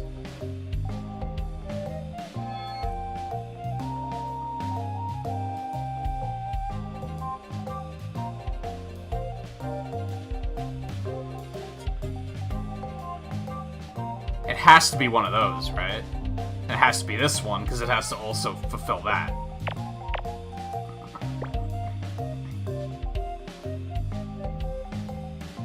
Can't be there.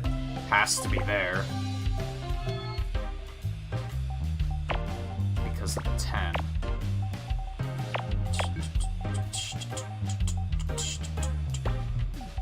So we now have that.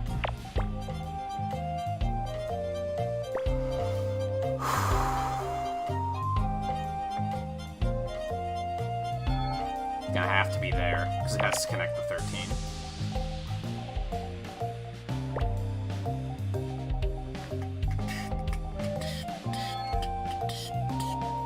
Alright, so that's 8. That's 10 slots. That's still too much of a crapshoot, we know that.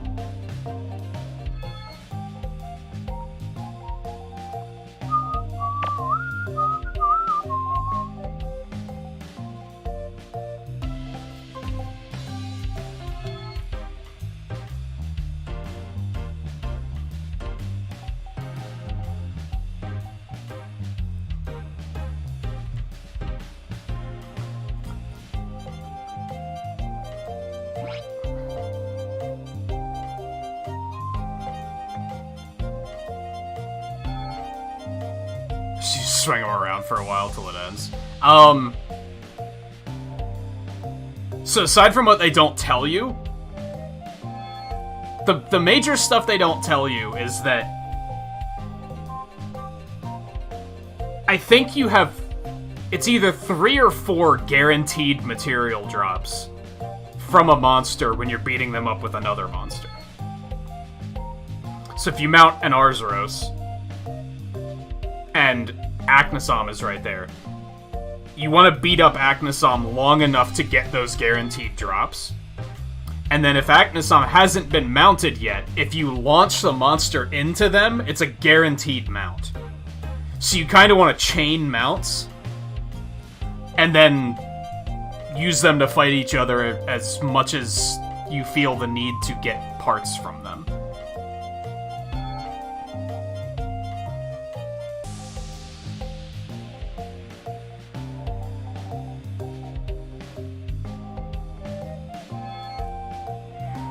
I really don't want to guess here, even though I'm, like, almost positive where some of these are gonna go.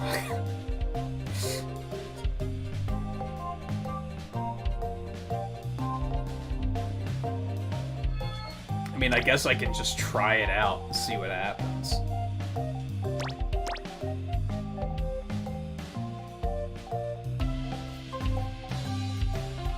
Oh wait, I'm dumb. I didn't notice that those were checkable.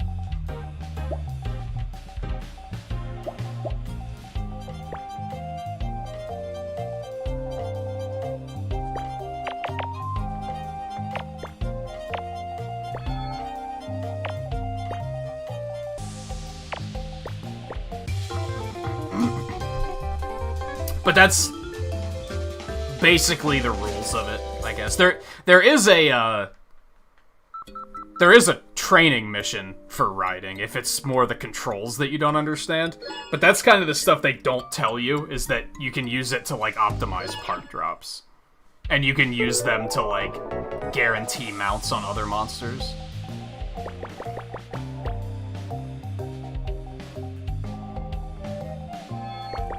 That, should be the etiquette. Like, if you're playing online at all, which I imagine you're not, you're probably sticking with solo campaign for now, people online mount like complete idiots. So certainly don't take the way they mount as like the correct way to do things, because they're complete morons.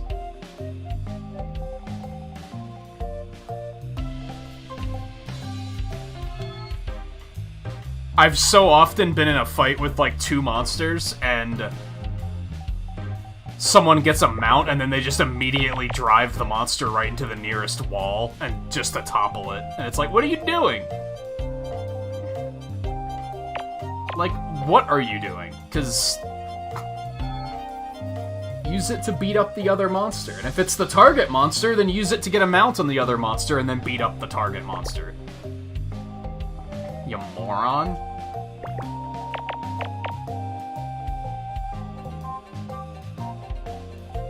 People are all like, gotta go fast.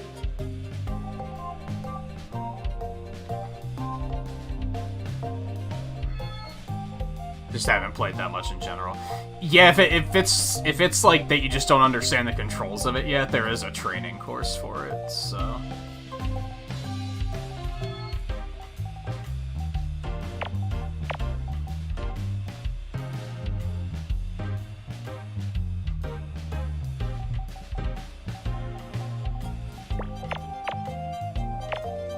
This is the other one we got stuck on, by the way, so.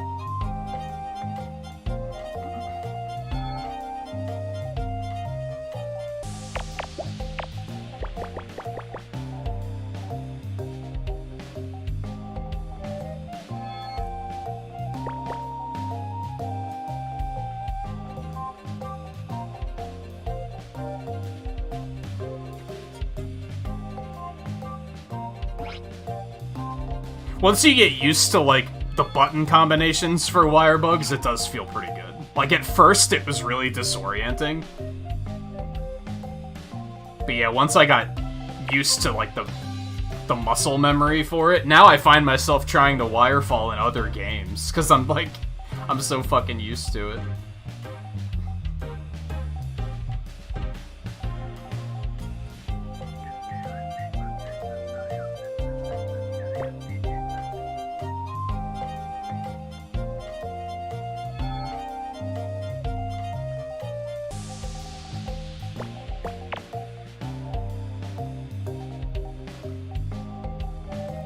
Isn't quite where we were stuck yet, but I'm also like having.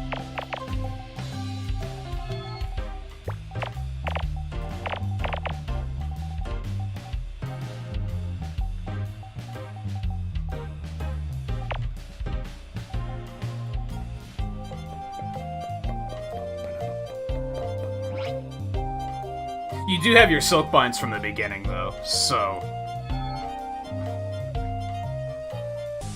You probably mean you haven't unlocked the other silk binds? Or the switch skills, more specifically.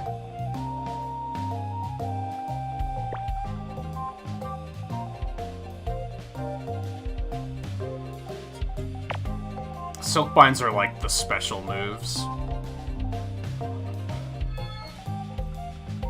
I don't know why they call them silk binds. It's a weird name for special moves, in my opinion.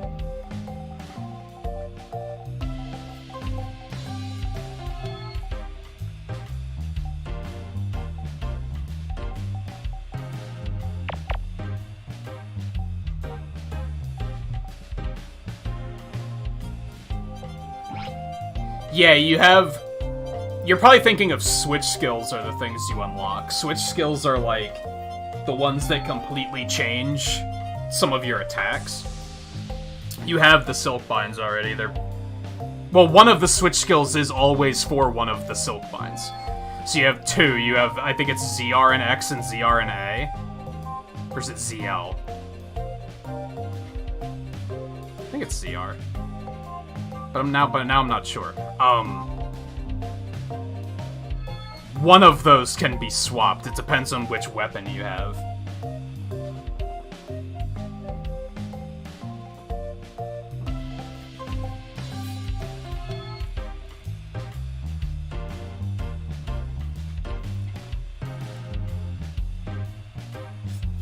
I'm realizing why so many streamers I see that have chairs like this, so many of them have those water bottles that they can just, like, tip upside down and drink from. It's because with the back so high, you can't, like, tilt your head back to drink anything. I get it now. I always thought it looked a little ridiculous because it looks like they're sipping from a fucking, like, one of those guinea pig water bottles with the way they're holding it, but it's like, I get it now. I have to, like, twist and go off to the side to be able to drink stuff.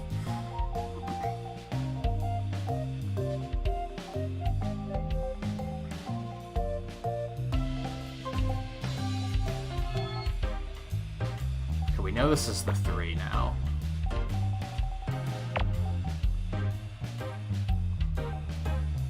I don't even remember what the insect glaive silk binds are.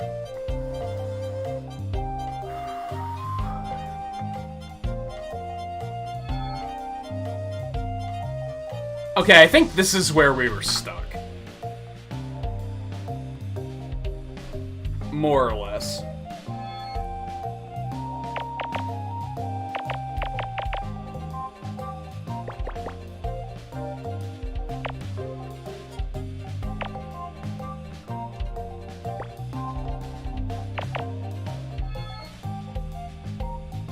Now I think this is where we were stuck.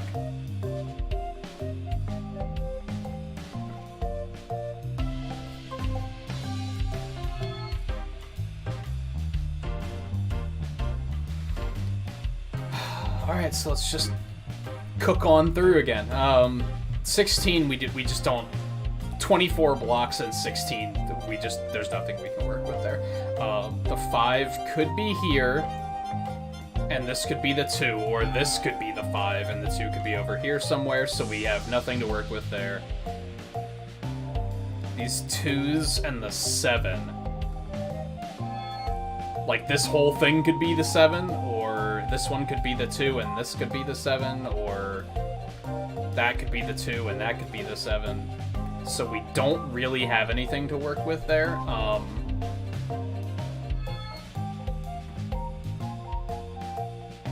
If that's the 7, that would be an X, but the 8 can still fit. If this is a 2, and that's the X, 6 can still fit up here, 8 can still fit, so there's nothing we can do there. 2, we know this is a 2, but we don't know anything else about it. The other 2 could be literally anywhere.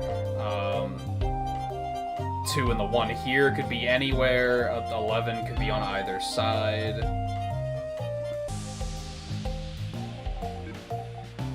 Yeah, 8 and the 1 don't really got anything. The 2s are gonna go over here. The 3 is here, but there's no overlap, so we can't figure out where it would be. A 3 and a 2 could also be over here. There's enough room for that. 2 and the 6, there's nothing to work with. 2 and the 1, nothing to work with. We got another 1 here somewhere that could be anywhere. These 1s could be anywhere. 2 and 1 could be anywhere. 7 and 2 can be anywhere.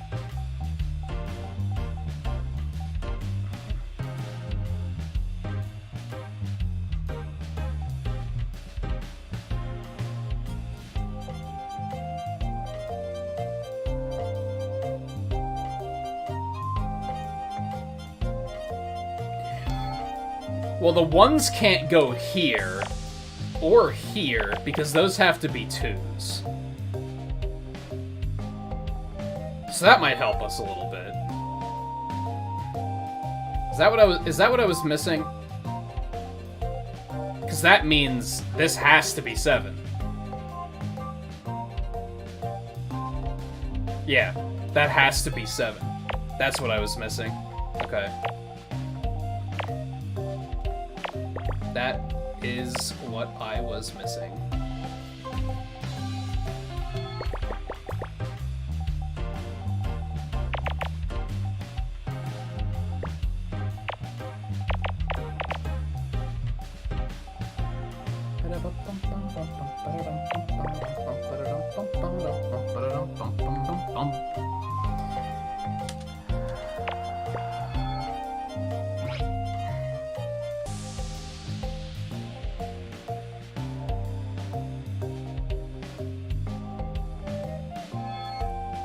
I have a feeling I already solved what you were just talking about.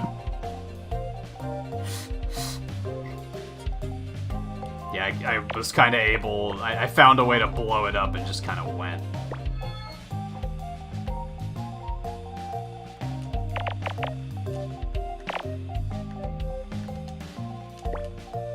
It's actually, I'm not saying that you are backseating, because when I get stuck on these things as long as I do, it's not necessarily unwelcome, but that is something that's kind of nice about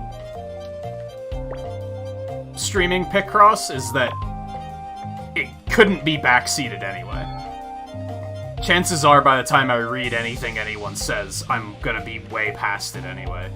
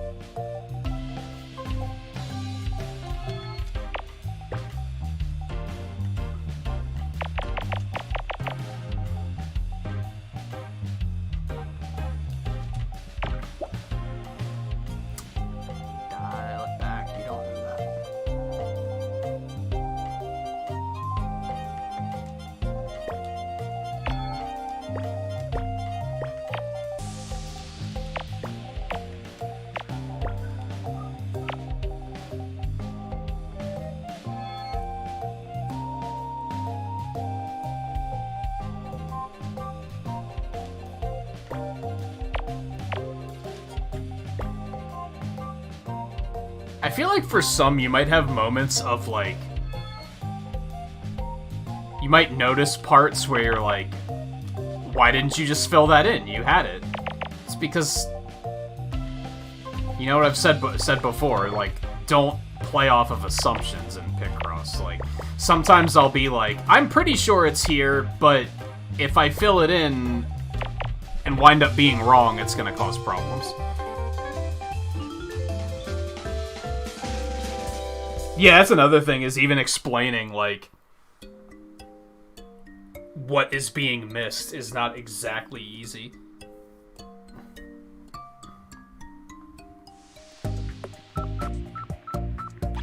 Alright, fuck Mega Picross, we're done with that for now.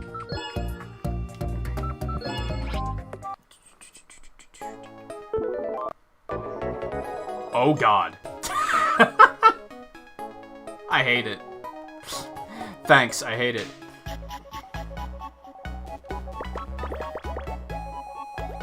This is kind of a bop, though.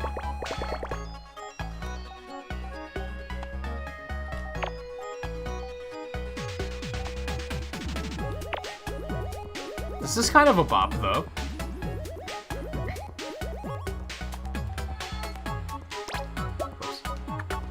Ooh, this is different than it was. Can I change that? It might be in controller options. Nope. The fuck are all these options? Is this the default one? Yes, simple is the default one, I'm pretty sure. Okay. That's what I'm used to using in 5 now, so...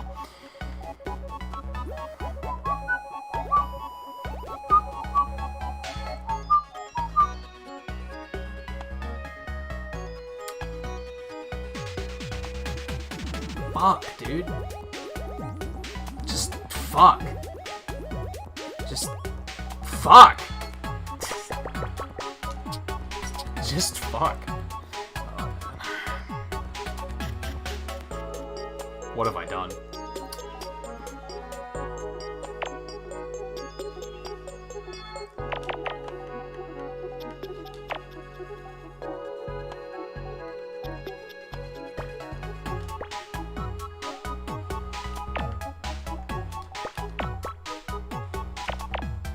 This is a bop, though.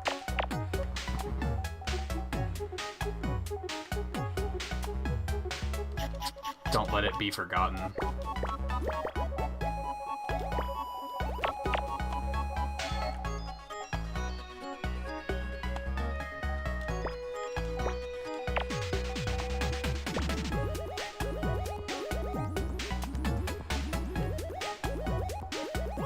This makes the pain worth it.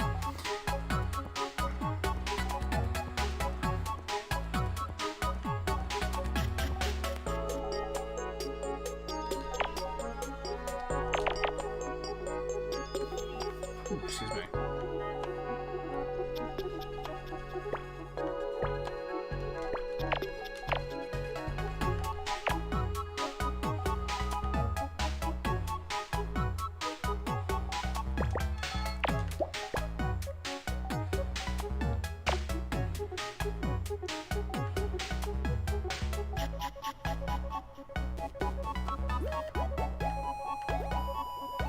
This is awful, and I hate it. It's still a welcome change of pace compared to Mega Picross, though. Don't get it twisted.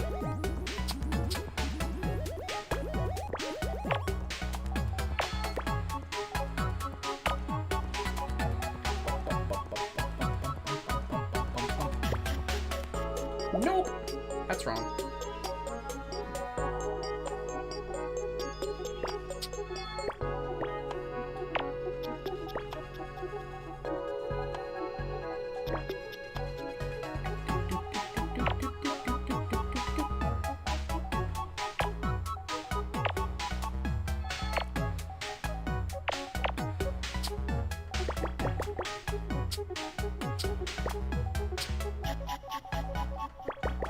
This is the one that I don't think I could even begin to explain. Like, if somebody wanted an explanation on what the fuck is going on here, I don't think I got anything. This is one where I'm like, I'm thankful that the puzzles aren't harder, because I have no idea what I'm doing. I'm just kind of winging it, and it's working out.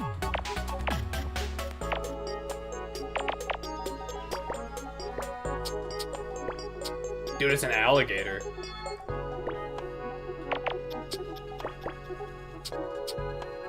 And he has a happy smile. I'd love to see it.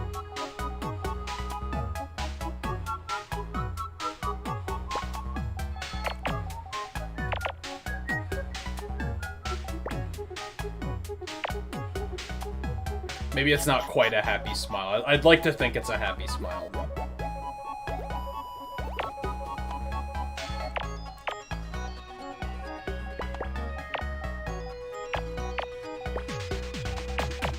Looks like a happy smile. He looks happy to be here.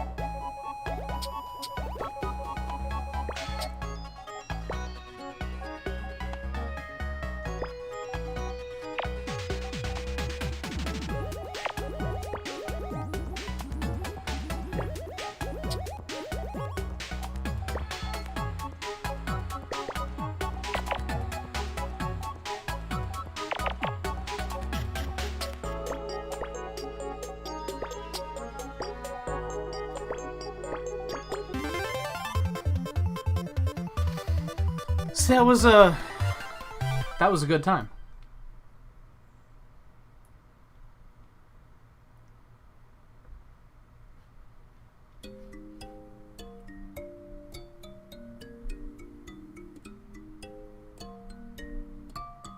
I mean, I think the big difference with color Picross is that the numbers can be next to each other. So, like, this 4 and this 3 can be right next to each other. There doesn't have to be a gap between them. I think that's, like, the big thing that's worth pointing out.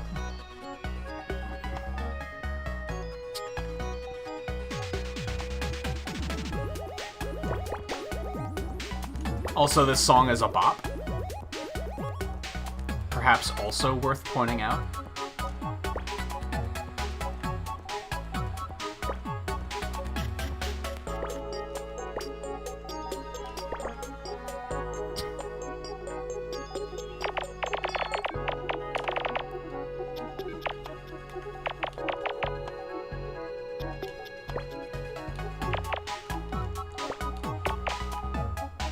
So you only know if there's a forced gap when it's two of the same color.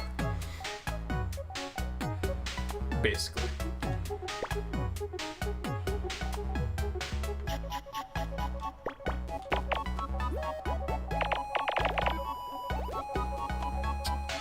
Otherwise, it's kind of just... It's kind of normal Picrossy. It's just... It's overwhelming. The colors make it a little on the overwhelming side. Where it's just very... Oh, what the fuck?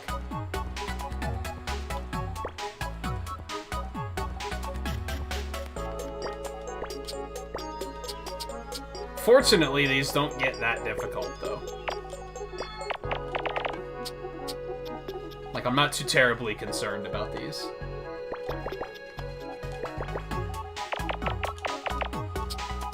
I think they know that, like, if they were to drop, like, a 30 by 30 color on you, you'd probably be like, oh my god.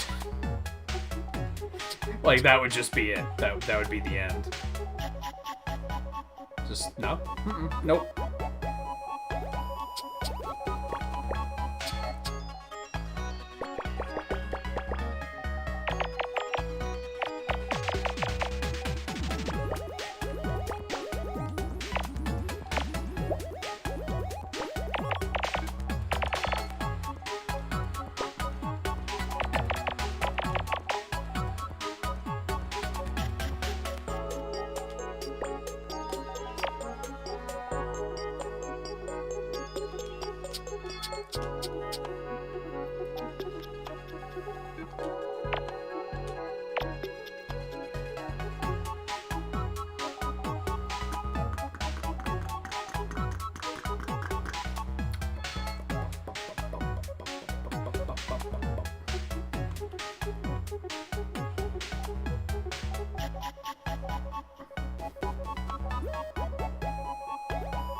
There's gotta be something to work with here. Hold on.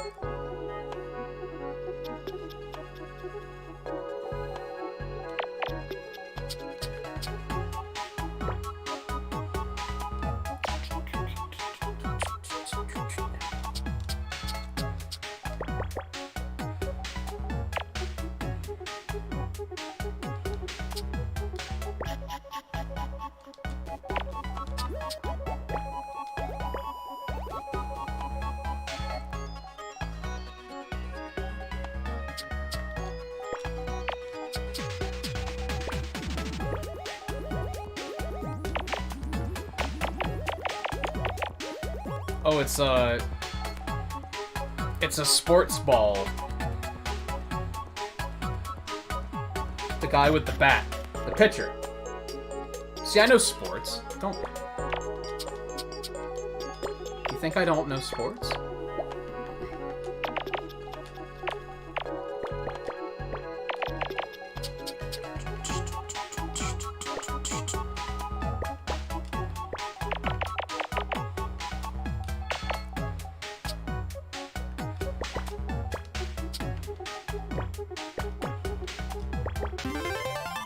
Yeah, see?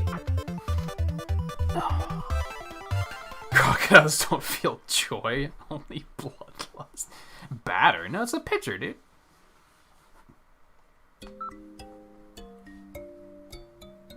Realistically, I don't think I've ever seen... Look at the turnaround on that. The pitch is coming, like, here, and he's launching it there. Like, what?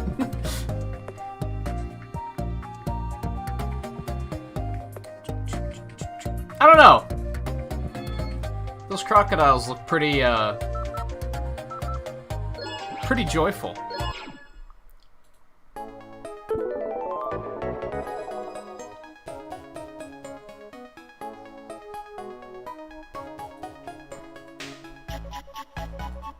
Oh, I had to disconnect at some point? I didn't even notice.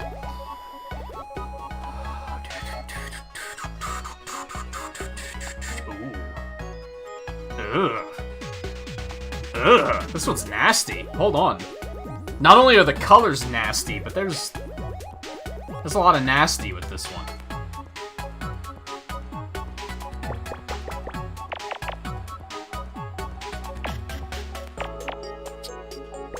Fortunately, they gave us a column that we can start with, so...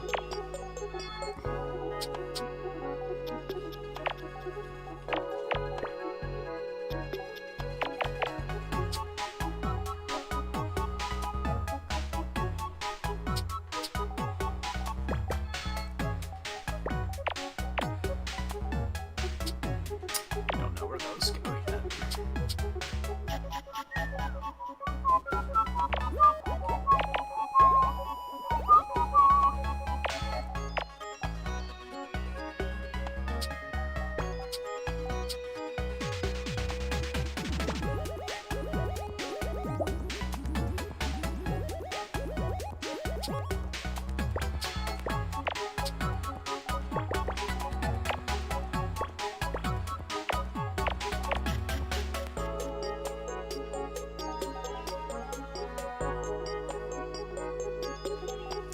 Still going either place there.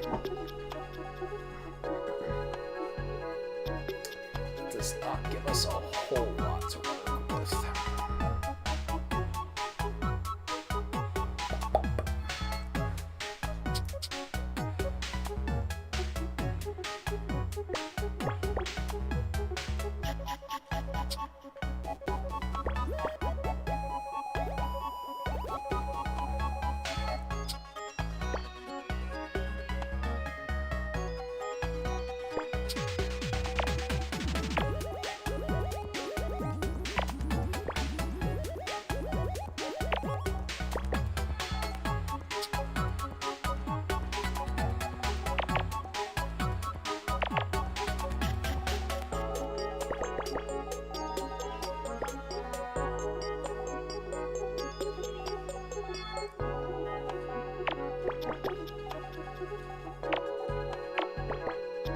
See, these are kind of stressful, but, like, in a good way, if that makes sense. I actually get satisfaction from, like, triumphing over these.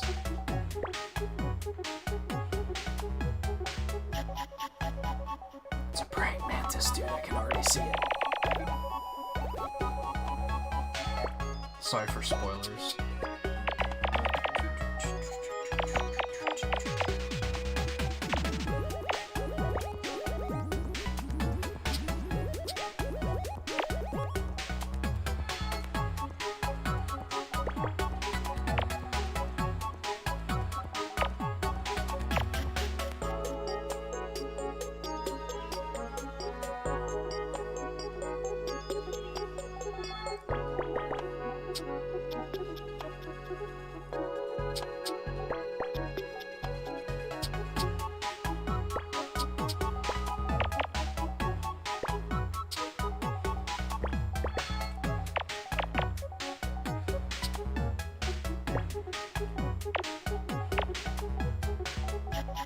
I think these are stressful solely because I just don't really know what I'm doing with them yet. So it's, as I said, I feel like I'm kind of just making it up and I'm just winging it and just hoping for the best. And therefore, I constantly have this feeling of, did I make a mistake that's gonna bite me, like, real hard? That's just gonna surface all of a sudden and I'm gonna be like, oh god, what have I done?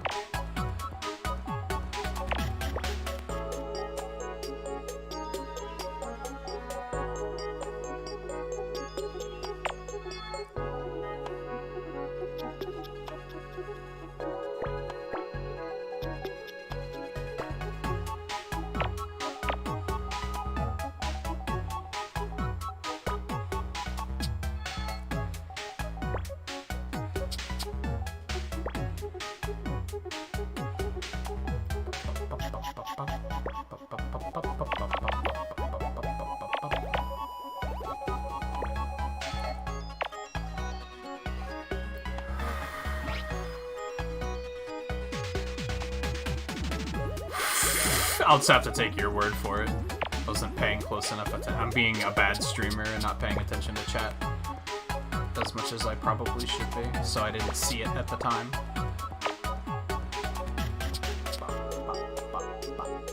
Oh, nope, but... Oh, no, that's it.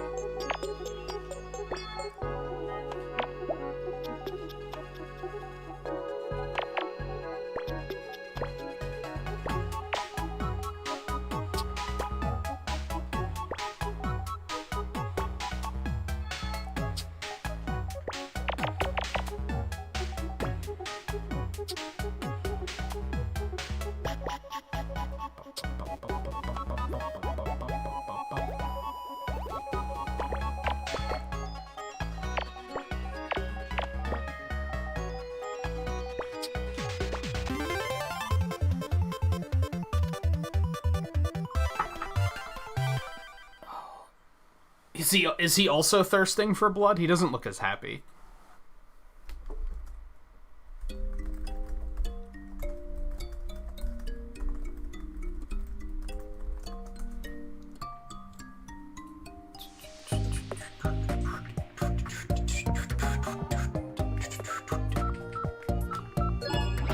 This is a nice change of pace. Oh god. These are so fucking intimidating, dude. I boot it up and I'm just like... This is how I die. This is it. This is the end.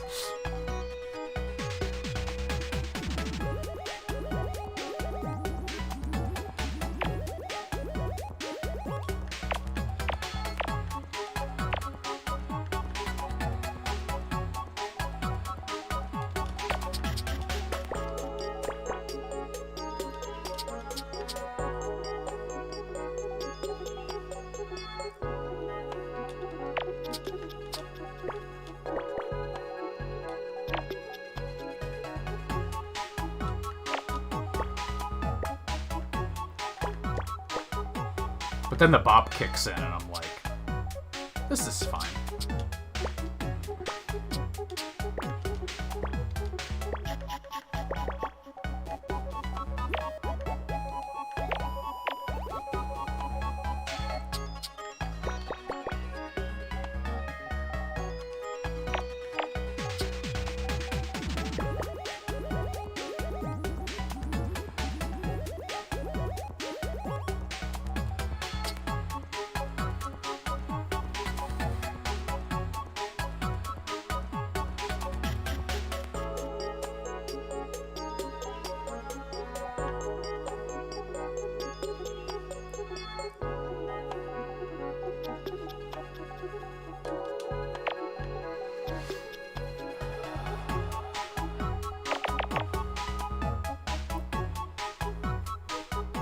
Sounds like you've done your fair share of Mantis research over the years.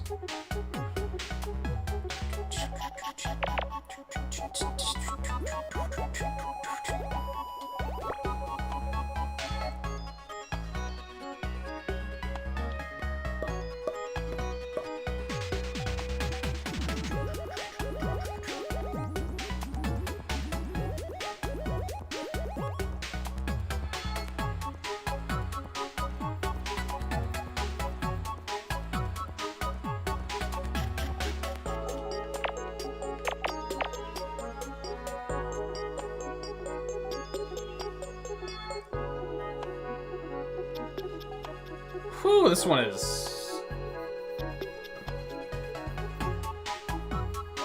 less fun. I didn't mean to do that.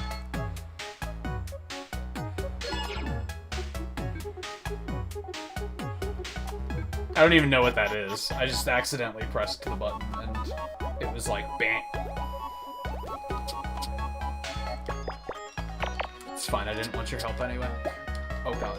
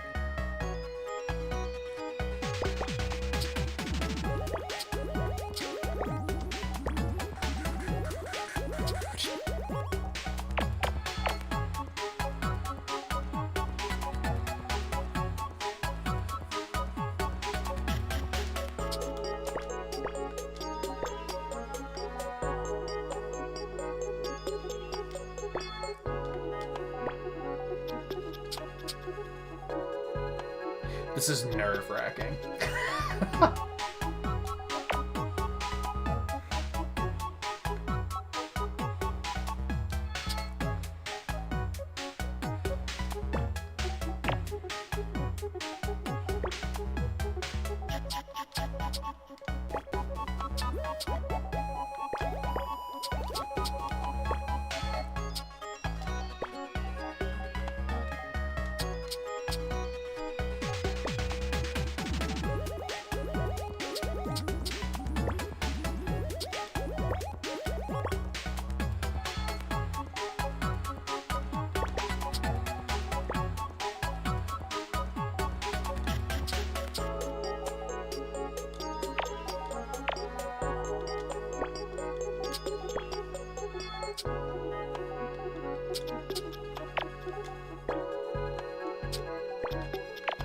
I have no idea what this one is, either. Is it a squirrel? I don't know what all that white is, but I can kind of see, like, the top of its head and its tail.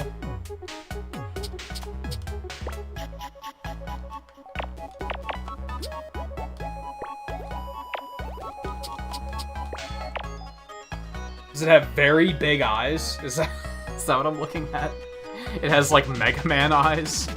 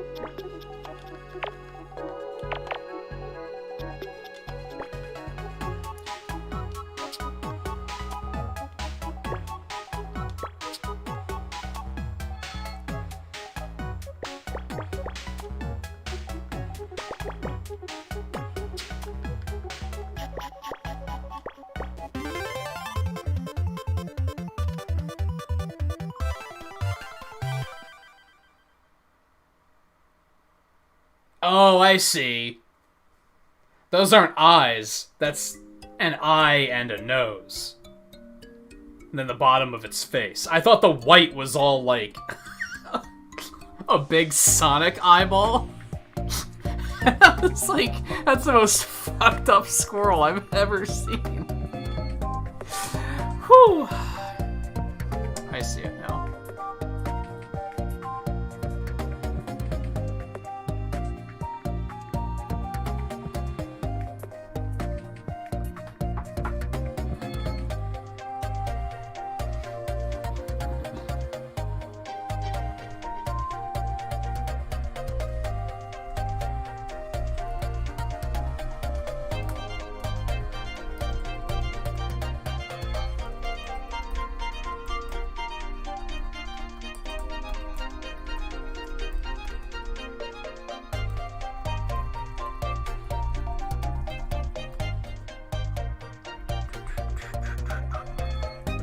My windows go. Whoops. There we go.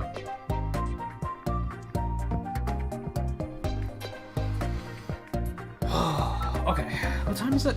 Alright, we still have about 45 minutes. I'll take another bathroom break. I might want to do that.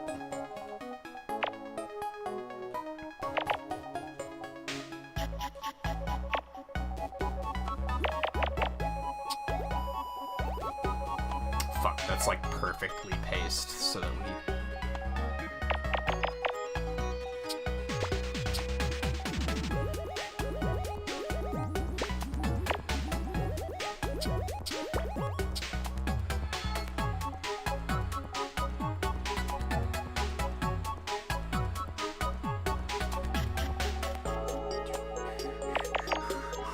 Oh my god. This one's not giving us much to work with.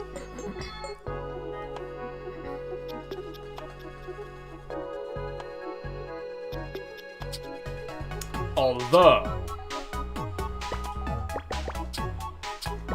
this might be a terrible idea, but I'm doing something. Kids, don't try this at home. If you're ever playing Picross on your own, do not make assumptions like I am doing right now. I promise you, it'll bring you nothing but heartache.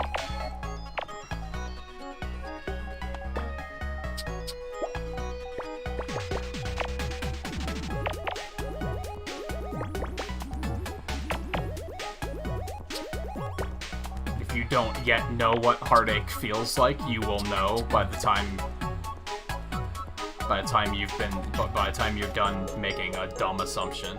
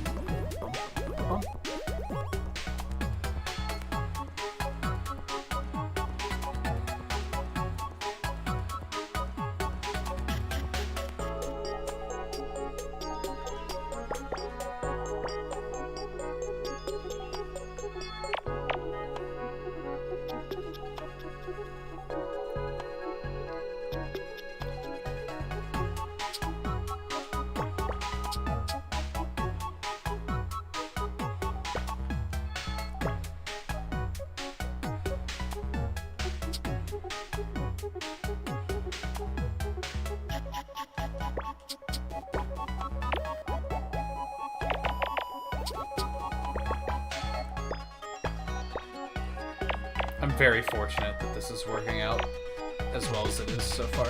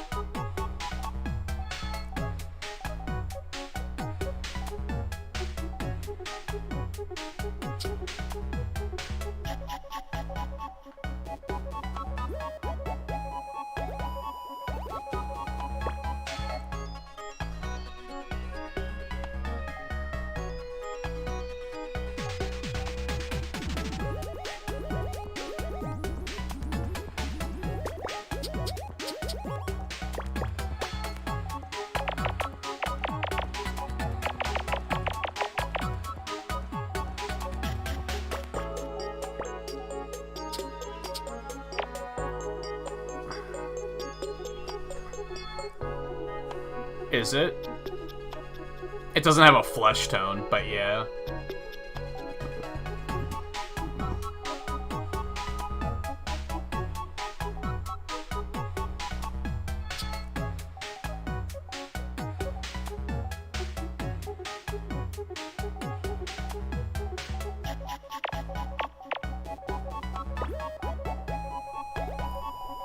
Is that a turtle? Maybe? You kind of... I don't think it is. You kind of see, like, the shell, though.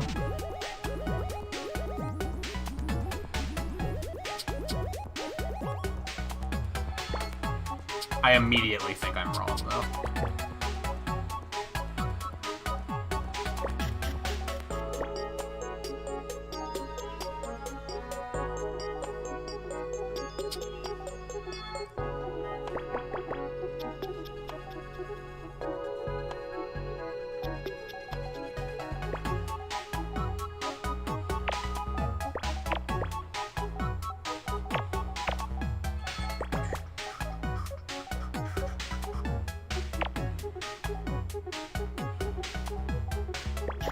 Oh yeah, and here's this little head with its little eyes.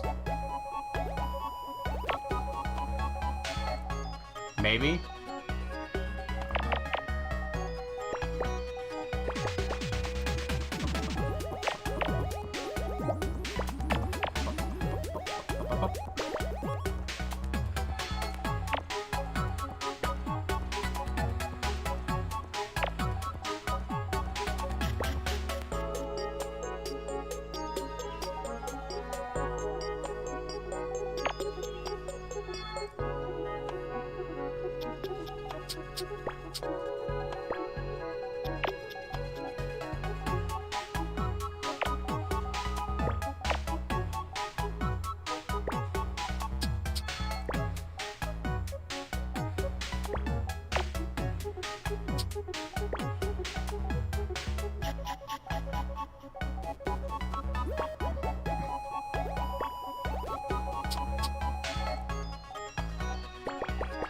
Is it technically a tortoise and not a turtle? I don't really know what the difference is. Or between a turtle and a sea turtle, for that matter.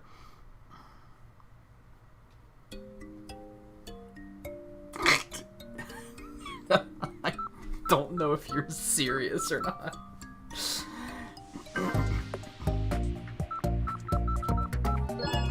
Alright, I think we're gonna get real ballsy and we're gonna do one of these with the last 30 minutes of the stream. We might go over time. How long did the other one take? Holy shit, that one took 42 minutes. Maybe we don't want to do that? That might actually take too long. Well, no, you know what? You know what? We're gonna do it. We're gonna do it. I'm gonna take a short break. I'm gonna take a bathroom break, and I'm gonna get a piece of pizza to fuel myself. And we're gonna do one of these fucking monsters, which might take us another fucking hour. But we're gonna do it. But we're gonna do it.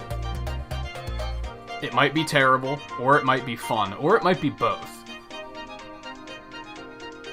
But we're gonna do it. 40 by 30. Buckle the fuck up. But first, let me take that break. So I'll be back in a couple minutes. Stay tuned, and then we'll see what nightmare awaits us.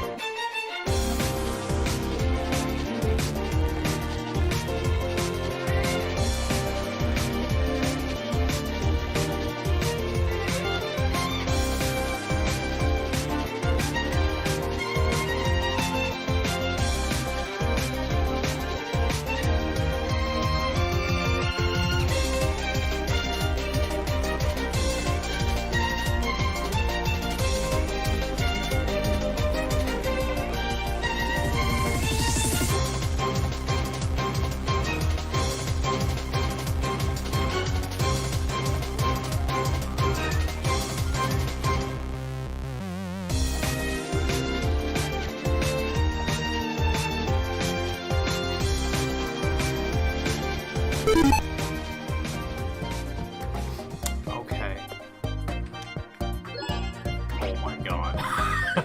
Look at this monster. Oh my god. You know what's really scary? Is they could probably fit a 50 by 30 on this screen. Like, there's still space, right?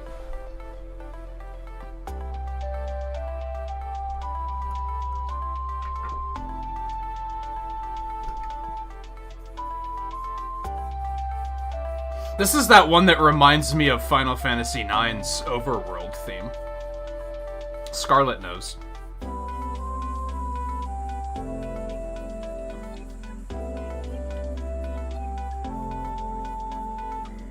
I think it's 9's.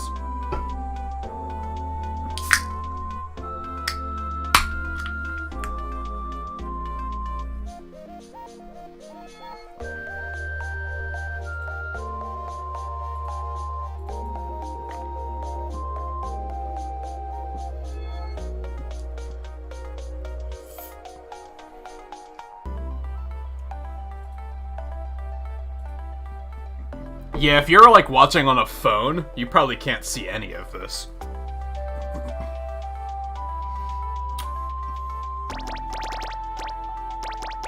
I can barely see it. I'm sitting right in front of it.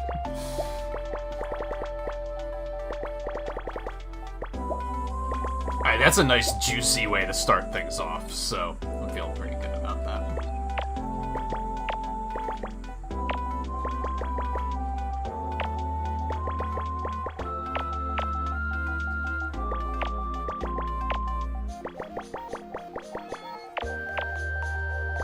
See, like, this track has that sound to it, too. But it's, like, actually worked into the music, kind of?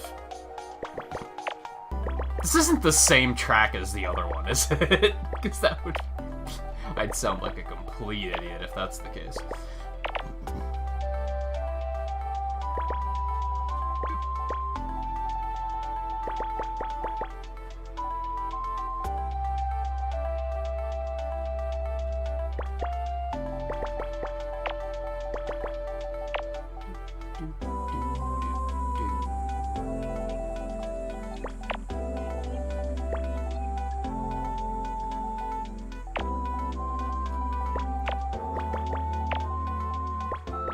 Since this one gave us such a strong place to start, I don't think this is gonna be that big of a deal. It might take a while, but I don't think it's gonna be like,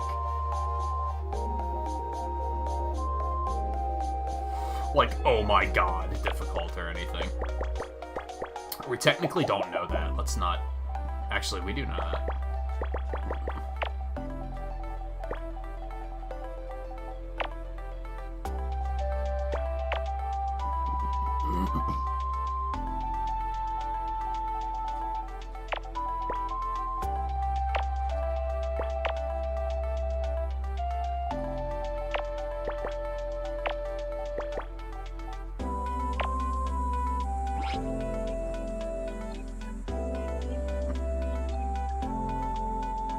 Why, Scarlet? I mean, at least you're not spoiling it, I guess. At this point, like, what are the chances of somebody playing it and not knowing, like, the major twist, right? I almost don't understand why they're re-releasing it, because I feel like most people are, like, already going to know it. At least as far as streaming goes, so maybe that's the fault in my logic.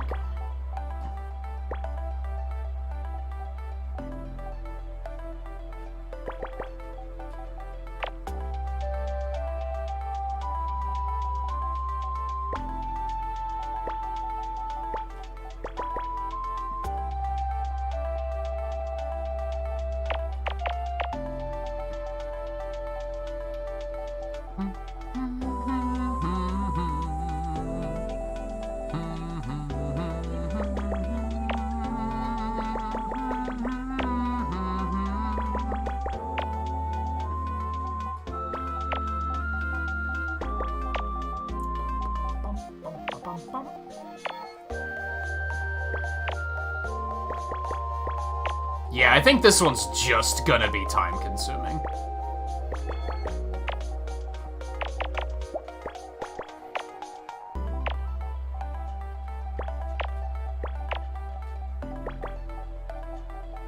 is flowing very well so far.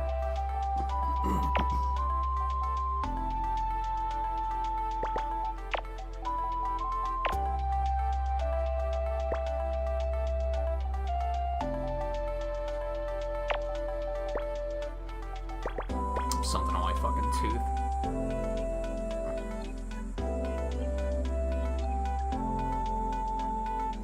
Like a little flake of pizza crust or something.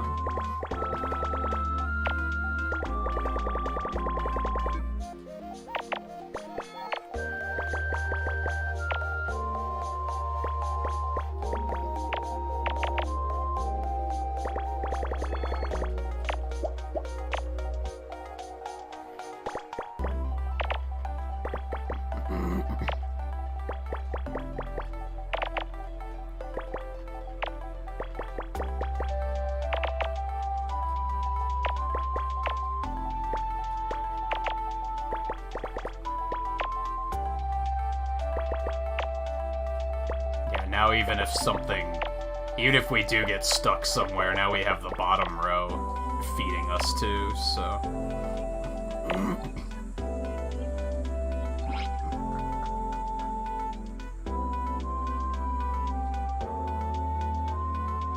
You don't know the major twists, you sort of do, but not directly. I guess there's technically 2 major twists, I guess.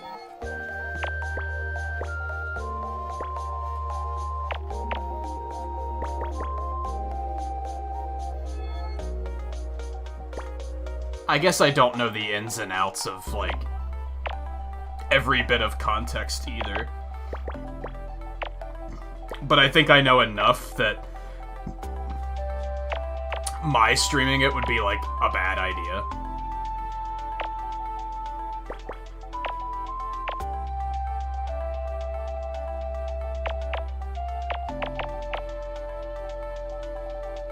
Maybe not a bad idea, but it wouldn't be necessarily entertaining. Especially because I'm also not the type to be, like, to fake it.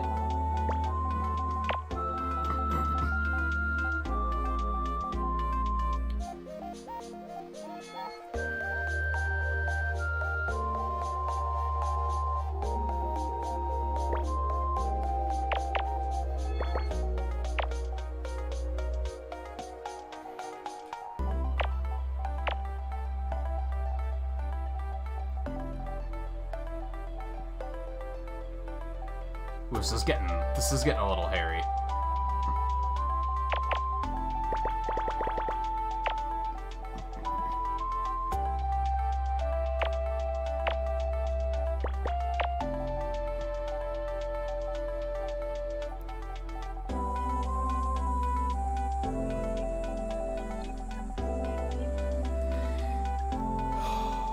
I'm surprised.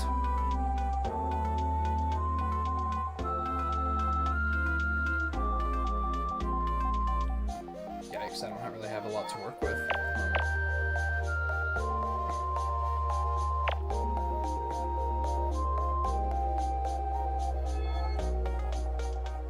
They did a bait and switch here where they were like, we're gonna make them think that it's just gonna all be filled in nice and easy, but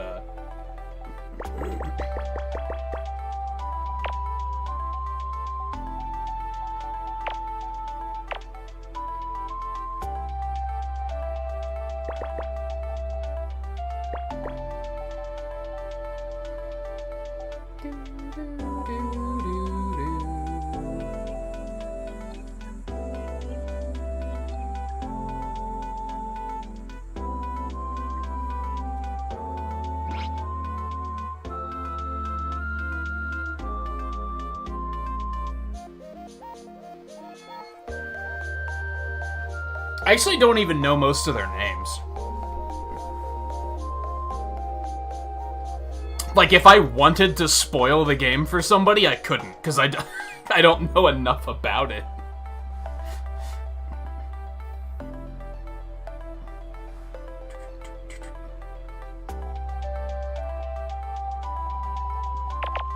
Like, if I wanted to right now spoil that game for everybody, it would be like, a thing happens. And oh boy, when you see it, are you gonna be surprised?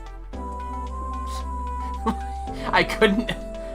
I don't think I'd be able to, like, actively spoil it for someone.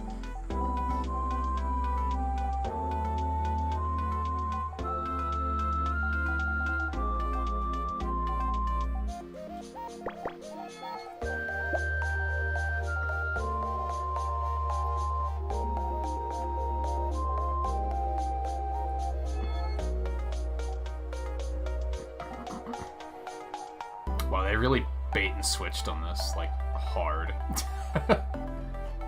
It went from, this is really easy, to, oh god, what do I do?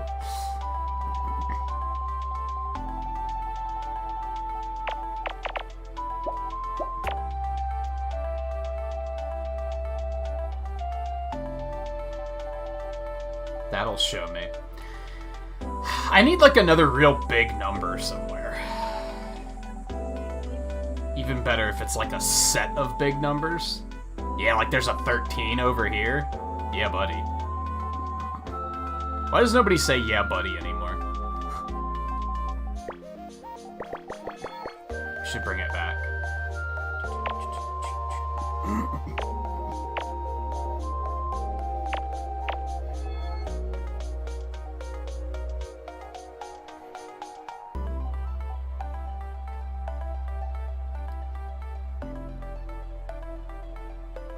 Didn't really help us much, did it?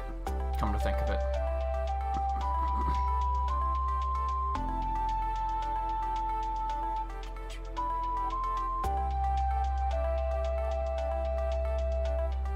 Yeah, it might be part of it.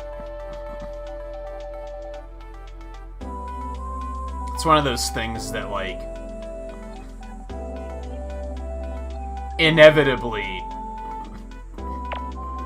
we got to a point where people were like, any name like that, like buddy, chief, sport, any of those like friendly terms, we got to a point where people were just like, hey, could you not fucking call me that? And it stopped like so fast. Which I'm behind. I think pet names are fucking annoying, so... Especially, like, generic pet names like that. I'm more okay with it when it's, like, two people that know each other very well and they have, like, some sort of name for each other. Like, that's totally fine. But the people who just call, like, everyone they cross paths with, like, sweetie or whatever, oh my god, do I hate that shit. Sweetie, honey, cutie. Like, no. I don't even know your fucking name. Don't do that. No,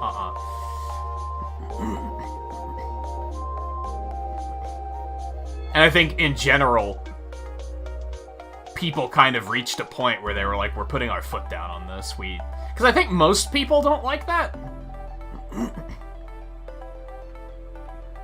Maybe I'm wrong on that. But I feel like most people don't like it.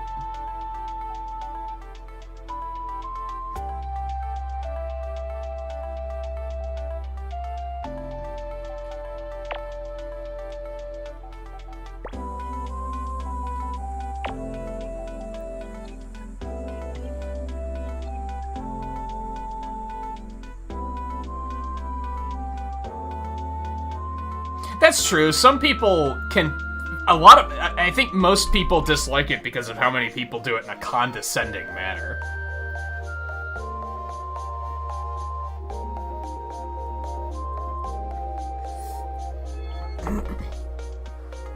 And I think a lot of people do it in a condescending manner. So they perhaps ruin it for everyone else.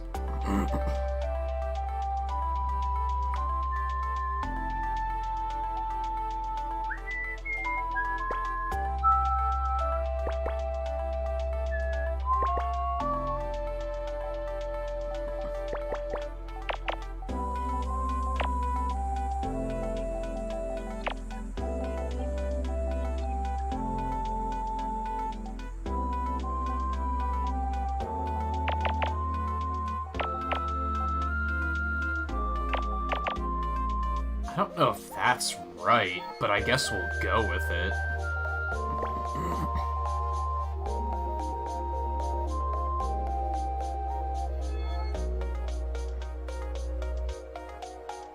I wouldn't bother. I've gone on this rant around her before, and she never seems to get it, so...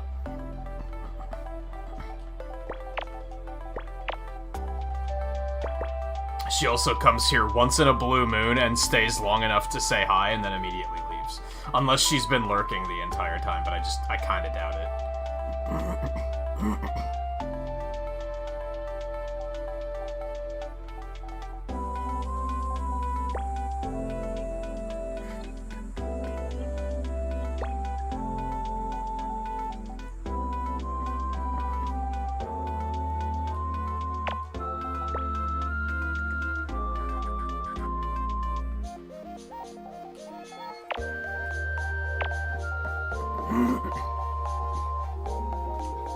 It'd bother me significantly more if she was here, like, all the time. And then I'd probably be a little bit more aggressive about, hey, don't do that.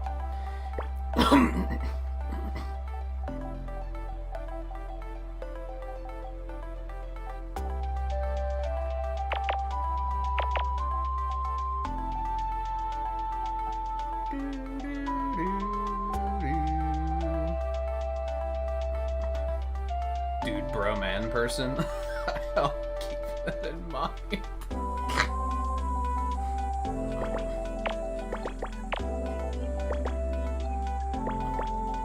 I've found myself using dude a little bit more often in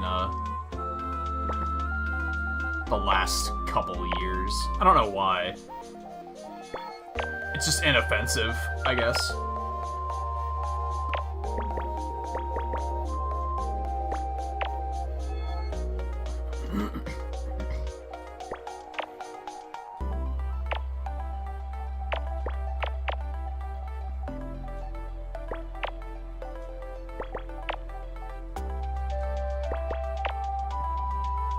What the hell is this supposed to be? I don't see anything yet. Guess I haven't really been paying attention to it, but...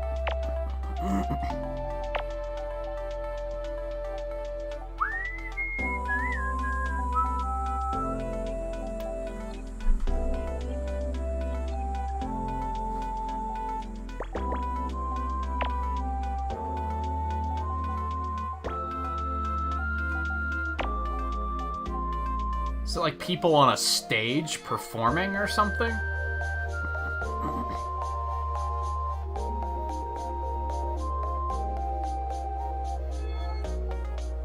I think bro is definitely like the masculine form of like sweetie. Like I think it's definitely the it's the one that everyone uses to make it sound like you're closer than you actually are.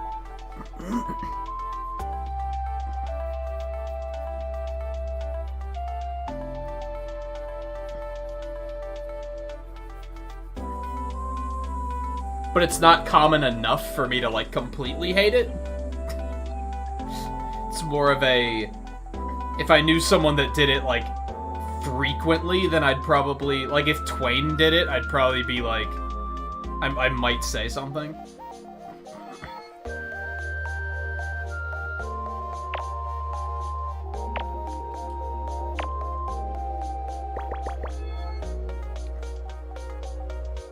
Like someone that I talk to like every day, then I'd probably be like, hey, no.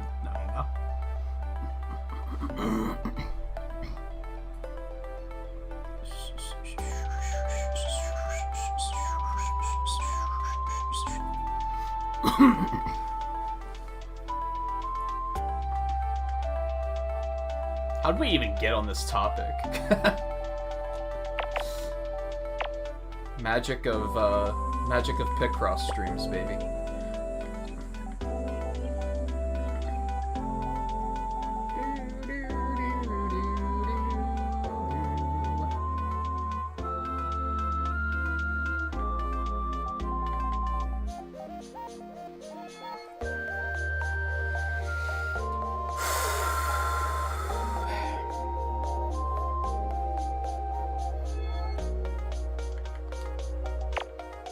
That could be either.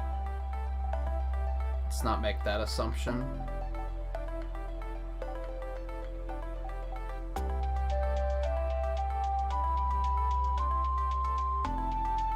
I was about to say this shouldn't be that bad because we've already finished like 2/5 of it.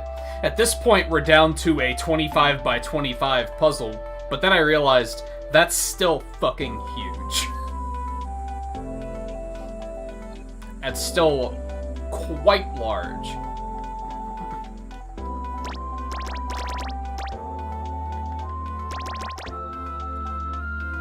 Fuck. These numbers can all fit in here. That's unfortunate. Can we... Well, we can still come up with something here.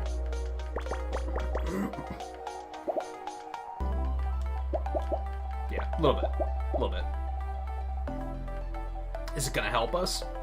Don't know. But it's something.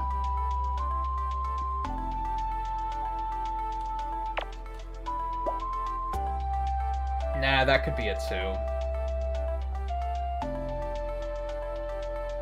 And that could be a 3, so yeah, it's not terribly helpful.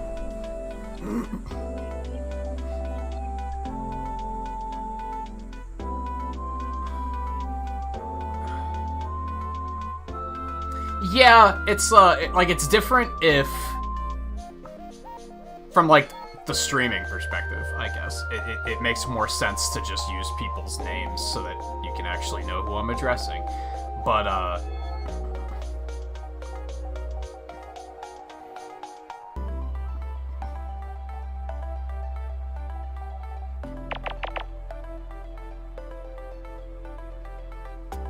No, that's right. I think. Oh, again, I don't know if it helps us, but,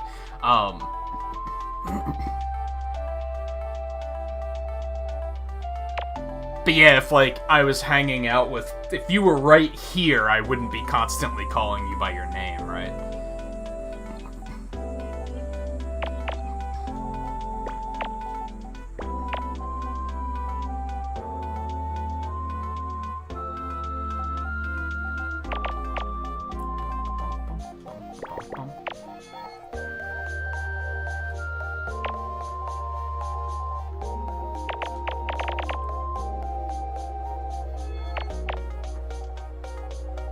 I could, but it would be weird, I guess is my point.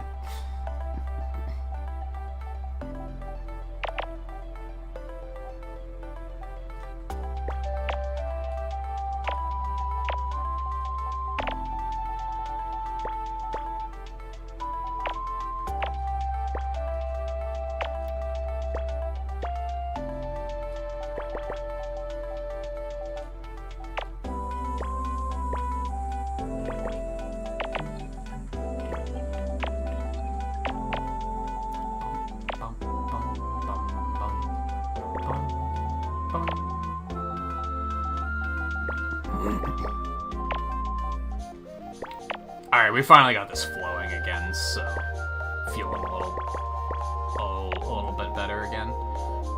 For a second there, I was like, dude, this is not going anywhere.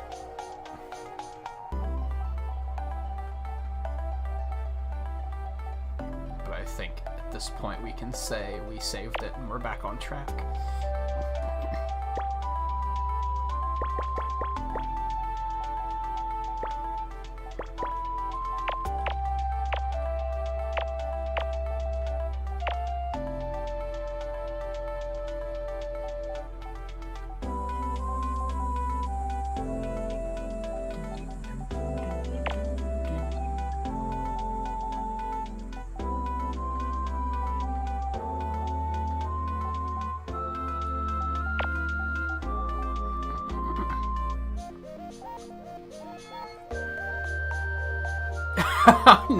No, that's not just you.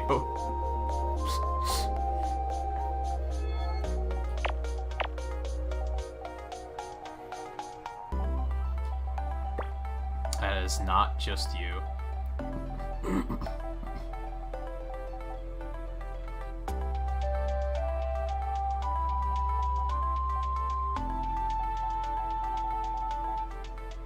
I jinxed it. I had to say something about how this is going smoothly, and then it kind of just straight to a hole.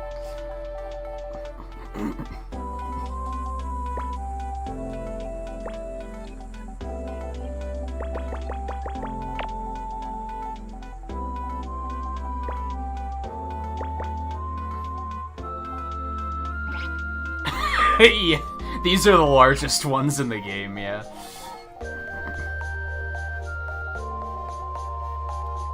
There's only 5 of these, so they don't demand too much out of you on these.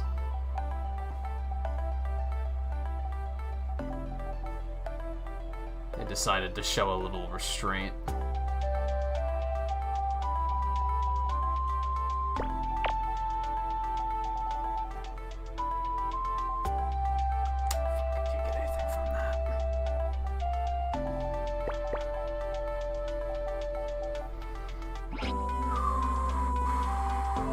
Like is or shut up.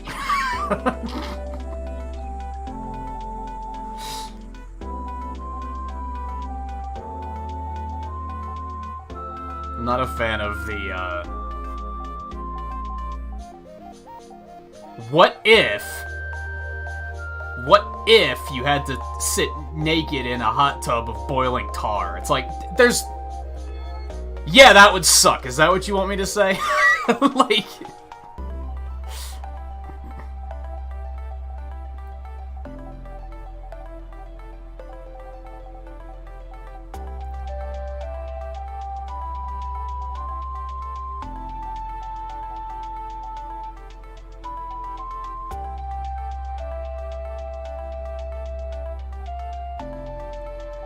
fuck, I'm stalling out a little bit again.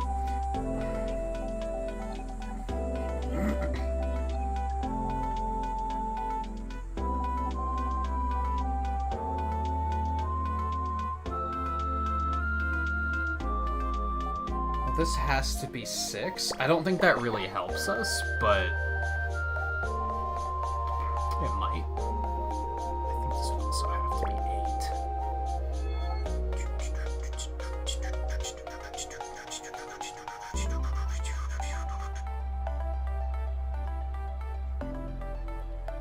8. There is a 3D Picross, yes. But yeah, they're typically like... Do they even get bigger than like 15 by 15 by 15? Like they're typically not very large.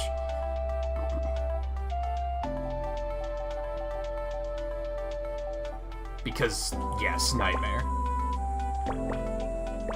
They're pretty mind warping. They're pretty mind warping. They're would not recommend unless you've done so much of normal Picross that you're like numb to it, and you're like, I need something new in my life, and then like, yeah, sure, give it a shot, but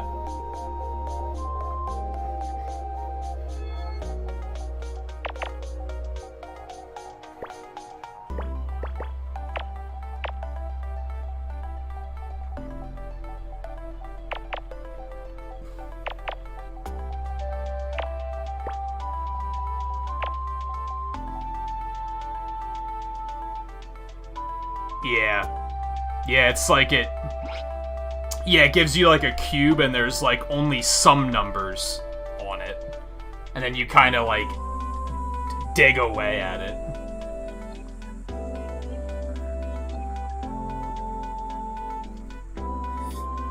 I'd be interested to see it on like Switch with better controls.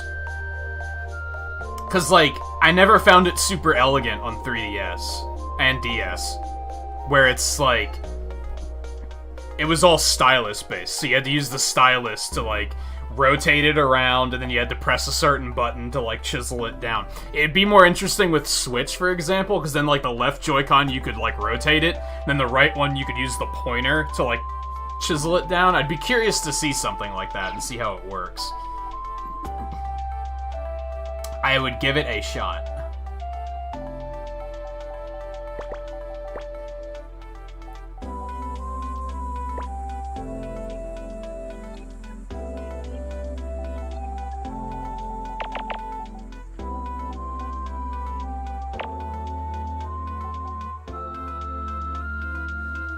I've never played Tetrasphere. I've watched it, though. Like, I've seen it before. I'm aware of its existence.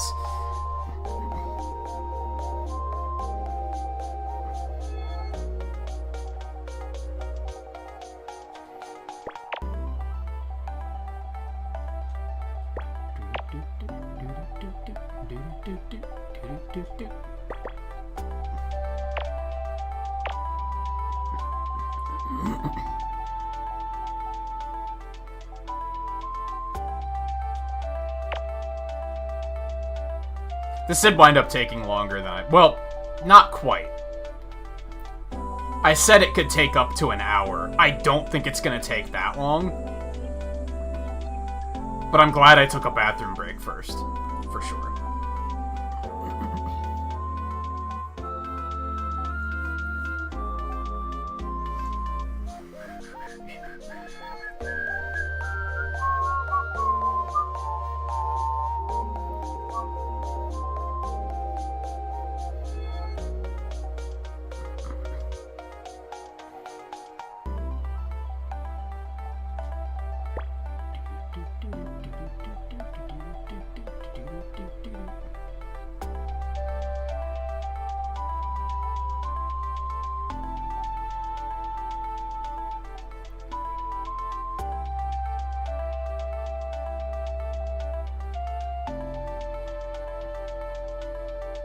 Can we do anything over here yet? Yes. Barely, but yes.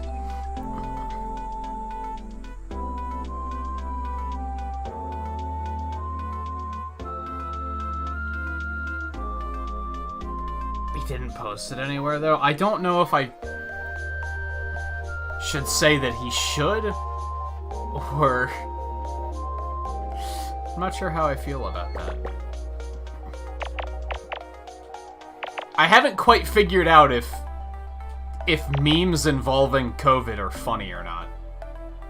Like, when I see someone make one, I'm usually, like, kind of uncomfortable about it.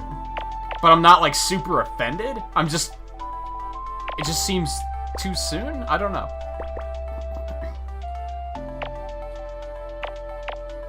I imagine that's why he didn't post it anywhere. Oh, it's offensive as fuck. Okay, then yes, he shouldn't post it anywhere. Yikes. Then I agree with the decision to not post it anywhere.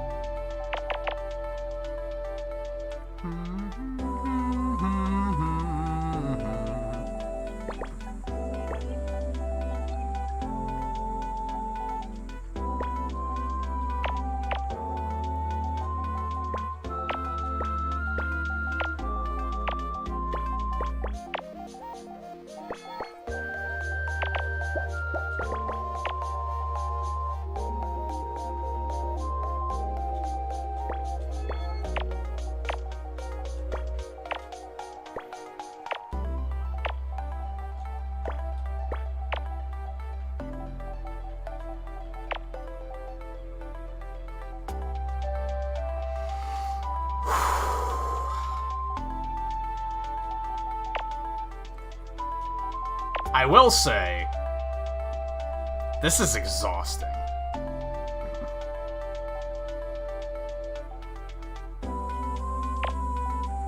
Like, this is a lot.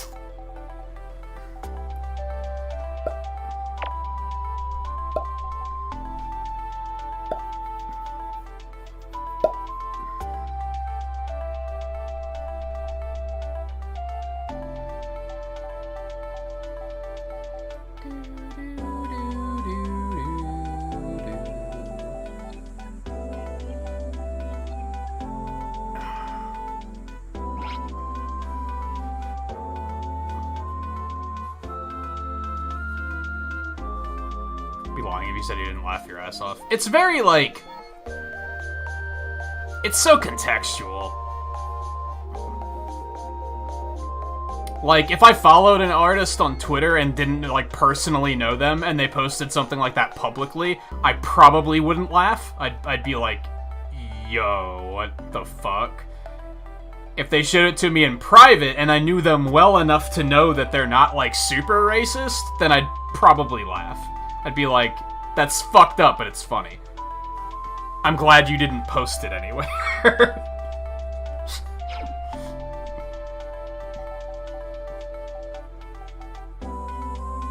I'm not the type to get, like, super offended by stuff, but, like, I am the type that I'll be, like, sympathetically offended for people. Not to the point where I'll be, like... I'm not running around trying to fucking cancel people, but... I'll definitely, like, if I look at something and I'm like, that's pretty offensive, I'll be like... Dude, that's not cool.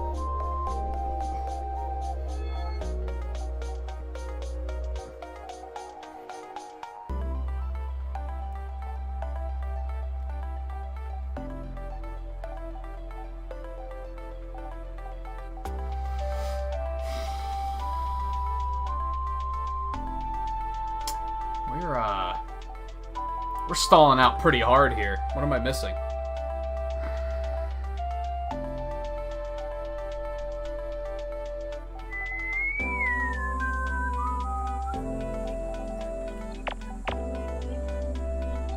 Well, that didn't help.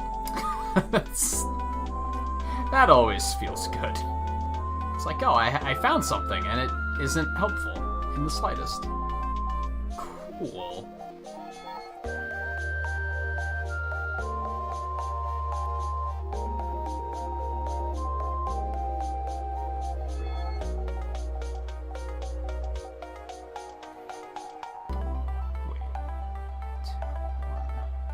Yeah, that could all fit there, so that doesn't give us... Well, we know that.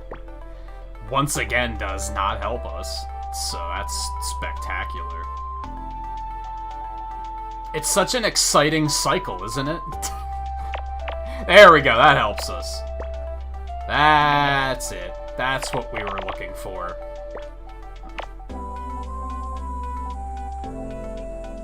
I don't fully yet know what all we just figured out, but it's something.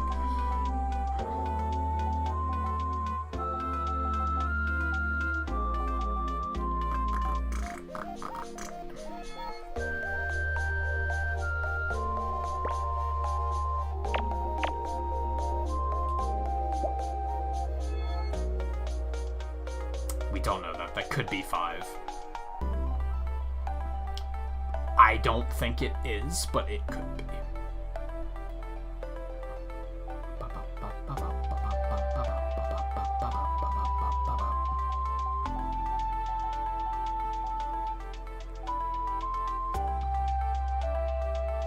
I almost like how this had, like, a slow ramp up to it, though. Like, it didn't start out just stupid hard. It, like, started kind of like, oh, this isn't too bad, and then, like, worked its way up to, this is awful.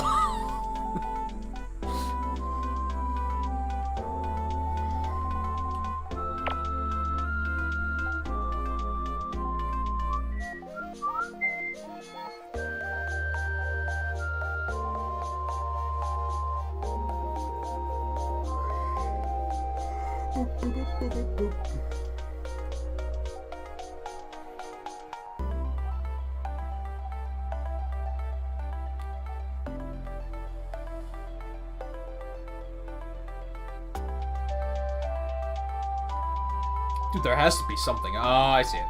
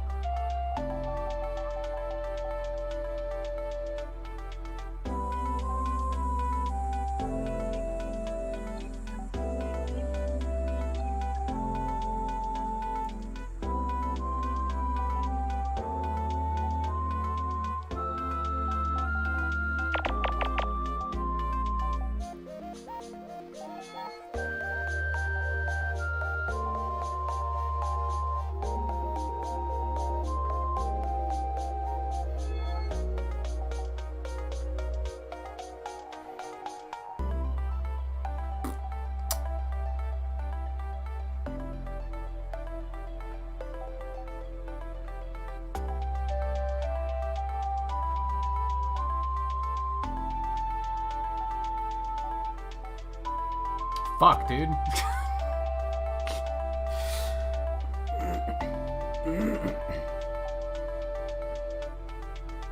Now what the fuck am I missing?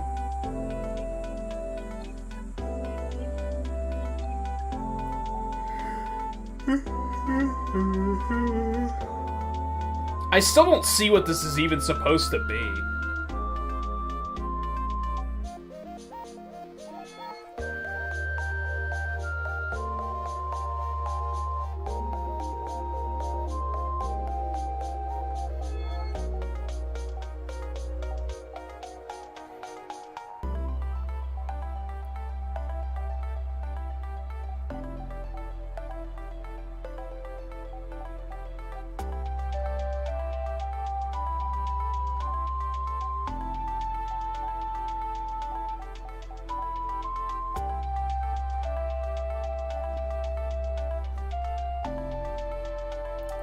Jesus. I don't know what I'm looking for.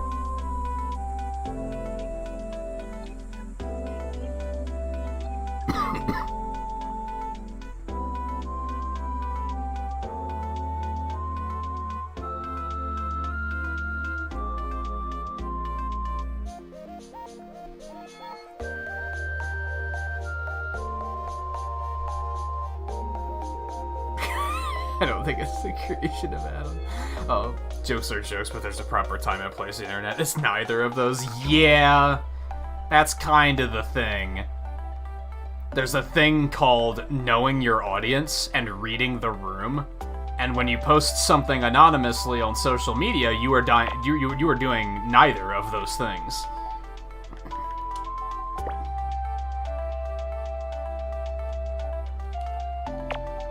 I love how I looked back and immediately saw what I was missing.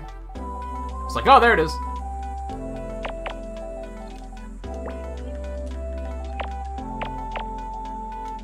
Onward we go.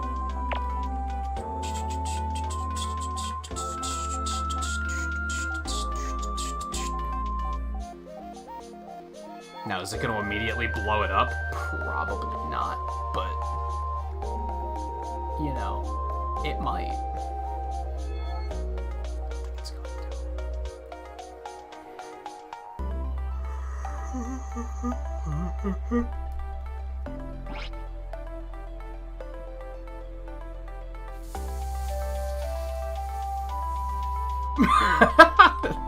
Is that the excuse?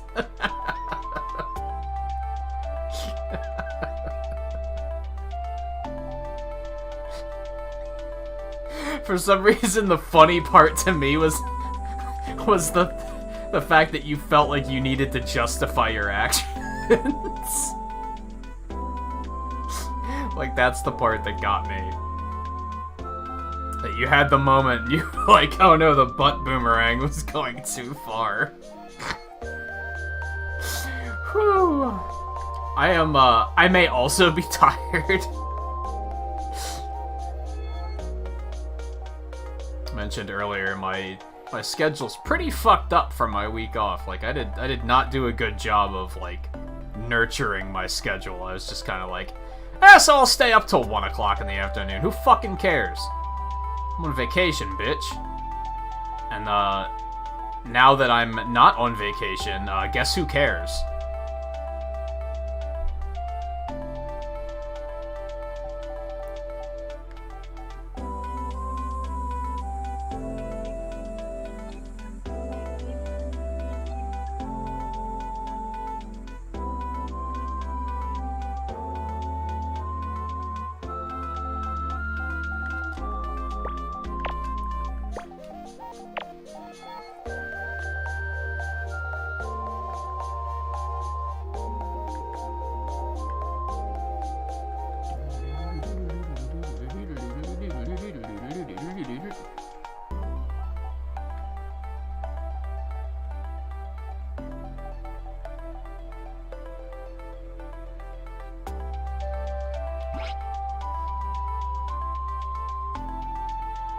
What the fuck is a boomer kawanger anyway?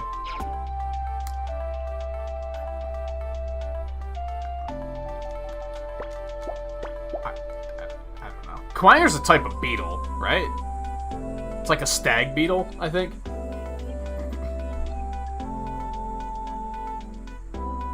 And I think they were attempting to make it a play on words, I'm pretty sure, because most Maverick names are play on words. Japanese Maverick names, that is, and Boomer Kawanger is one of the few that, like, was not really localized. They just kind of left him the way he was.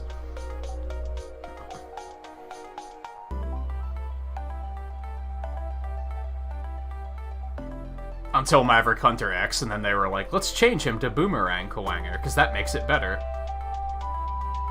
didn't make it better. Now it's just doubly confusing.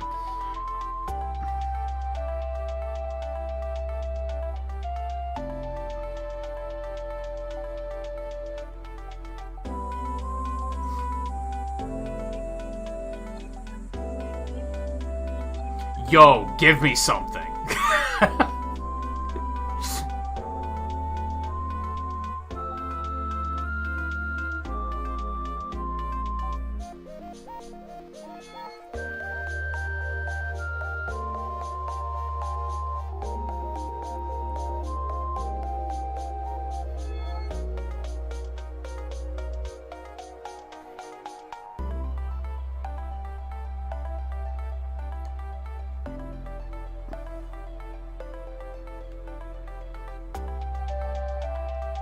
This has to be 4, doesn't it?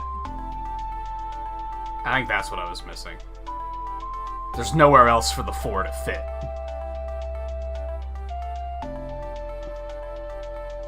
Yeah. Does that help us? We'll see. We'll see.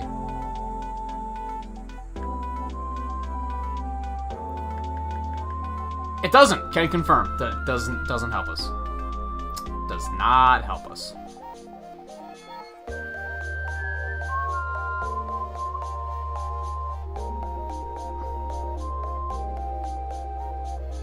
Oh, I thought it was outright like a species of beetle. I didn't know that that was just a literal translation.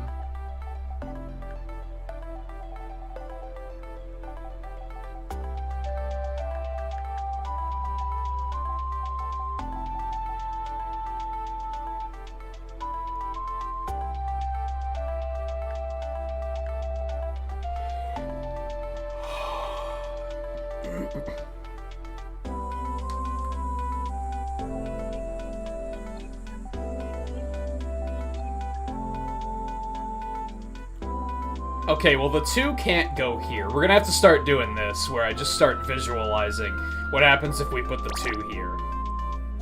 If we put the 2 there, that has to be 2. And then this row indicates that this would also have to be 2, but that doesn't fit with the columns, so that has to be 2. Which means that has to be 2, that has to be 6. Okay. Now we are cooking.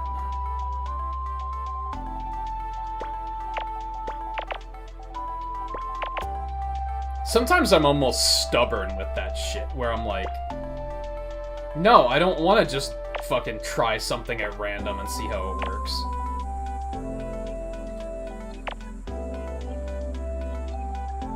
I want the game to confirm to me that, yes, this is what I should be doing, and then I'll do it. But sometimes I think what they want you to do is to just fucking try something at random and see if it works. Not necessarily guess, but just kind of like play it out in your head and be like, okay, if I do this, where will it take me?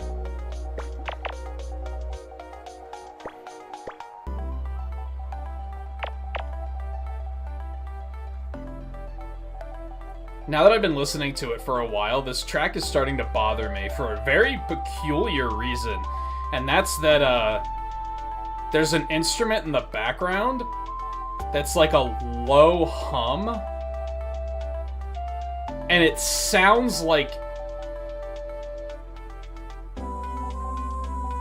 either there's something wrong with my air conditioner or that there's a truck outside just kind of sitting there rumbling. And it's like, it's messing with me. I keep thinking, like, what the hell's that noise? It's the fucking music, dude.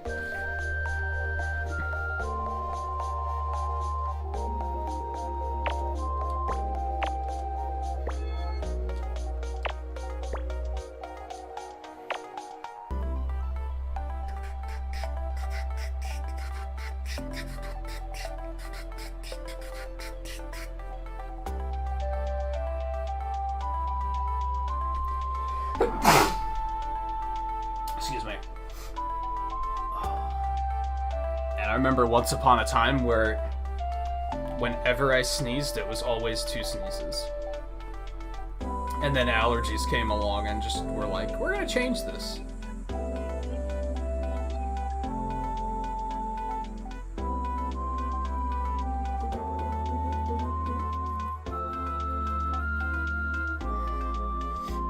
That might sound like a good thing. That might sound like I'm like, oh, thanks, allergies. Now I only sneeze once sometimes. You know what? I like the fucking consistency, so I don't necessarily consider it an upgrade.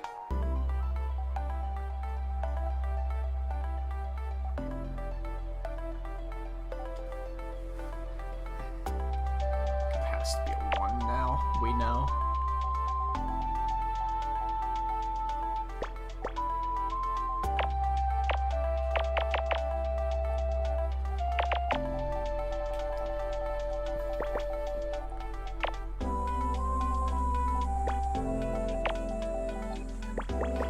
I think that might be it. I think we just got the last,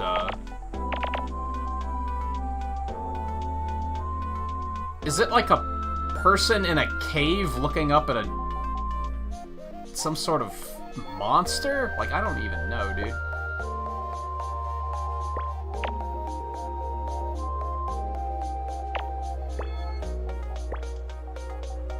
Like, you can see his legs, right?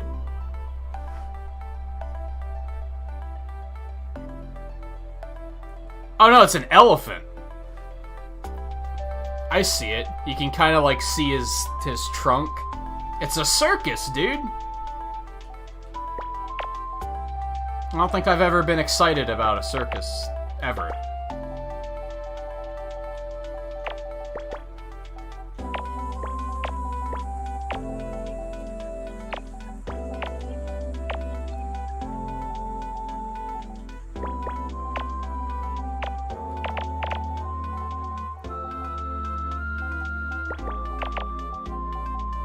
Nothing against circuses, really. It's just...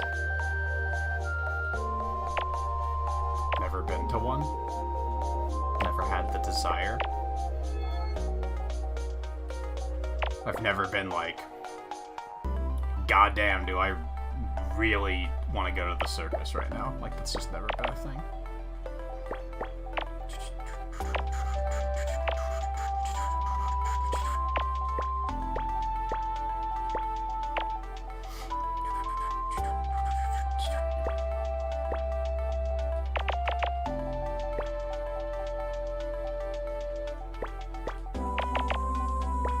We did it. We did it. It's a circus, dude. That was an experience. That took both longer than I expected and not as long as I expected. I was prepared to go for another hour, and that was almost an hour, but my realistic expectation was 45 minutes. So it also went longer than that. I'd say we made some good progress tonight, but fuck Mega Picross is what it comes down to. So we have 4 pages of Mega Picross left. Please pity me. I don't really ask for sympathy often, but please pity me on that one. We have 5 color Picross left. That's not going to be too big of a deal. And then we got 2 more of these big bad motherfuckers left. So next week, we'll probably jump right into Mega Picross, do a page, and then maybe go do one of the extras, and then come back to Mega Picross or something. At this point, honestly, we want to do like 2 pages. And then do a big one, and then come back and do another page, and then go do the other big one, and then come back and do another page, and finish with Color Picross or something. I really don't want to end on Mega Picross because it can go fuck itself.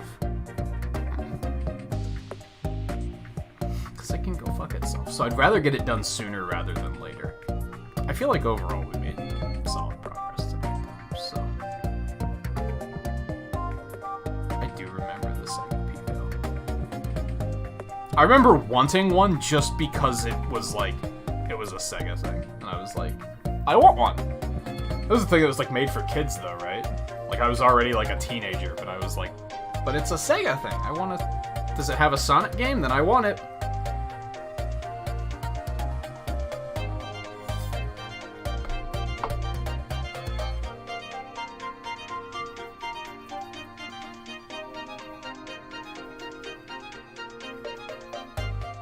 I smell like cotton candy and elephant shit. That sounds awful.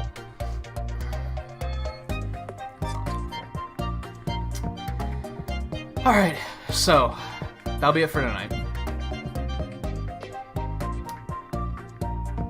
Tomorrow we're going to jump back into Bravely Default, finally.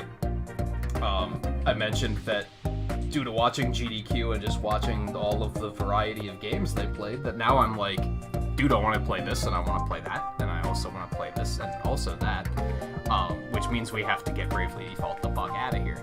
I'm still having fun with it. If I wasn't, and I was doing it just to finish it, I would probably just drop it and say, nah, we're just gonna move on. But I am still enjoying it, so. That being said, we'll see how tomorrow goes, because it's been like 3 weeks since we've played it, so hopefully I don't have too hard of a time getting back into it. So yeah, that's the plan for tomorrow. On that note, I maybe am getting to a point where I might look up how much more is left in the game. To be honest. I think now I might be at that point where I might have to look it up. And see, like, okay, how many more streams do we have in this? If it's like 3, I can deal with that. If there's like a whole nother act and it's gonna be another 10 episodes, I might just have to drop it for a little bit. Like, that's just a little too much. It's just a little too much. We'll see how it goes tomorrow, though. Maybe I'll wait and we'll do tomorrow, and then I'll look it up afterwards. I think it's probably gonna be as easy as just Googling how many chapters are there. So I'll probably do that tonight, to be honest. I'll be off on Wednesday as per usual. Thursday, we're going to start Sonic Marathon Act 2, which will be focused on the handheld eras of Sonic games, as well as a couple other, like, just kind of off games. Stuff like 3D Blast and stuff like that. We're going to start with the Game Gear games, though. So my current plan for that is that we're just going to do one game per stream.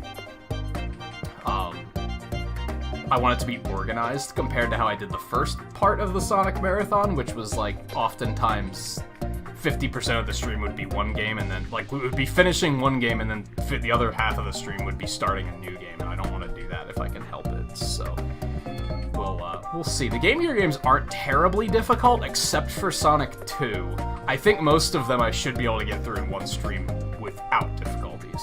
Sonic 2, I'm not positive about, because that game is very difficult.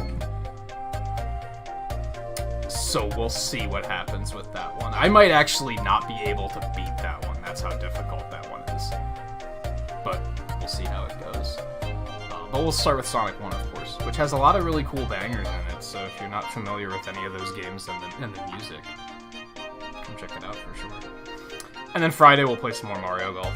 I'm still, I actually haven't played Mario Golf in probably about a week, so I'm kind of all ready to go for some more multiplayer on that. I kind of dialed it back because I didn't want to be burned out by the time I started streaming again, and then be like, no, I don't want to play it because that's all I've been playing. So I dialed it back for a little bit. Saturday will then be off, and then Sunday will be the next Monster Hunter Crash Course. We'll try to get through those as well. I don't know what I'm going to do with Sundays yet. I kind of want to do an art montage stream of some sort, but I also kind of want to get back into speedrunning, so I haven't figured that out yet, but we have like 2 weeks of Monster Hunter things before we're done with that and moving on anyway, so hopefully I'll have it figured out by then.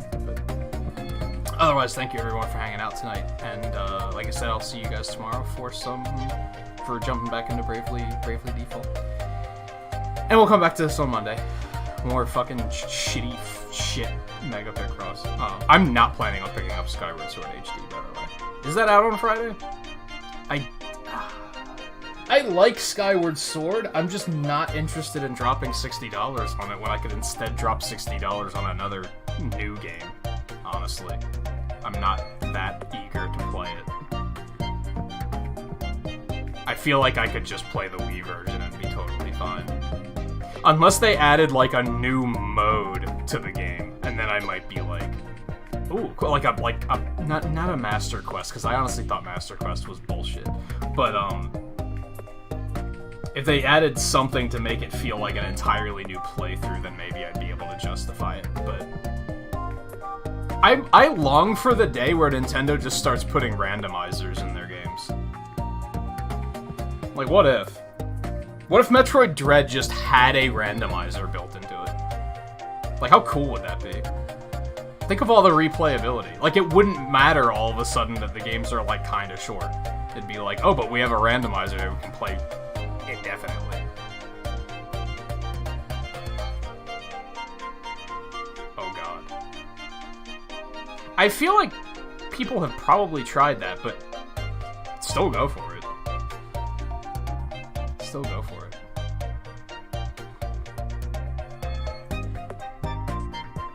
Yeah, I'll probably skip it, unfortunately. I don't know when the next... Metroid Dread might be the next game coming out that I'm actually gonna pick up. I think. Like, for sure. There might be some others that I'm just, like, not sure on. Anyway, I'm hungry and tired. I'm gonna try and set up some audio trickery with OBS.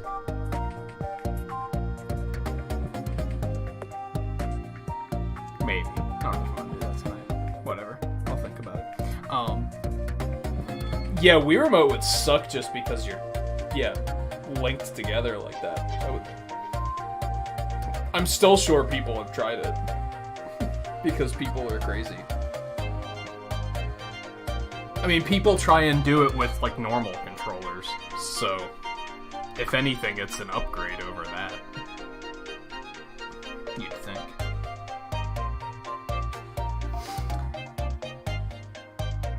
I'm tired. Alright, I'm gonna get out of here. Thank you again, everyone, for hanging out tonight. We're not gonna do a raid or anything, but let me see if...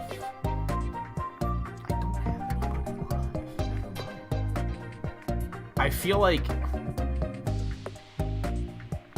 raiding is just out of the question unless I suddenly find a bunch of new channels to follow that are overnight streamers.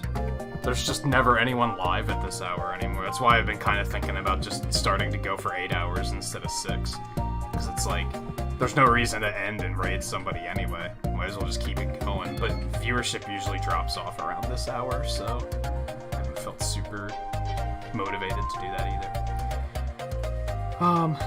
Anyway, so yeah, more of this next week. Bravely Default tomorrow. Take it easy, everyone. Thank you again for hanging out, and I'll see you guys tomorrow.